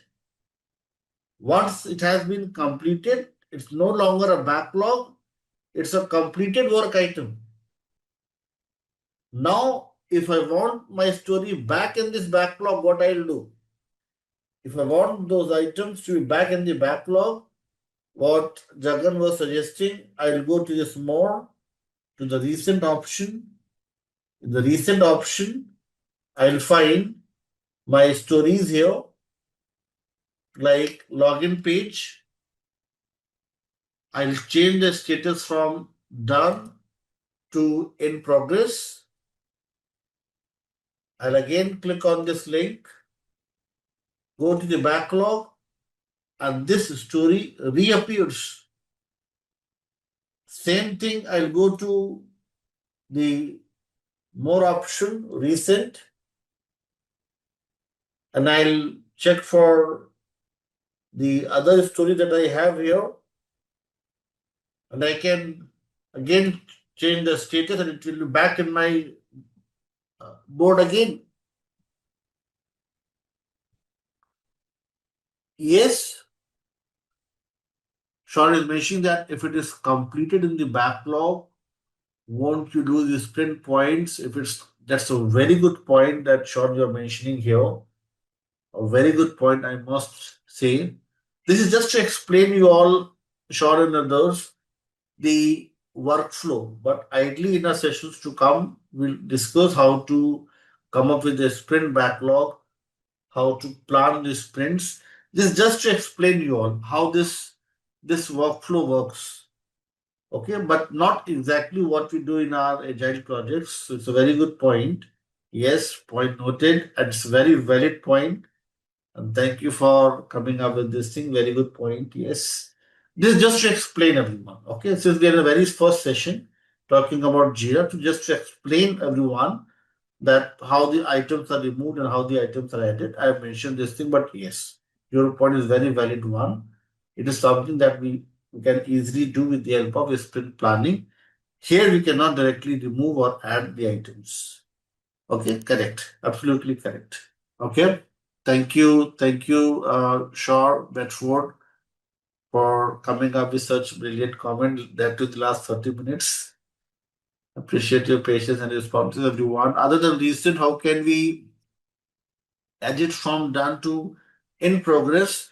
So that you need to plug and play. I mean, yes, I can tell you different alternatives, but it's for you to plug and play with this app and see where you'll find all such options. Okay, there's several ways to do this thing.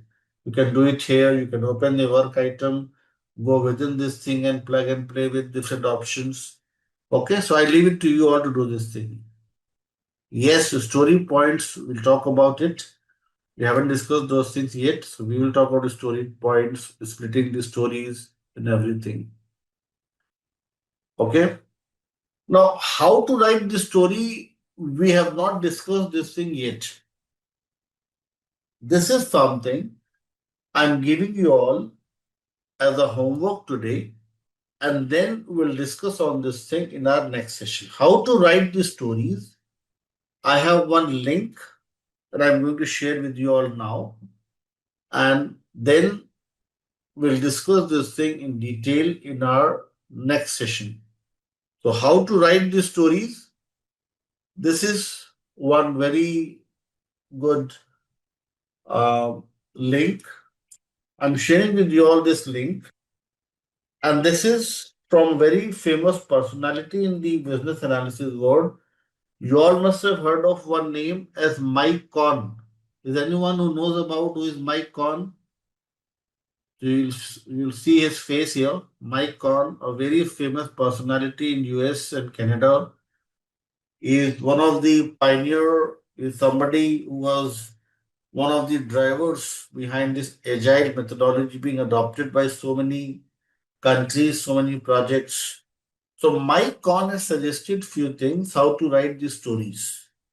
So before you listen to what Weber has to say about how to write these stories, it's better to listen to someone straight from the horse's mouth. Okay? So this is the homework for you all.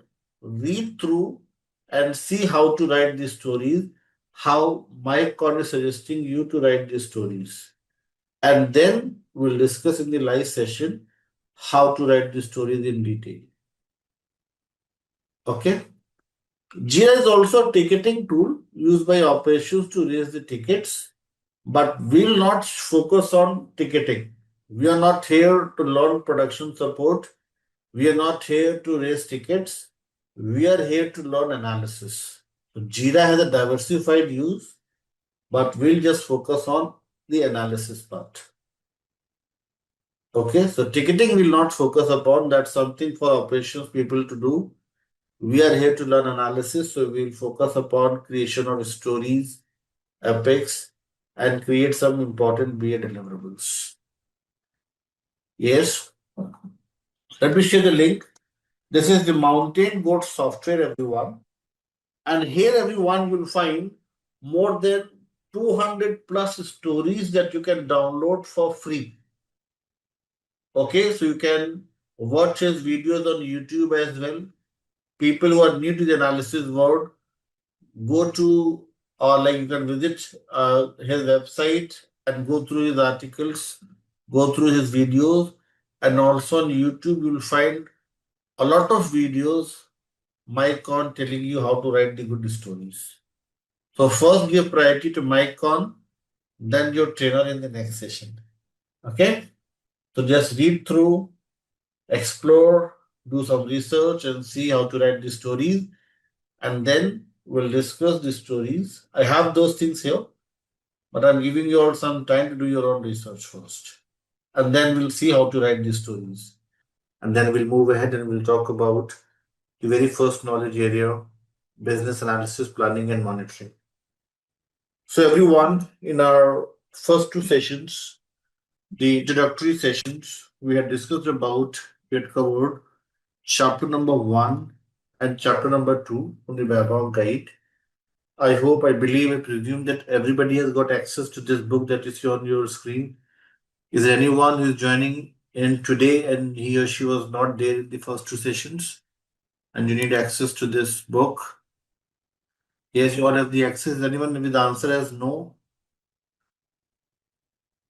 Yes, everybody has got the access to the book. Perfect.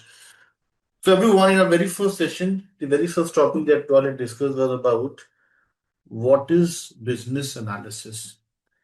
Here we have discussed about the importance given to the 5WH analysis to ask questions, gain more clarity,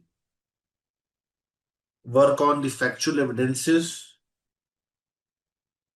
the zero level of assumption, research, exploration, investigation through a process centric lens, focusing upon the business objectives and not getting influenced by any key stakeholder, no implementation biasness. And these all things would help us come up with a proper, clear definition of business needs, then the corresponding solution. This would enable a change, and this change would help in continuous improvement. Alongside, we had also discussed about the purpose of the BABOK guide, everyone, and with the help of these statistics, we try to understand the importance and significance of the requirements and how these help us come up with a complete solution. In these statistics, we found that due to poor requirement, there are a lot of, you may say, defects, a lot of money spent and wasted on fixing the bugs and issues. So, all such things we have discussed, everyone, as part of what is business analysis and the purpose of the BABOK guide. Then, after these things, we have discussed about, everyone, who is a business analyst. Here, we had first discussed about the major difference between responsibility versus accountability. Responsibility is more about the ownership, working on the given task directly, whilst accountability is more about tracking, monitoring, evaluation, providing environment, and it's more of an answerable role. Yes, and then we have discussed about the responsibilities of the business analyst, and the very important one is to perform requirements elicitation. Whenever a BA is performing the requirements elicitation, it's an important thing for him to cry. And here we have discussed about the three important pillars to the requirements elicitation: collaboration, research, and the experiments. Collaboration we'll discuss in detail, maybe in our tomorrow session. As part of plan stakeholder engagement, we'll talk about how to identify the stakeholders, their characteristics, how to perform a stakeholder analysis, create certain matrix like RACI matrix, stakeholder matrix, and others. So collaboration we'll discuss in detail as part of 3.2. Research also we'll discuss with the help of few important techniques like data mining, data modeling, and others. Research is more about discovering the information, looking at the historical data and identifying certain patterns and trends in the historical data. All such exploration would be part of the research. Experiments we'll discuss if time allows today, as tomorrow we'll talk about creation of proof of concepts POCs, creation of the wireframes, and we'll discuss hit and trial as well. Hit and trial. These all are the important experiments performed by the business analyst. So that's how we had discussed. This is what we had discussed about everyone as part of requirements elicitation. We also discussed about everyone the structure of the BABOK guide. 6 knowledge areas in total from chapter number 3 till chapter number 8, 6 knowledge areas. 30 important tasks clubbed under these 6 knowledge areas and 50 important techniques to accomplish these tasks, to work on these important tasks as part of these 6 knowledge areas. So these were few important things, everyone, that we discussed as part of chapter number 1. Then as part of chapter number 2, everyone, we have discussed about the business analysis key concepts. And here, the very important topic that we have discussed, the first topic is the BACCM model, the BACCM model, or simply business analysis core concept model. Now, the question for you all is, Shivangi, Vijendra, and everyone else, here we have discussed about the 6 core concepts. Can any one of you help me know what are those 6 core concepts that we have discussed in detail as part of the backup model? If you all can recollect. So we have discussed about NCS and CVS need. We have discussed that this can be in the form of. Okay, okay. So not to worry. Let me share. Just give me a second, guys. Let me share with Vivek the drive link. It's an important thing for everyone to have access to this link. So Vivek and others, those of you who are not there, Bhupen and others, people who are not there in the previous 2 sessions. So please bookmark this link, and here you'll find CBAP ebook folder, and within this folder you'll find the BABOK guide. So it's for everyone. Please check and confirm, Vivek and others who are not there in the previous 2 sessions. Check and confirm. Is everybody able to download the book with 514 pages? Yes, Vivek. And how about Bhupendra? Yes, you are with me. Veena? Perfect. So, everyone, we have discussed about the 6 core concepts. Let's come back to our topic that we had discussed in our previous session. And one more thing, Vivek and Bhupendra, since you all were not there in the previous 2 sessions, you will find the recordings in your LMS under my classes here. I'll strongly recommend to go through the recordings of the previous 2 sessions. This would help you gain better understanding, and you'll be able to come up with, yes, more engagement, more discussion with me in the live sessions. So please ensure that you go through the recordings to really help you understand the topics better. Okay, so thank you, Vivek and Bhupendra. Yes, so we have discussed about need, change, solution, context, value, and the key stakeholders. As part of needs, everyone, we have discussed about that needs can either be in the form of problems, or this can also be in the form of opportunities to grow. For problems, we have discussed the canteen ordering system project, and for the opportunities, we have discussed about the WhatsApp Pay. Yes, change we have discussed is about act of transformation response to the given business need when we transition from one state to another. Like for example, in canteen ordering system, instead of going to the cafeteria, now people are ordering the food online. That's a change. Solution is way to satisfy one or more needs in a given context. Context we have discussed are the circumstances that influence or influence by and provide understanding of the change, that why a change has been initiated. So context is about the background, context is about the summary, the existing behavior that helps us understand 3 important things. So context would help us define the business objectives, the business drivers, and also the background. So somebody asks you this question in job interviews, that why it is so important to define context when you are analyzing and defining the backup model. So context is going to help you in creation of BRD.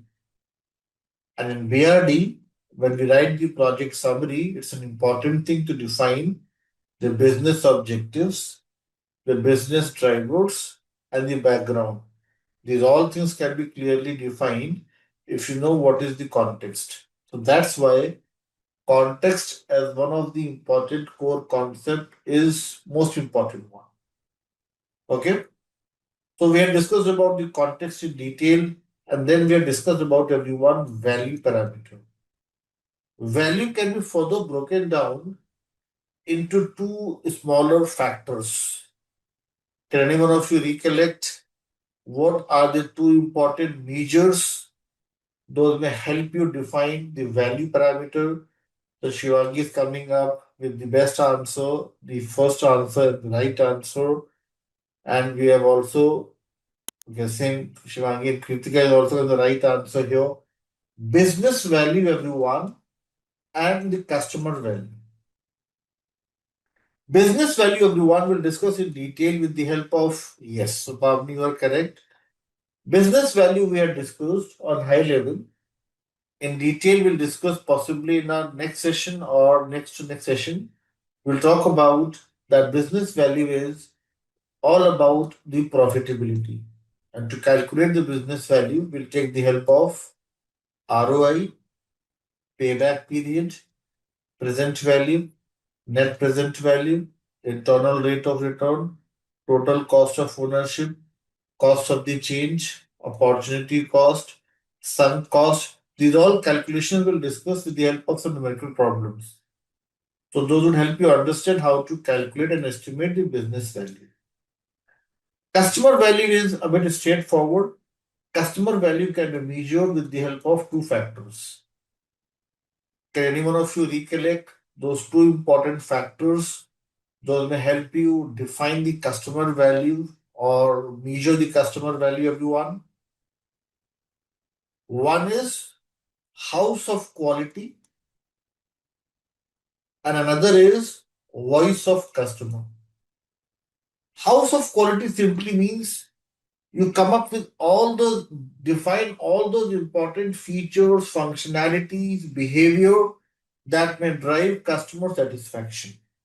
House of quality leads to minimum viable product.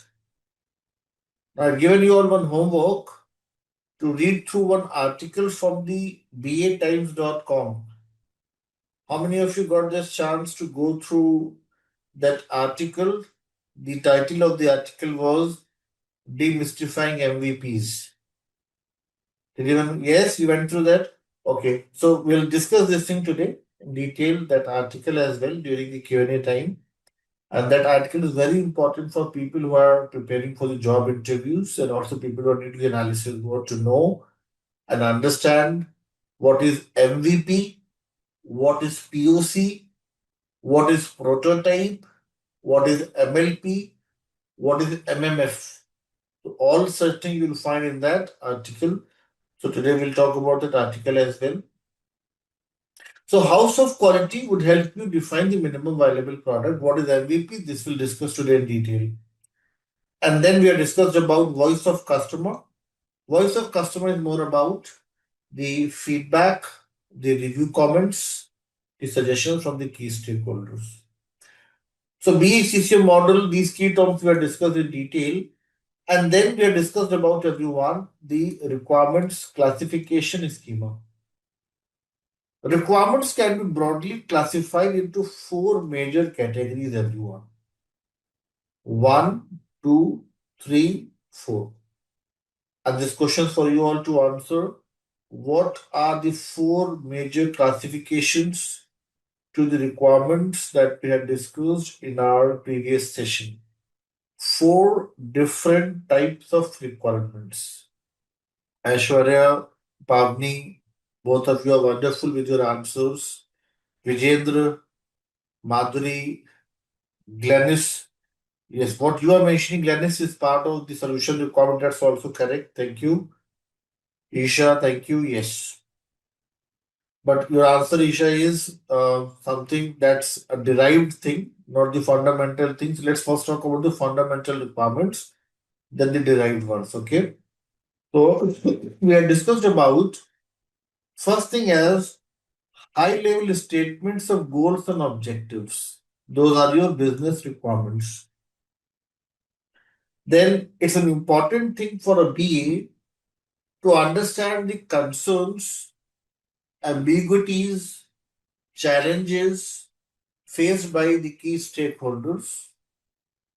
document their viewpoints and views, understand what are their expectations, understand what issues they are facing, and those all things are part of stakeholder requirements. Isha and those stakeholder requirements, business requirements combined together, these are documented in one standardized template, and that is known as BRD. Yes. Now, these two are everyone considered to be the high level requirements. BRD is the high level requirement.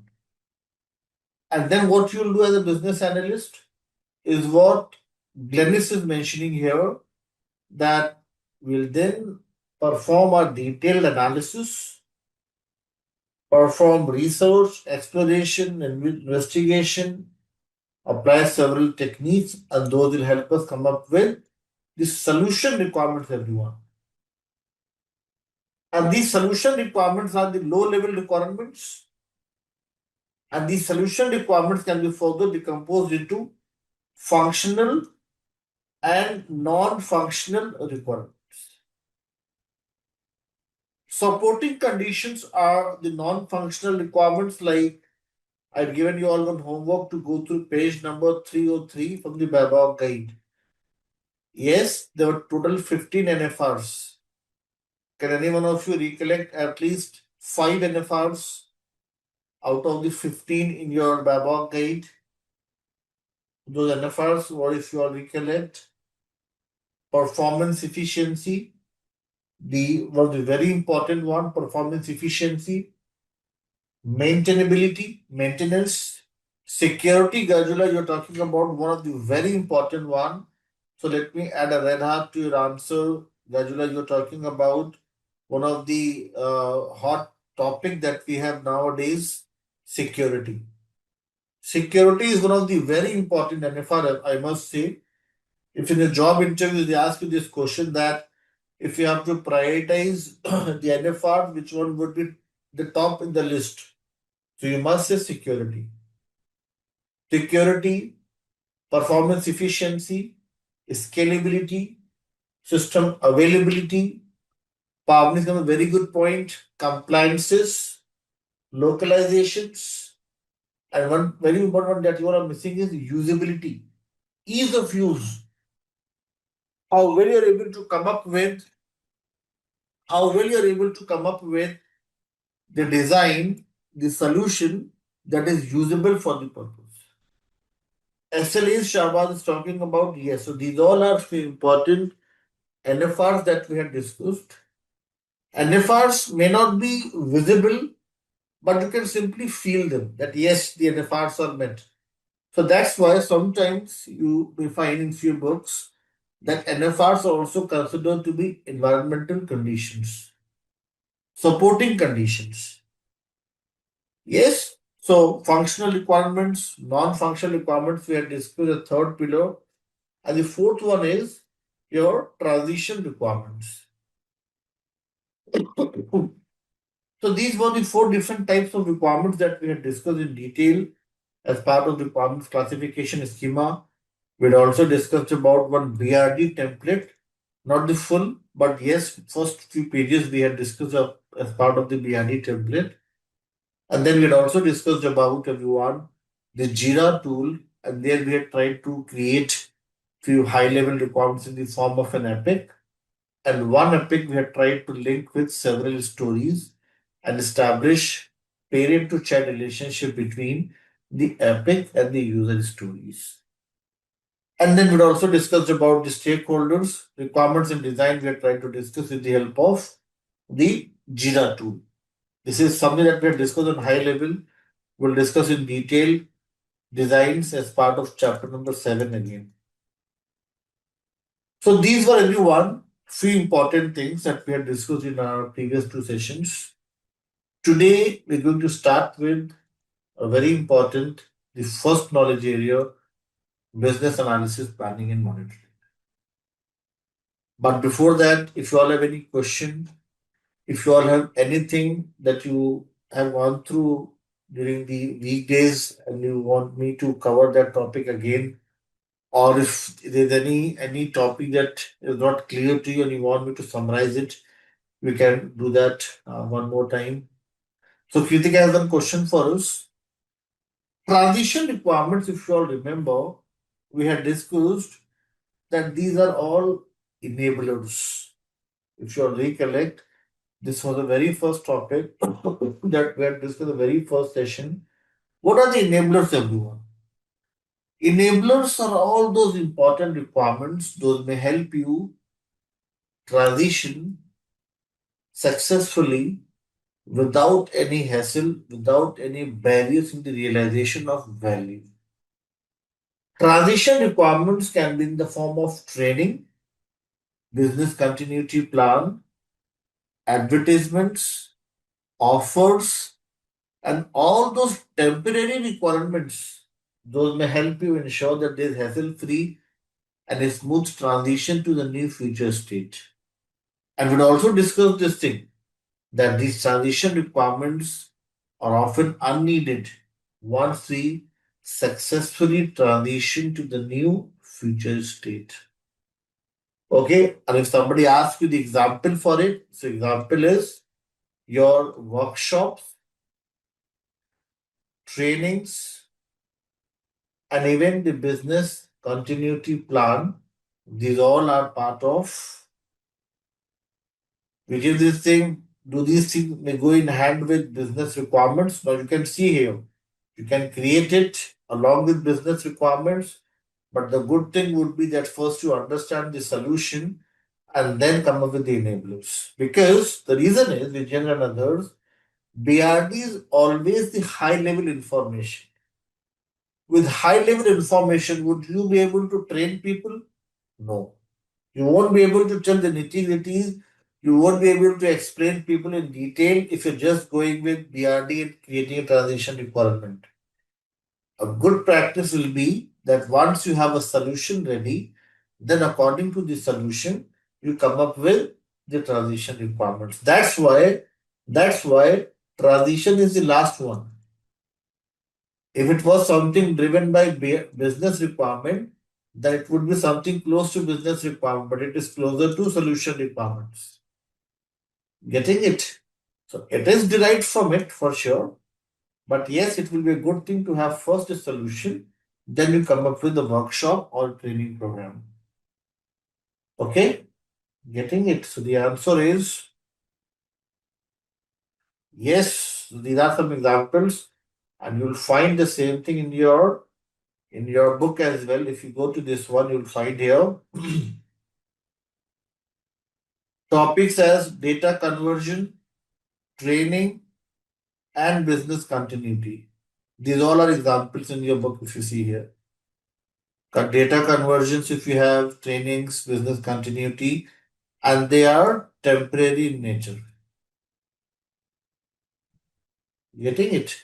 So basically, in simple terms, it helps your user gain more confidence. It helps you promote your product. It helps your user make an effective use of the solution or the product being delivered. As simple as that. Getting it? Yes. So that's your transition requirements. Any other question from you all before we start with our first topic for the day? FRD, yes. Now, Pavli is a very good point. Pavli is saying that you never talked about the FRD. The reason is, Pavli, in the agile world, today we'll discuss FRD in detail, but let me make it very clear. In the agile world, in the modern day agile world, in your word, I'll not say my word because when I started, FRD was the most critical document to create. But for you all, people who are new to the analysis world, creation of stories,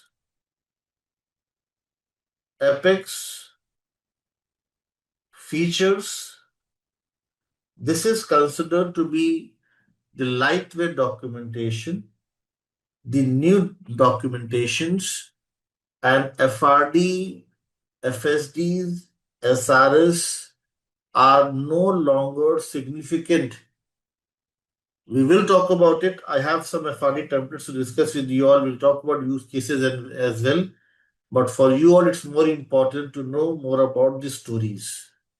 How to write these stories, how to document them, how to create the Apex. FSD, FRD, SRS is now thing of the past. When I was new to the analysis world, in those days, FRD and FSD was the most critical document to create. But now these are considered to be comprehensive documents. It's considered to be documents overhead. And in most of the projects all across the globe, nobody is creating it now. It's of no use. In the agile world, the tools like Jira, Azure DevOps have made stories more significant, more important, and FSDs are not that important. But yes, we will talk about it. I have FSDs in my drive link, if you see here, FSD and SRDs, and we'll talk about it once we'll reach to this topic, requirements analysis and design definition. Here we'll talk about FRDs and FSDs. Okay, so there is a difference for sure.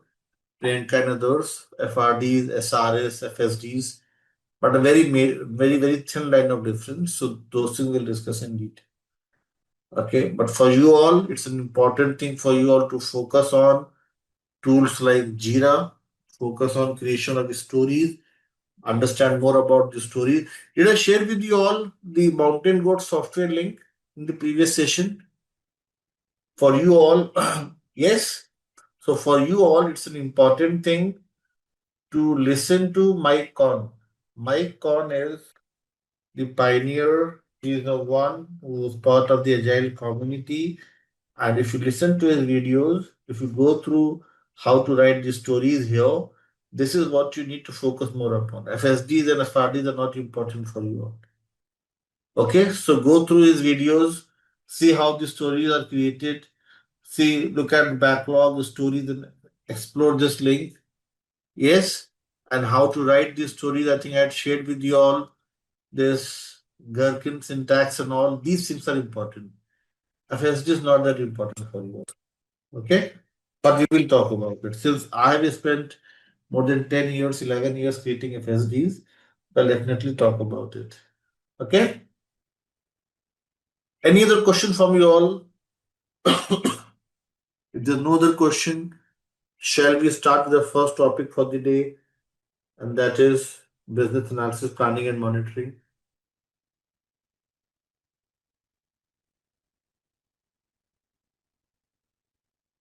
You all are with me following?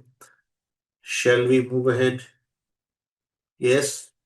So thank you, Shahbaz, Vipin, and everyone else, Gajula, and all. So the first topic for the day, everyone, is Akshay, Arnab, and others. Business analysis, planning, and monitoring, Raphael, and others. This is the ice-breaking, you may say, knowledge area, or a very important one to start with your analysis. And the name of the knowledge area is business analysis, planning, as well as monitoring. Popularly known as BAPM, business analysis, planning, and monitoring. And this knowledge area has 5 important tasks, everyone.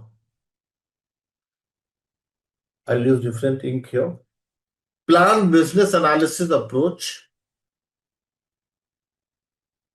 plan stakeholder engagement, plan business analysis governance, plan business analysis information management, and at last identifying business analysis performance improvements. And people who are preparing for the CBAP examination, for them it's an important thing to create some short form like this: A S G I P. Yes. A is your approach. Today we'll discuss about the approach. It can be predictive, it can be adaptive.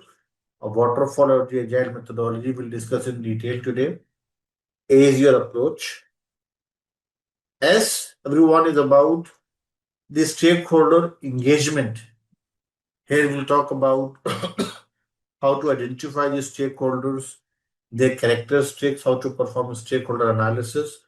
Those all things are part of stakeholder engagement. G stands for governance, I stands for information management, and P stands for performance improvements. Please make a note of this thing, everyone. And then we'll start with 3.1 plan business analysis approach. Once you've noted down this part, you can mention chat boxes done or give me a thumbs up. We'll then start with 3.1 and we'll discuss plan business analysis approach.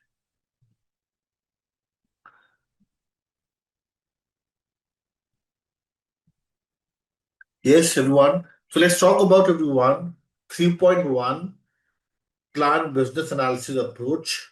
And let's see what we have as part of this task here. Plan business analysis approach, everyone. So thank you, Samrat, Supriya, and everyone else for your confirmation. Let's start with the first one, plan business analysis approach. So you all can see on your screen here, everyone. Ayush and everyone else. It says, everyone, define overall method to conduct business analysis activities. Now, method, everyone, Soumya, Ayush, and others, this can be a traditional method. This can be the modern day method, the new method, and it can be an old method. It can be a method when I was new to the analysis world. It can be a method when you all are new to the analysis world. Yes. So method can be everyone, the old one, or you may say old is not a good word to use. So I'll use the word traditional. Yes, method can be traditional. Method can be the legacy method or simply in bracket old one. Yes, like the trainer. And method can be the modern method, the new method. Yes. The traditional method, this is popularly known as the predictive method. And we'll discuss why it is known as predictive in a few minutes. And the new methodology is known as, can anybody guess what is the name given to the new methodology, the new ways of working? That word is accepted. The new method is adaptive. Yes, adaptive is the new methodology. The adaptive, the advanced one, the adaptive one. Predictive, everyone, if I talk about predictive, examples can be waterfall, V model, the spiral model. These all were like very important and very popular when I was the college pass out, when I was looking for a job. In those days, these methodologies were like, you may say, religiously followed in the IT world. But now, after around 20 years or so, there is a drastic shift. These are considered to be the old school, these are considered to be outdated, and these have all been replaced with adaptive methodology, and this includes agile and DevOps. So, everyone, we have discussed here about the methods. These can be of two types, traditional or the modern. Traditional methodology is known as predictive methodology. and the modern methodology, it is known as adaptive methodology. Adaptive in the sense, it is more flexible in terms of delivery, in terms of documentation, in terms of communication, in terms of release plan as well. So that's why it is adaptive and this is predictive. Please make a note of this, everyone, and then we'll discuss the differences between the two, predictive versus adaptive. So first make a note of this thing. Also this it's mentioned in your class notes. Once you are done with this thing, give me a thumbs up. We'll then start with the difference between the two.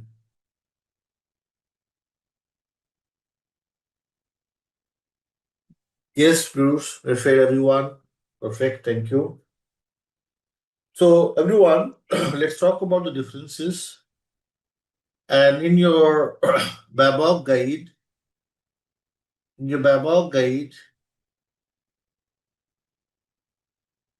I think you have just joined. Yes, I was missing your responses. Thank you for your thumbs up. So, in your BABOK guide, everyone, page number 27, I request you all to please open this thing pally on your screen as well. This table that talks about the difference between predictive and adaptive. Please check and confirm. Is everybody able to find this table in the book? Approach predictive versus the adaptive. Please check and confirm. Page number 27, everyone. Yes? Law, so and everyone else? Perfect. Now, you all can see, everyone, there are four important differences. People who are new to the analysis world, learners who are preparing for the job interviews, this table is very, very important for you all. You all can bookmark somewhere, you all can write it somewhere that it's an important thing for you all to know the four differences between the predictive and the adaptive methodology. Yes, first one, everyone, is solution definition. Let's focus here. It says defined before implementation to maximize control and minimize risk.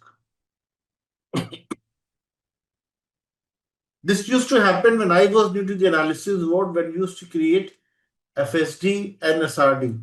Today you all had questions around it, FSD, SRD. So this used to happen when we used to write FSD and SRDs. But now what is happening? If you look at this keyword here, define in iterations to arrive at the best solution or improve an existing solution. Now, this is a very important thing for us to understand. Let's try to understand this thing with the help of one example. The very first point, solution definition. So let's try to understand this thing now. So let me create some data here, some example here. So we are talking about, everyone, the approach. And let's first talk about the predictive approach. In the predictive approach, everyone, there was one terminology, SDLC, that was very popular. Can anybody help me know what are the important steps that we follow in the SDLC, the software development life cycle? People from the engineering background, people who have been into analysis or development for some time. What is the SDLC, software development life cycle? Let me write it here.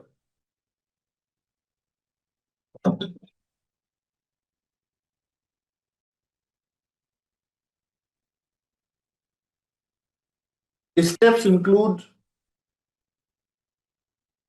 requirements gathering, You have gathered the requirements and you come up with corresponding solution.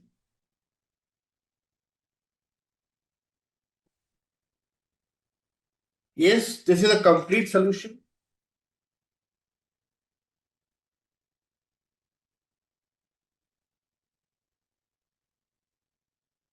Then once you have the solution, then you'll ask your development team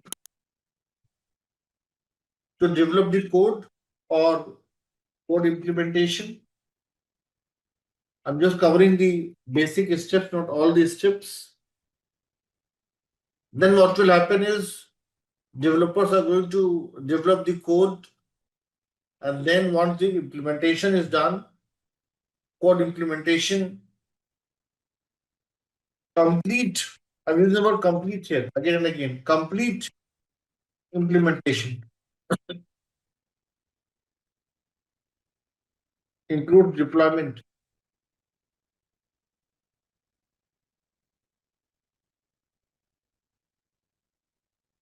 Once this is done, then there will be testing,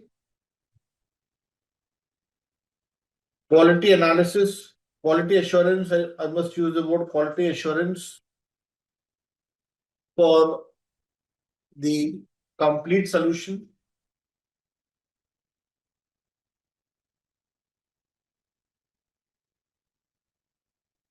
Complete solution. Then what will happen after the testing? What's the next thing? The user acceptance. Yes, after user acceptance, what you'll do? You'll go live or you'll push the change to production. Yes, yes. So user acceptance is about the sign off and then you deploy it to the live environment. Yes. And then if there is some issue, then you will maintain the things. Yes, these are the important steps, everyone. Now, everyone, this is what we used to do in the predictive world. And let's try to understand what is happening in the new agile world. In the predictive approach, the release plan is equal to sometimes 3 months. It can be 6 months, or even in few projects, or even 1 year. Yes, everyone.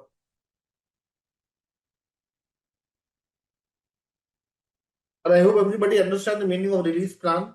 Yeah, release plan simply means you analyze, you develop, you test, and then finally deliver a solution within a given time frame. That's a release plan. Now, what is happening, everyone, in the adaptive world? In the adaptive approach, there is a slight twist in the tail. There is a slight difference. Release plan, let us suppose it's of 3 months. But what we are doing is there is a concept of partial release, or you may say incremental delivery. So what is happening is instead of sharing the complete product at the end of 3 months, we are sharing the partial solution after certain time period. Let us suppose I say we are coming up with a partial release that after every 2 weeks we will deliver for R1 requirements solution S1. Yes.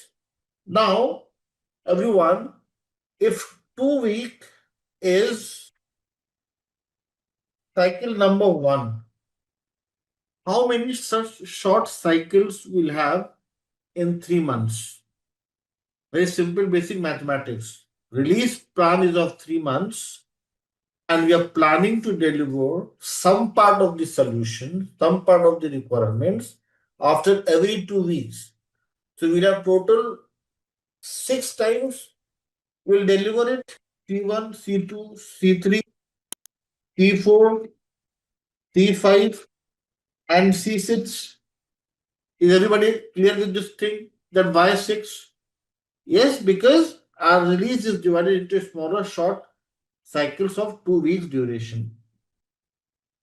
Now, what is happening here is, in C1 you deliver S1, in C2 you deliver for R2 S2, and in C3 what you're doing is R3, and for this one S3, and similarly for C6 you have R6 and you have S6 as a solution. So what is happening here, everyone?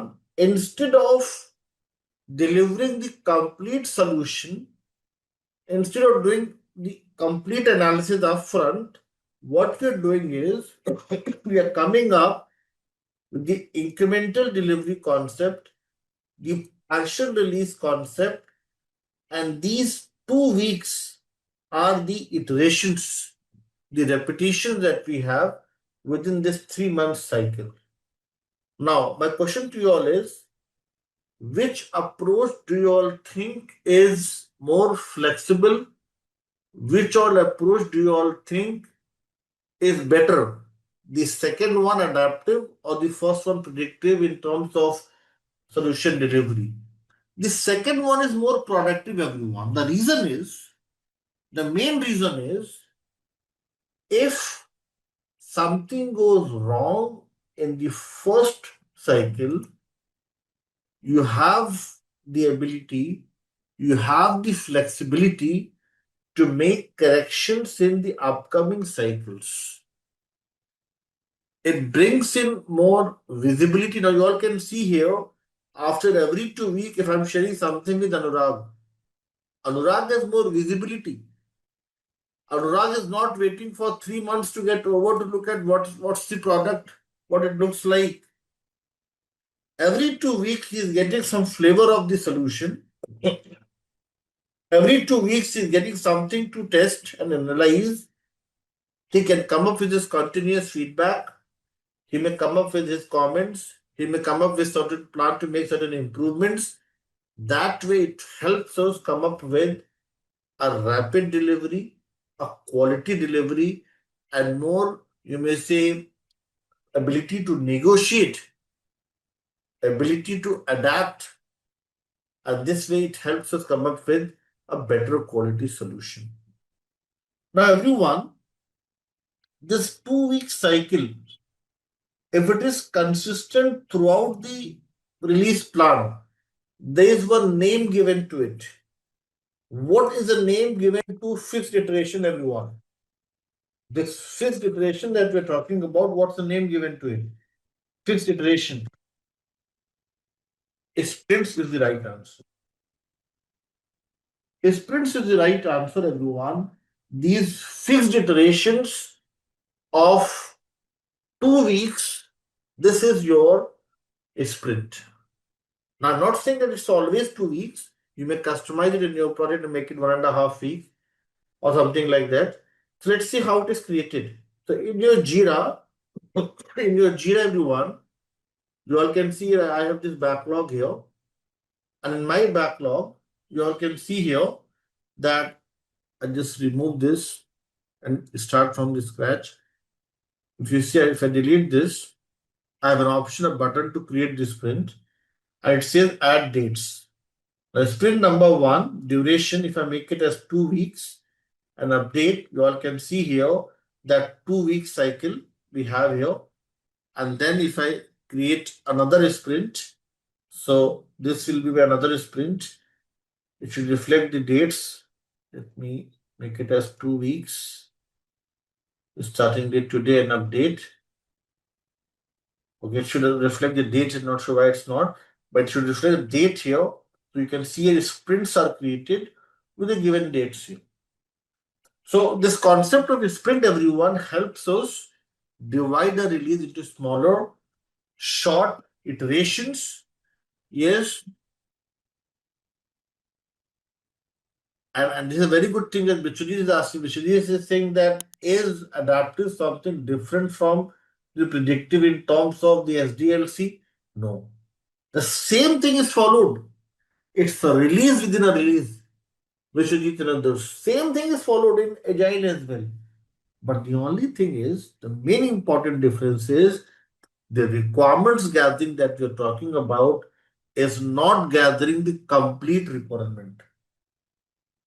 Adaptive comes up with this concept of partial, breaking down into smaller fragments, iterations. So cycle is going to remain the same, but the only difference is it's not the complete requirement.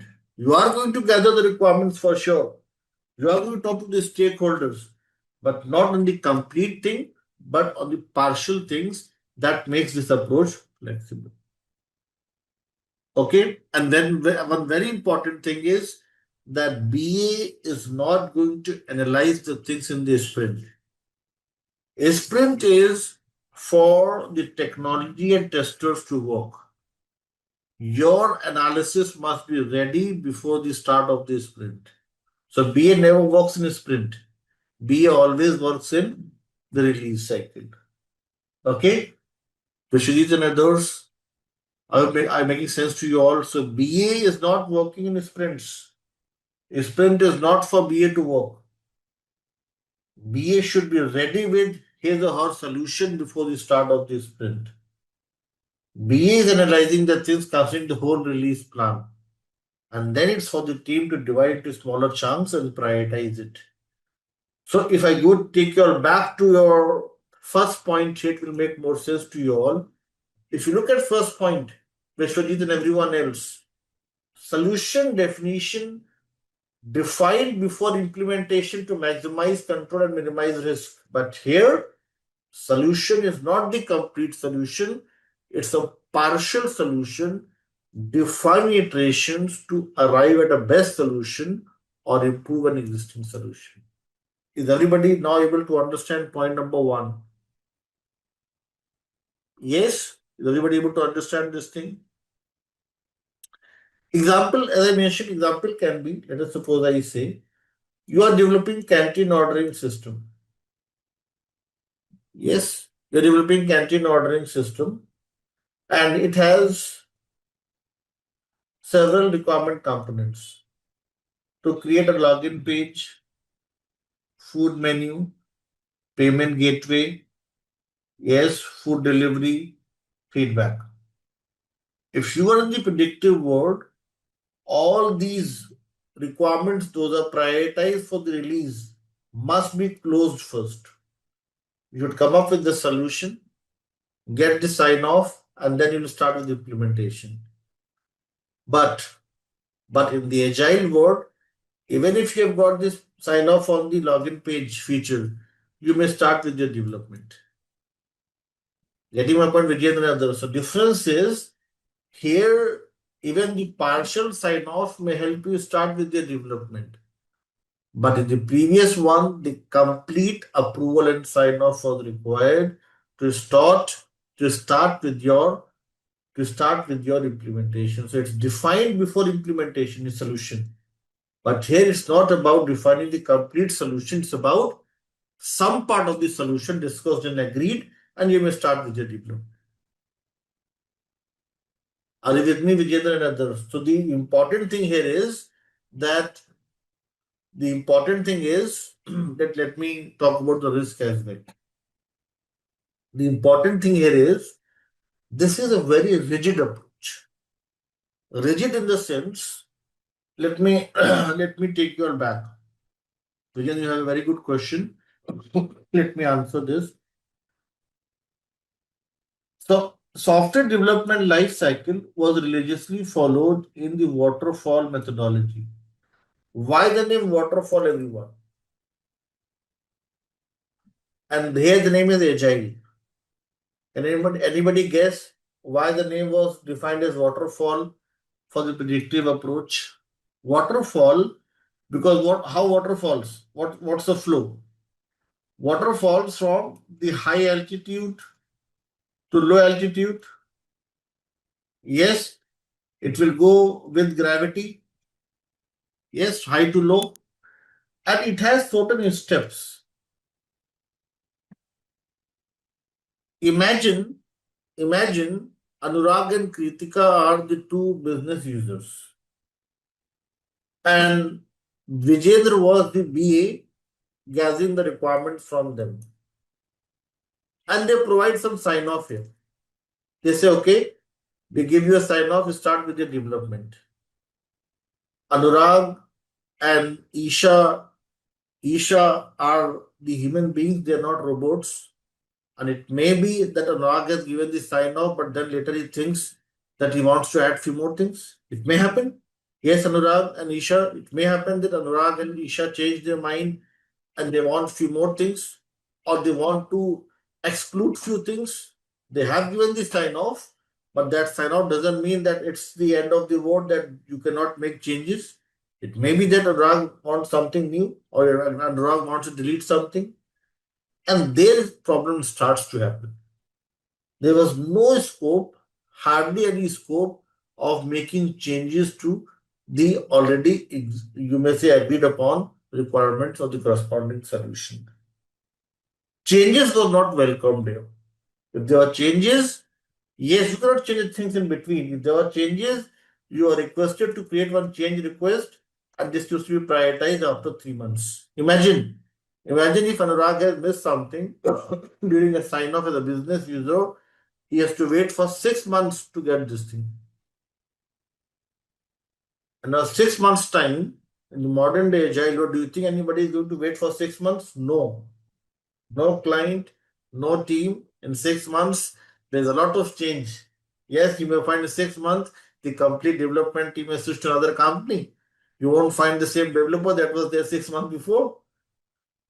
Yes, if you look at the trend, earlier people used to spend 15 years, 20 in the same company. But if you talk to people, the young blood, they'll say in last 4 years I switched 11 companies. But that never used to happen 20 years back. Yes, so what is happening, everyone? The thing is, we are in the adaptive world. Yes, it's about the rapid delivery of the software, the quality delivery, and that's why the traditional approach, yes, constant change and the ability to handle that change, that makes this approach more fruitful, more, you may say, acceptable to everyone. Yes, Vijayendra, are you getting the answer to your question? Are you able to understand this thing with the help of example that I've shared with you all? So the example is, if you come up with a complete solution first and then try to implement it, it's the predictive approach. But if you're able to get the partial sign off on even some part of the solution, and if you're able to start with your implementation, it's you are working in the iterations, the small cycles, the small partial release within a given release. Second point, everyone, is the very important one, and that is level of formality, everyone. Now, today I remember somebody was mentioning that did we talk about FSD, SRD, SRS, and I said no. The reason is, if you look at the second point, we'll get the answer. I'm not able to recollect the name. Was that you, Pavani, somebody else who talked about FSDs today? So you can see here, formal information is captured in a standardized template in the old world. Example, FSD, SRD, SRS, even the BRD. I'll add BRD to this list as well. But now, in the agile world, they are using this new terminology, and that is the light weight documentation.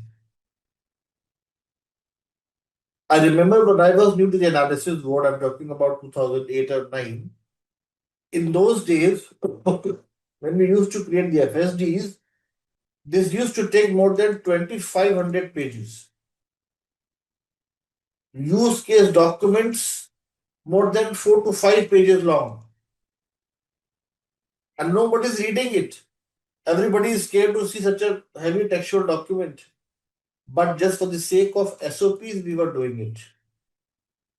But now, those FSDs, SRDs, SRS have all been replaced with the lightweight documentation using tools like Jira, Azure DevOps.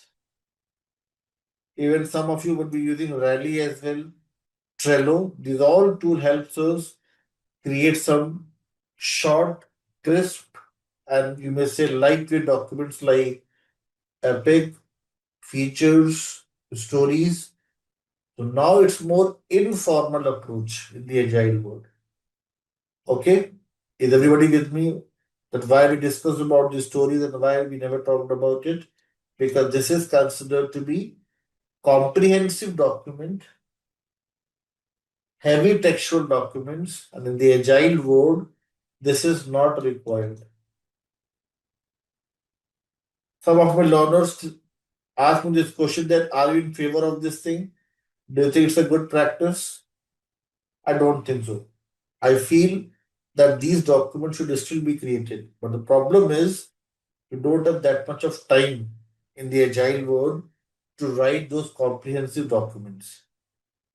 These documents used to help us in knowledge transfer, understand the things better, know all the important protocols.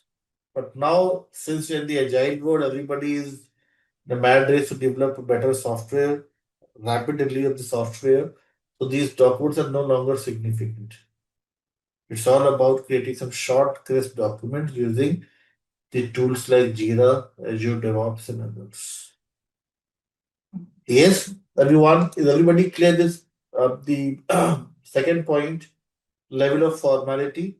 So, in simple terms, the protocols, the SOPs, the standardized templates are getting replaced with lightweight documentation. Comprehensive documents are getting replaced with some small, short, crisp documentation with the lightweight documentation.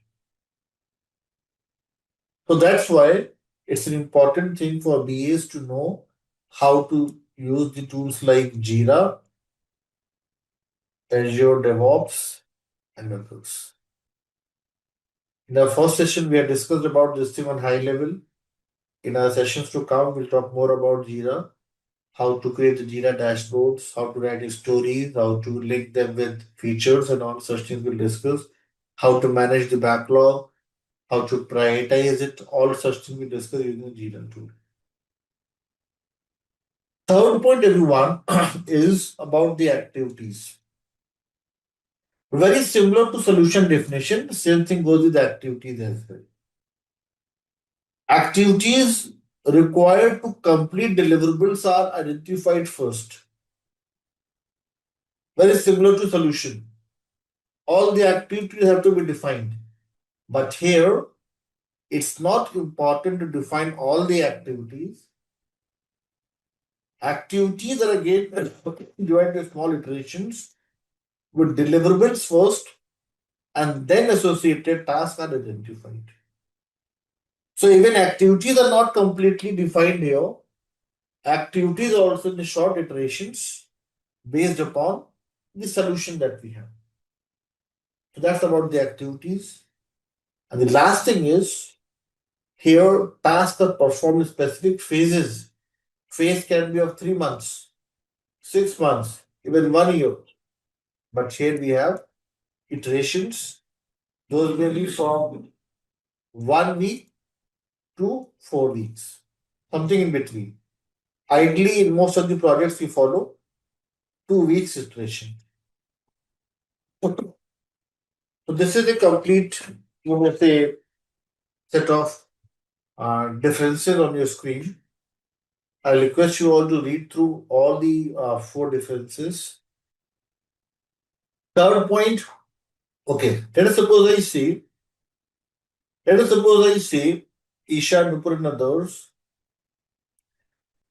we are talking about one activity, and one activity is, let us suppose I say, I'll make it very simple for you all. If I say your solution is canteen ordering system, this is what you have to create. Activity is to come up with the more simplified solution. And here, in the predictive approach, what you'll do is you'll come up with WBS, work breakdown structure, and decompose everything. Login page, email address, user ID, password, one-time password, department, and other details. First breakdown. Second breakdown of the food menu, all the food items. Third, about your payment gateway, all the options. Fourth, about your food delivery, all the options. This is how you come up with the, you may see here, activities required to complete deliverables are identified first. This is how you'll come up with the things in the waterfall board. Define all the activities here. And then you start with the development. But in the adaptive world, this is not required to have everything. Let us suppose you're prioritizing login page in the Scrum Sprint 1. You just need these details to start with. In the second sprint, you need these details. So it's not required to have everything before you start with the development. Whatever you prioritize as a solution, for that thing you'll need the set of activities. Are you with me, everyone? You don't need the full activity. You don't need the complete list of activities. You only need the activities those are pertaining to, those are linked with the partial solution that you're going to implement. Okay? Are you with me, everyone? So activities are also, you may say, partially prioritized, not the full set of activities. That's how we work in the agile mode. In simple terms, it's about partial delivery concept wherein you break down the requirements into smaller chunks and work in an incremental delivery. Incremental means step by step, one by one, not everything in one go. Okay? So that's about the activities divided into small iterations with deliverables first and then associated tasks. Like you all must have seen this thing that now in the agile world, in the user stories, we have an option to add these subtasks. How many of you are doing it? Subtasks are nothing but the activities, those are within the given solution. Yes, getting it. And I think in planning, are we not going to break down and then prioritize? Yes, you are going to break down, but in the predictive thing, full breakdown. There's a difference. Here, it's a full breakdown, and here it is partial breakdown. Partial breakdown, everyone, helps you prioritize smaller things, small little things in the first few weeks. It's not about the full breakdown, full solution, and then implementation. No. You are coming up with an incremental delivery and others. So breakdown is not the full breakdown. It's about the partial breakdown based upon the solution, partial solution that you have prioritized, and accordingly you work. Yes, you're working in bits and pieces. That's the, you must say, the good thing with adaptive mode. Getting my point? Yes. So it's not about, like I'll give you one more example. in when I used to be like if I take you back to the year 2012 when I started as a trainer, in those days what used to happen that when we used to start with the live session, oh, sorry, I used to tell my learners that today we'll discuss these topics and we'll target to close them today itself. And this chat box was not there. We used to have the traditional Cisco application WebEx, if you all have heard of. In WebEx, we have an option to of Q&A. And what used to happen, I used to continuously speak for 2 hours, and after 2 hours, I used to open that Q&A when all the questions were listed. And then I used to go through those questions one by one. But now you see the change. I haven't mentioned that which all topics I'll cover. I've just mentioned this is the topic for today's discussion. And then you all are coming up with your questions parallelly. What is happening? This is the agile training as well. Yes, we are not focusing on the full thing. We are just focusing on one thing at a time. People gaining agreements, we are resolving conflicts, building consensus, and then moving forward. That's the good thing with agile, everyone. Yes, Shivani said it may be difficult to decide on the timelines. No, let me make it very clear. Sprint planning, when we talk about the adaptive board, it's part of your planning that you decide before the start of the cycle what is going to be the duration. Like, for example, if I say release one and we decide together as part of the management team that for this release we'll have 2 weeks iteration. This is going to be fixed throughout the 3 month cycle. If you're not able to deliver something within a sprint, it may be like pushed to the next sprint. So we have this flexibility. It's not like if you promise that we'll deliver something and we're not able to, then there will be penalties. No. You have come up with certain estimates, you'll try to complete it. If not, let's push to the next sprint. Yes, so it's not difficult. It's very planned approach. It totally depends upon how management decides how to size these sprints. Usually you'll find 2 weeks duration, but in a few projects, it may extend to 3 weeks, 2.5 weeks, based upon what management decides. Yes, but what agile community suggests, the ideal duration of 2 weeks duration. Okay. Yes, Anna, Isha, Shivangi, Pabni, and others, are you all with me? Like we have SDLC of predictive, what do we have? As I mentioned, the same thing.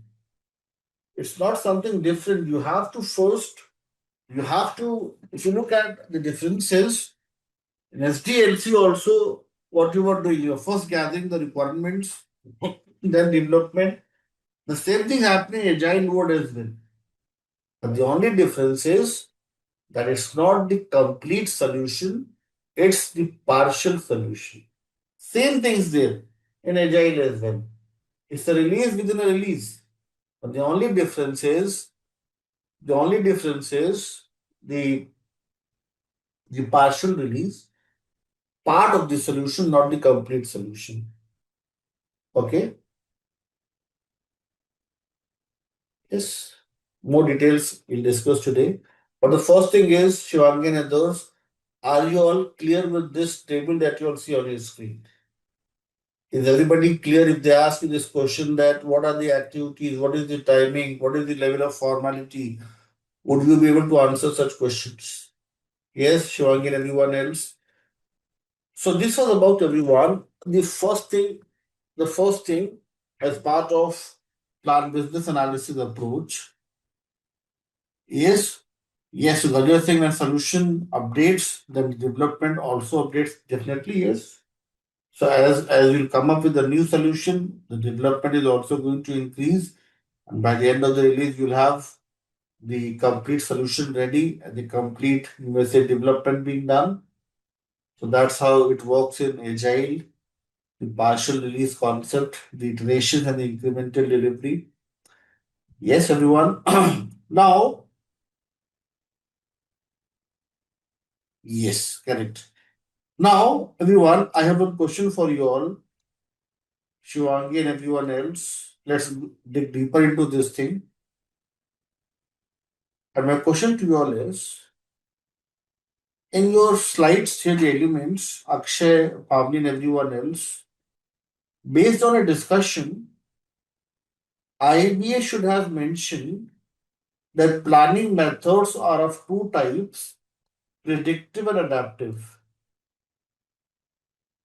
But to my surprise, but to your surprise, they have mentioned falls between.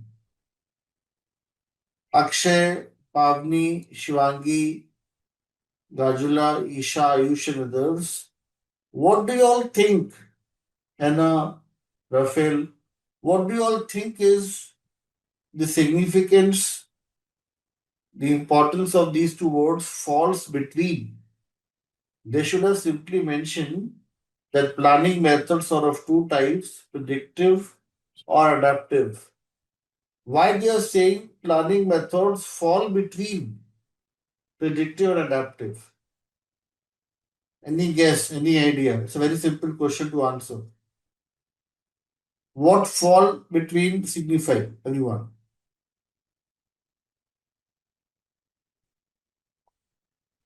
Not the requirement, something else. Lawyer saying we are typing. We know the answer. It's a basic one. Yes.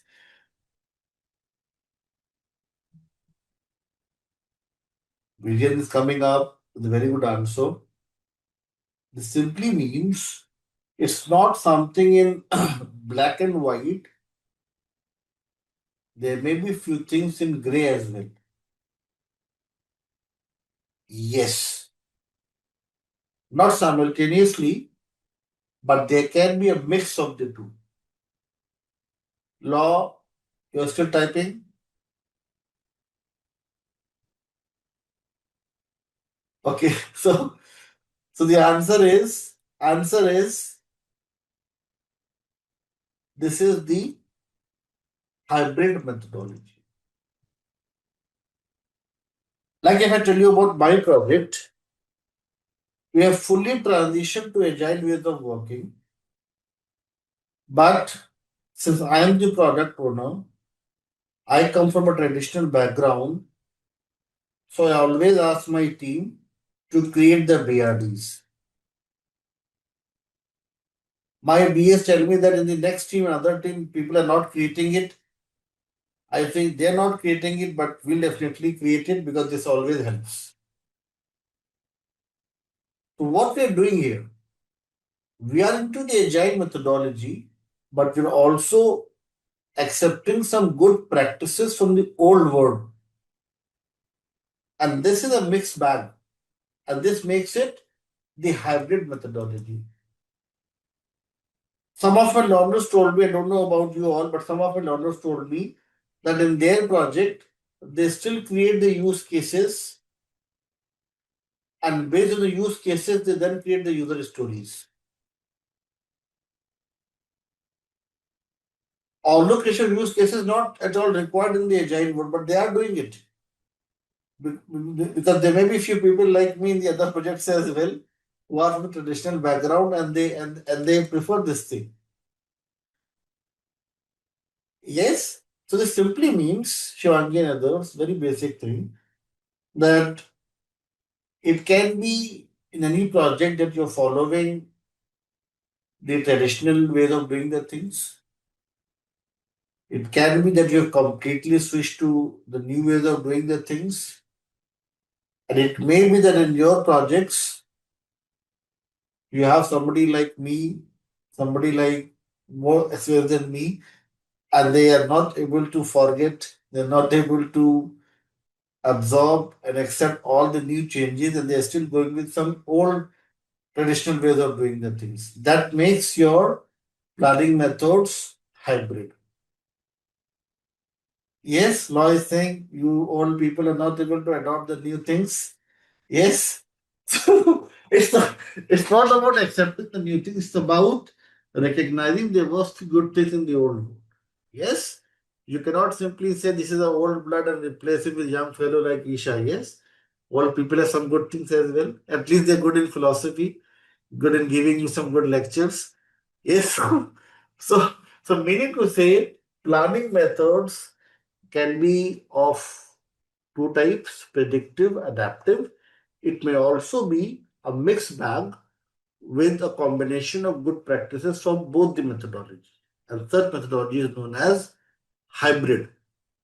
Yes, Shivangi, Isha, and everyone else, you all are with me, following the significance and meaning of false between. So, false between is a combination of the two. Best practices from both the worlds combined together. Now, second thing, everyone on the screen, formality and level of details of BA deliverables are based on the planning approach. Oh, sorry.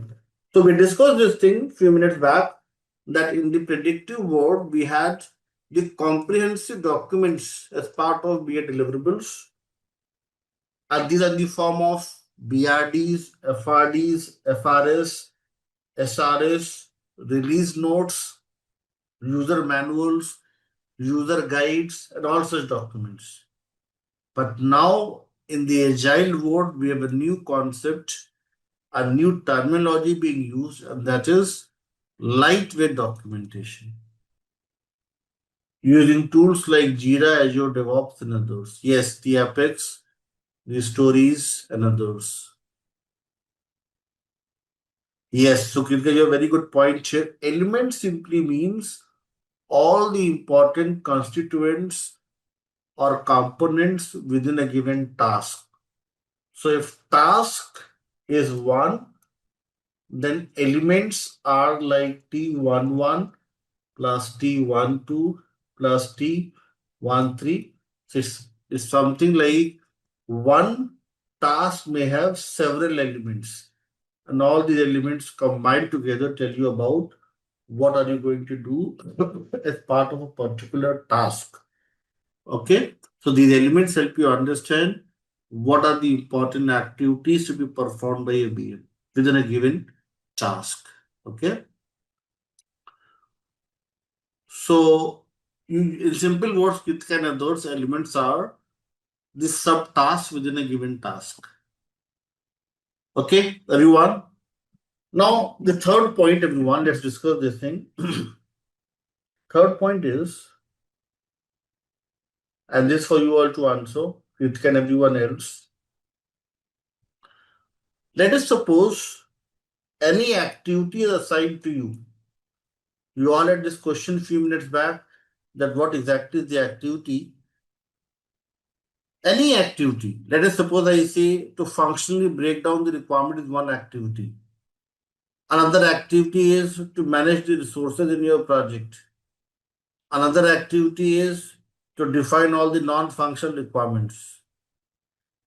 BABOK guide says that if any activity is assigned to you, break it down into smaller fragments, into smaller tasks.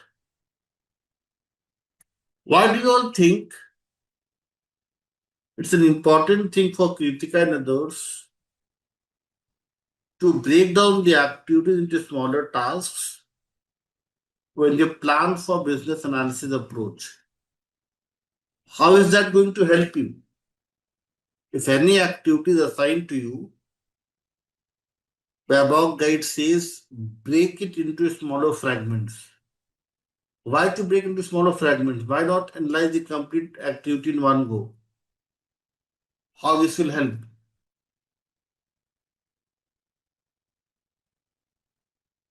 Kritika is saying it will give us more clarity. Akshay is saying we can complete tasks in parts. It will make it iterative. Gajla is saying it's more efficient. And all these answers, so wonderful answers. Yes, brilliant. Thank you so much, everyone, for your sponsors and Rag and everyone else. Yes, it can be completed easily. Now, let me explain this thing. So, these all answers are wonderful answers. Thank you, Samrat. Law is saying it's easy to implement. Okay. So it's correct. So in your class notes, everyone, session number 3, page number page number 5, I mentioned few points. Let's see if you all agree with this thing or do you all differ and you have some questions for me. We are talking about, everyone, the work breakdown structure. Breaking down the activities into smaller tasks, and it has a few advantages as listed below. First thing is, everyone, it promotes granularity. That is analysis at the more fragment or atomic level. And what exactly happens, everyone, when we're able to decompose the things into smaller fragments, we're able to gain more information, more detailed view that makes the things simple to understand, and then your team is going to make less number of assumptions. Did we talk about the creative tool in our live session? Did we discuss about this tool? Let me show you that tool once more. So what exactly happens is, like, everyone, when we create a work breakdown structure, this would help us come up with more fragment level information. That's the first thing. If we have some fragment level information, it will help us in task allocation. Let us suppose I say Kritika is the lead BA or the product owner, and she's getting some requirements to analyze. She's creating some smaller features, and those features can be distributed among several BAs, and they all are working on those features. So it also helps in task allocation, and in a way makes tracking, monitoring, and tracing easier. And in turn, this helps in delivering better quality product to the end users. Third point, everyone, is a very important one. Let's read this third point. Third point says, everyone, analysis at the granular level helps to ensure that solution aligns with the stated requirements, and this helps to avoid the scope creep condition. What happens is, if you're able to come up with more simplified information, more detailed information, clear information, precise information, this helps everyone develop a clear understanding, and then chances to absorb creep. Creep is any redundant, duplicate, or unwanted component can be minimized. So they will ask you this question that why at all we should do this thing. This will always help us come up with more simplified solution, more detailed view of the solution, more granularities, more fragmentation, and that helps to avoid any creep, any redundant, or any duplicate components in our solution. And fourth point, everyone, is about something linked with point number 3. It also helps you define the scope. This helps to get clarity on the important requirement components, and in a way it will help you define the scope for the given set of requirements. Fifth point is summary of all the 4 points above. It says WBS promotes atomicity. Atomicity is all about granularity, fragment level information, low level information. So this is how point number 3 helps you in coming up with more accurate solution without a redundant or duplicate components.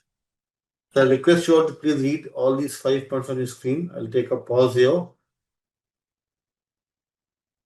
Point number 6 is about few important techniques we will discuss in the sessions to come, like functional decomposition, requirements traceability, mind mapping.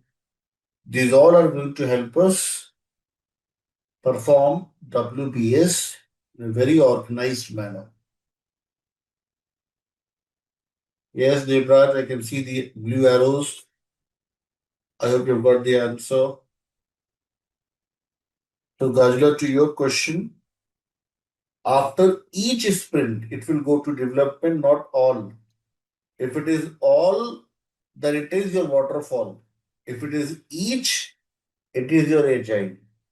Okay, Gajla? So that's a good thing with agile that after each, any one, you're done with sprint number one, you're done with your development, you'll go to the next one. So every sprint you'll find the development as well as testing to come up with a partial solution. Not wait for all the sprints to be done. Sprints are meant for development and testing.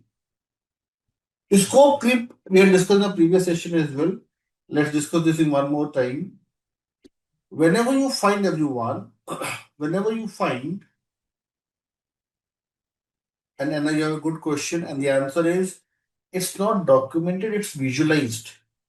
And you can see here all these templates are here. So WBS is generally visualized, and you can see all these templates. Let me share this link once more. So WBS is generally in the form of a block diagram, a chain diagram, kind of an organizational model sometimes. So it is generally visualized, not you can document it for sure, but the better approach will be you create some block diagram like this. Yes, Anna. Coming to your question projector here, scope creep simply means when your solution has certain redundant or duplicate components. For example, let's take one example. In your hospital management system, you have one important feature book an appointment with doctors.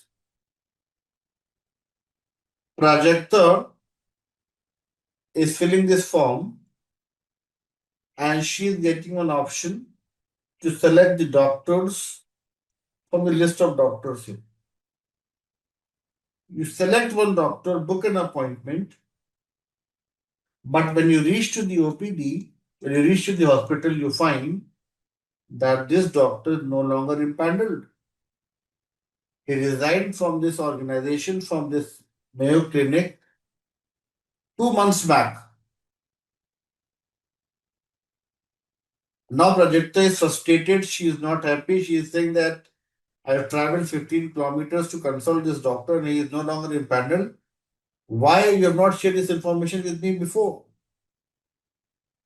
So Prajakta, imagine if you are a BA, how you will correct this problem? What you will do then? As a BA, you will ask your development team that in the database add one flag as active or passive, and only active doctors should be displayed on the screen. Yes or no? If somebody has left, the flag should be P for him. If somebody is active, the flag should be A. And that way you'll be able to ensure that there is no scope creep. And why the scope creep is happening? This scope creep is happening because you have not come up with the detailed information. Update the list, yes, update the list so that you have the active doctors in the list available here, and there's no one who is no longer impaneled appearing in this list. So a scope creep, everyone, is when unintentionally or intentionally you find there are few things added to this solution and that's causing noise. That's causing chaos and confusion. That's not required, but it's part of your solution. Yes, Lois send notices when a doctor leaves to reschedule. Yes. And hide those things, as Shreya is mentioning. Yes, hide those things. If somebody is passive, his or her name should not be populated. It's a very simple. If you have to write this code in Python or in C Sharp, it's very simple. If an else statement you have to write, and this helps you come up with this refined set of list. Is everybody clear with what is scope creep? So scope creep is, everyone, I've written the definition here. Let's read this. Scope creep is when solution grows larger in size and accommodates a few unwanted, duplicate, and redundant components. This causes components outside the solution boundaries to penetrate and become part of any scope requirements. Examples of scope creep, everyone. In HMS, if list of doctors at Mayo Clinic include some doctors, those are not impaneled. This is redundant information, scope creep. In canteen ordering system, yes, Veena is a very good answer here. Veena is saying that scope creep, to prevent scope creep, yes, I'll add just prevent. To prevent scope creep is about avoiding any redundant, duplicate, or unwanted information or any unwanted component. Yes, so it's all about wrong, unwanted. Sometimes information is correct, but it's not valuable. Then as well, we have to remove those things. So it's all about the requirements that add value to your solution. Yes, sometimes what happens is we add a lot of things and those are not adding any value. So those are also redundant. So those are not wrong, but redundant in nature. Out of scope requirements, yes. In canteen ordering system, employees of nearby offices ordering food is again the scope creep. Okay? Is everybody clear with the scope creep? When I ask this question, Prajakta, are you clear with what is scope creep and how to avoid scope creep? You'll be able to avoid scope creep if you're coming up with more detailed analysis, you've done your proper research, you have factual evidences to, you may say, support your arguments. So this was about, everyone, the WBS, very important thing. You all can use these templates to come up with the WBS. Now I have one homework for you all. I hope you all have got access to the projects in your LMS, canteen ordering system, library management, WhatsApp, pen, HMS. Yes. Now, NI and others, the homework for everyone is in your projects, there is one task here. Write down the main feature that needs to be developed. Please check and confirm, everyone. Is everybody able to find this task in your projects? Write down the main feature that needs to be developed. Now, you all have to use the WBS template. Something like this, you can use any tool of your own choice and then come up with a functional decomposition. And in tomorrow's session during Q&A, you all can share with me how you have worked on this task. And if you have any question, we can discuss. You just simply need to, let us suppose I say I'm talking about the HMS. So for the HMS, this is the first level. Next level decomposition can be patient registration, appointment with doctors, what else? Lab tests, medicines, what else? Your billing, and then decompose this one. So this way you all have to create one WBS for the task that you have in your projects. And it's a common thing in each and every project, everyone. In WhatsApp page, you'll find it as task number 7. In HMS, you'll find it as task number 5. Okay. So work on this thing and then you can share your findings, your analysis, whatever you have documented in tomorrow's session. That's the homework for you all.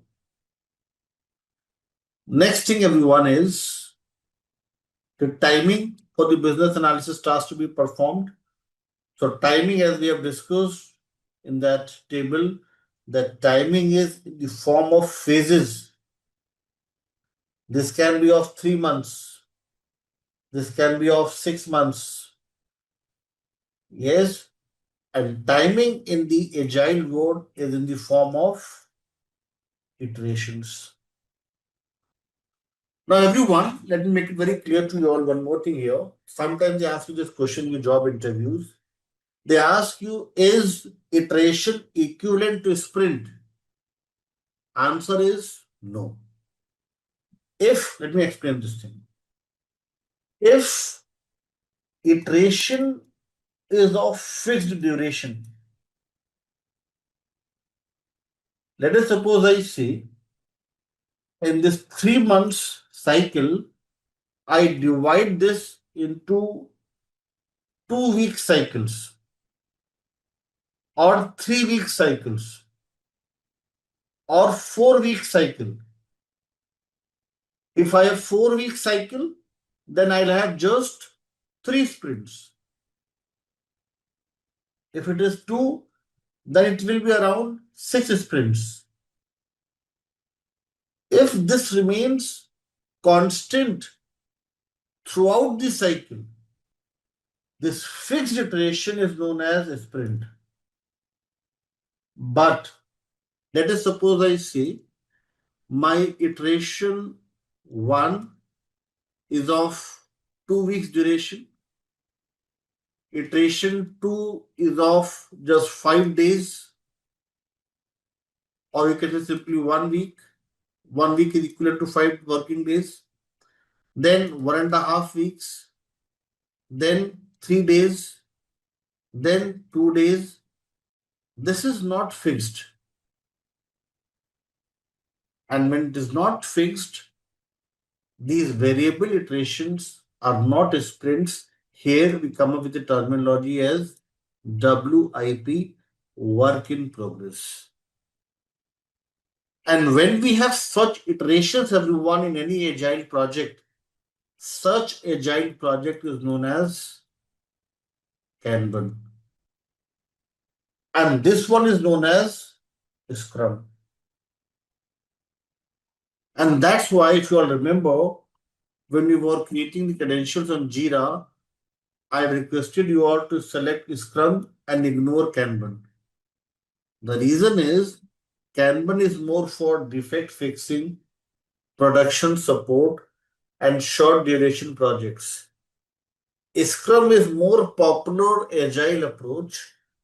The reason is it helps you in coming up with very organized structured development, since we have fixed iterations in the form of sprints.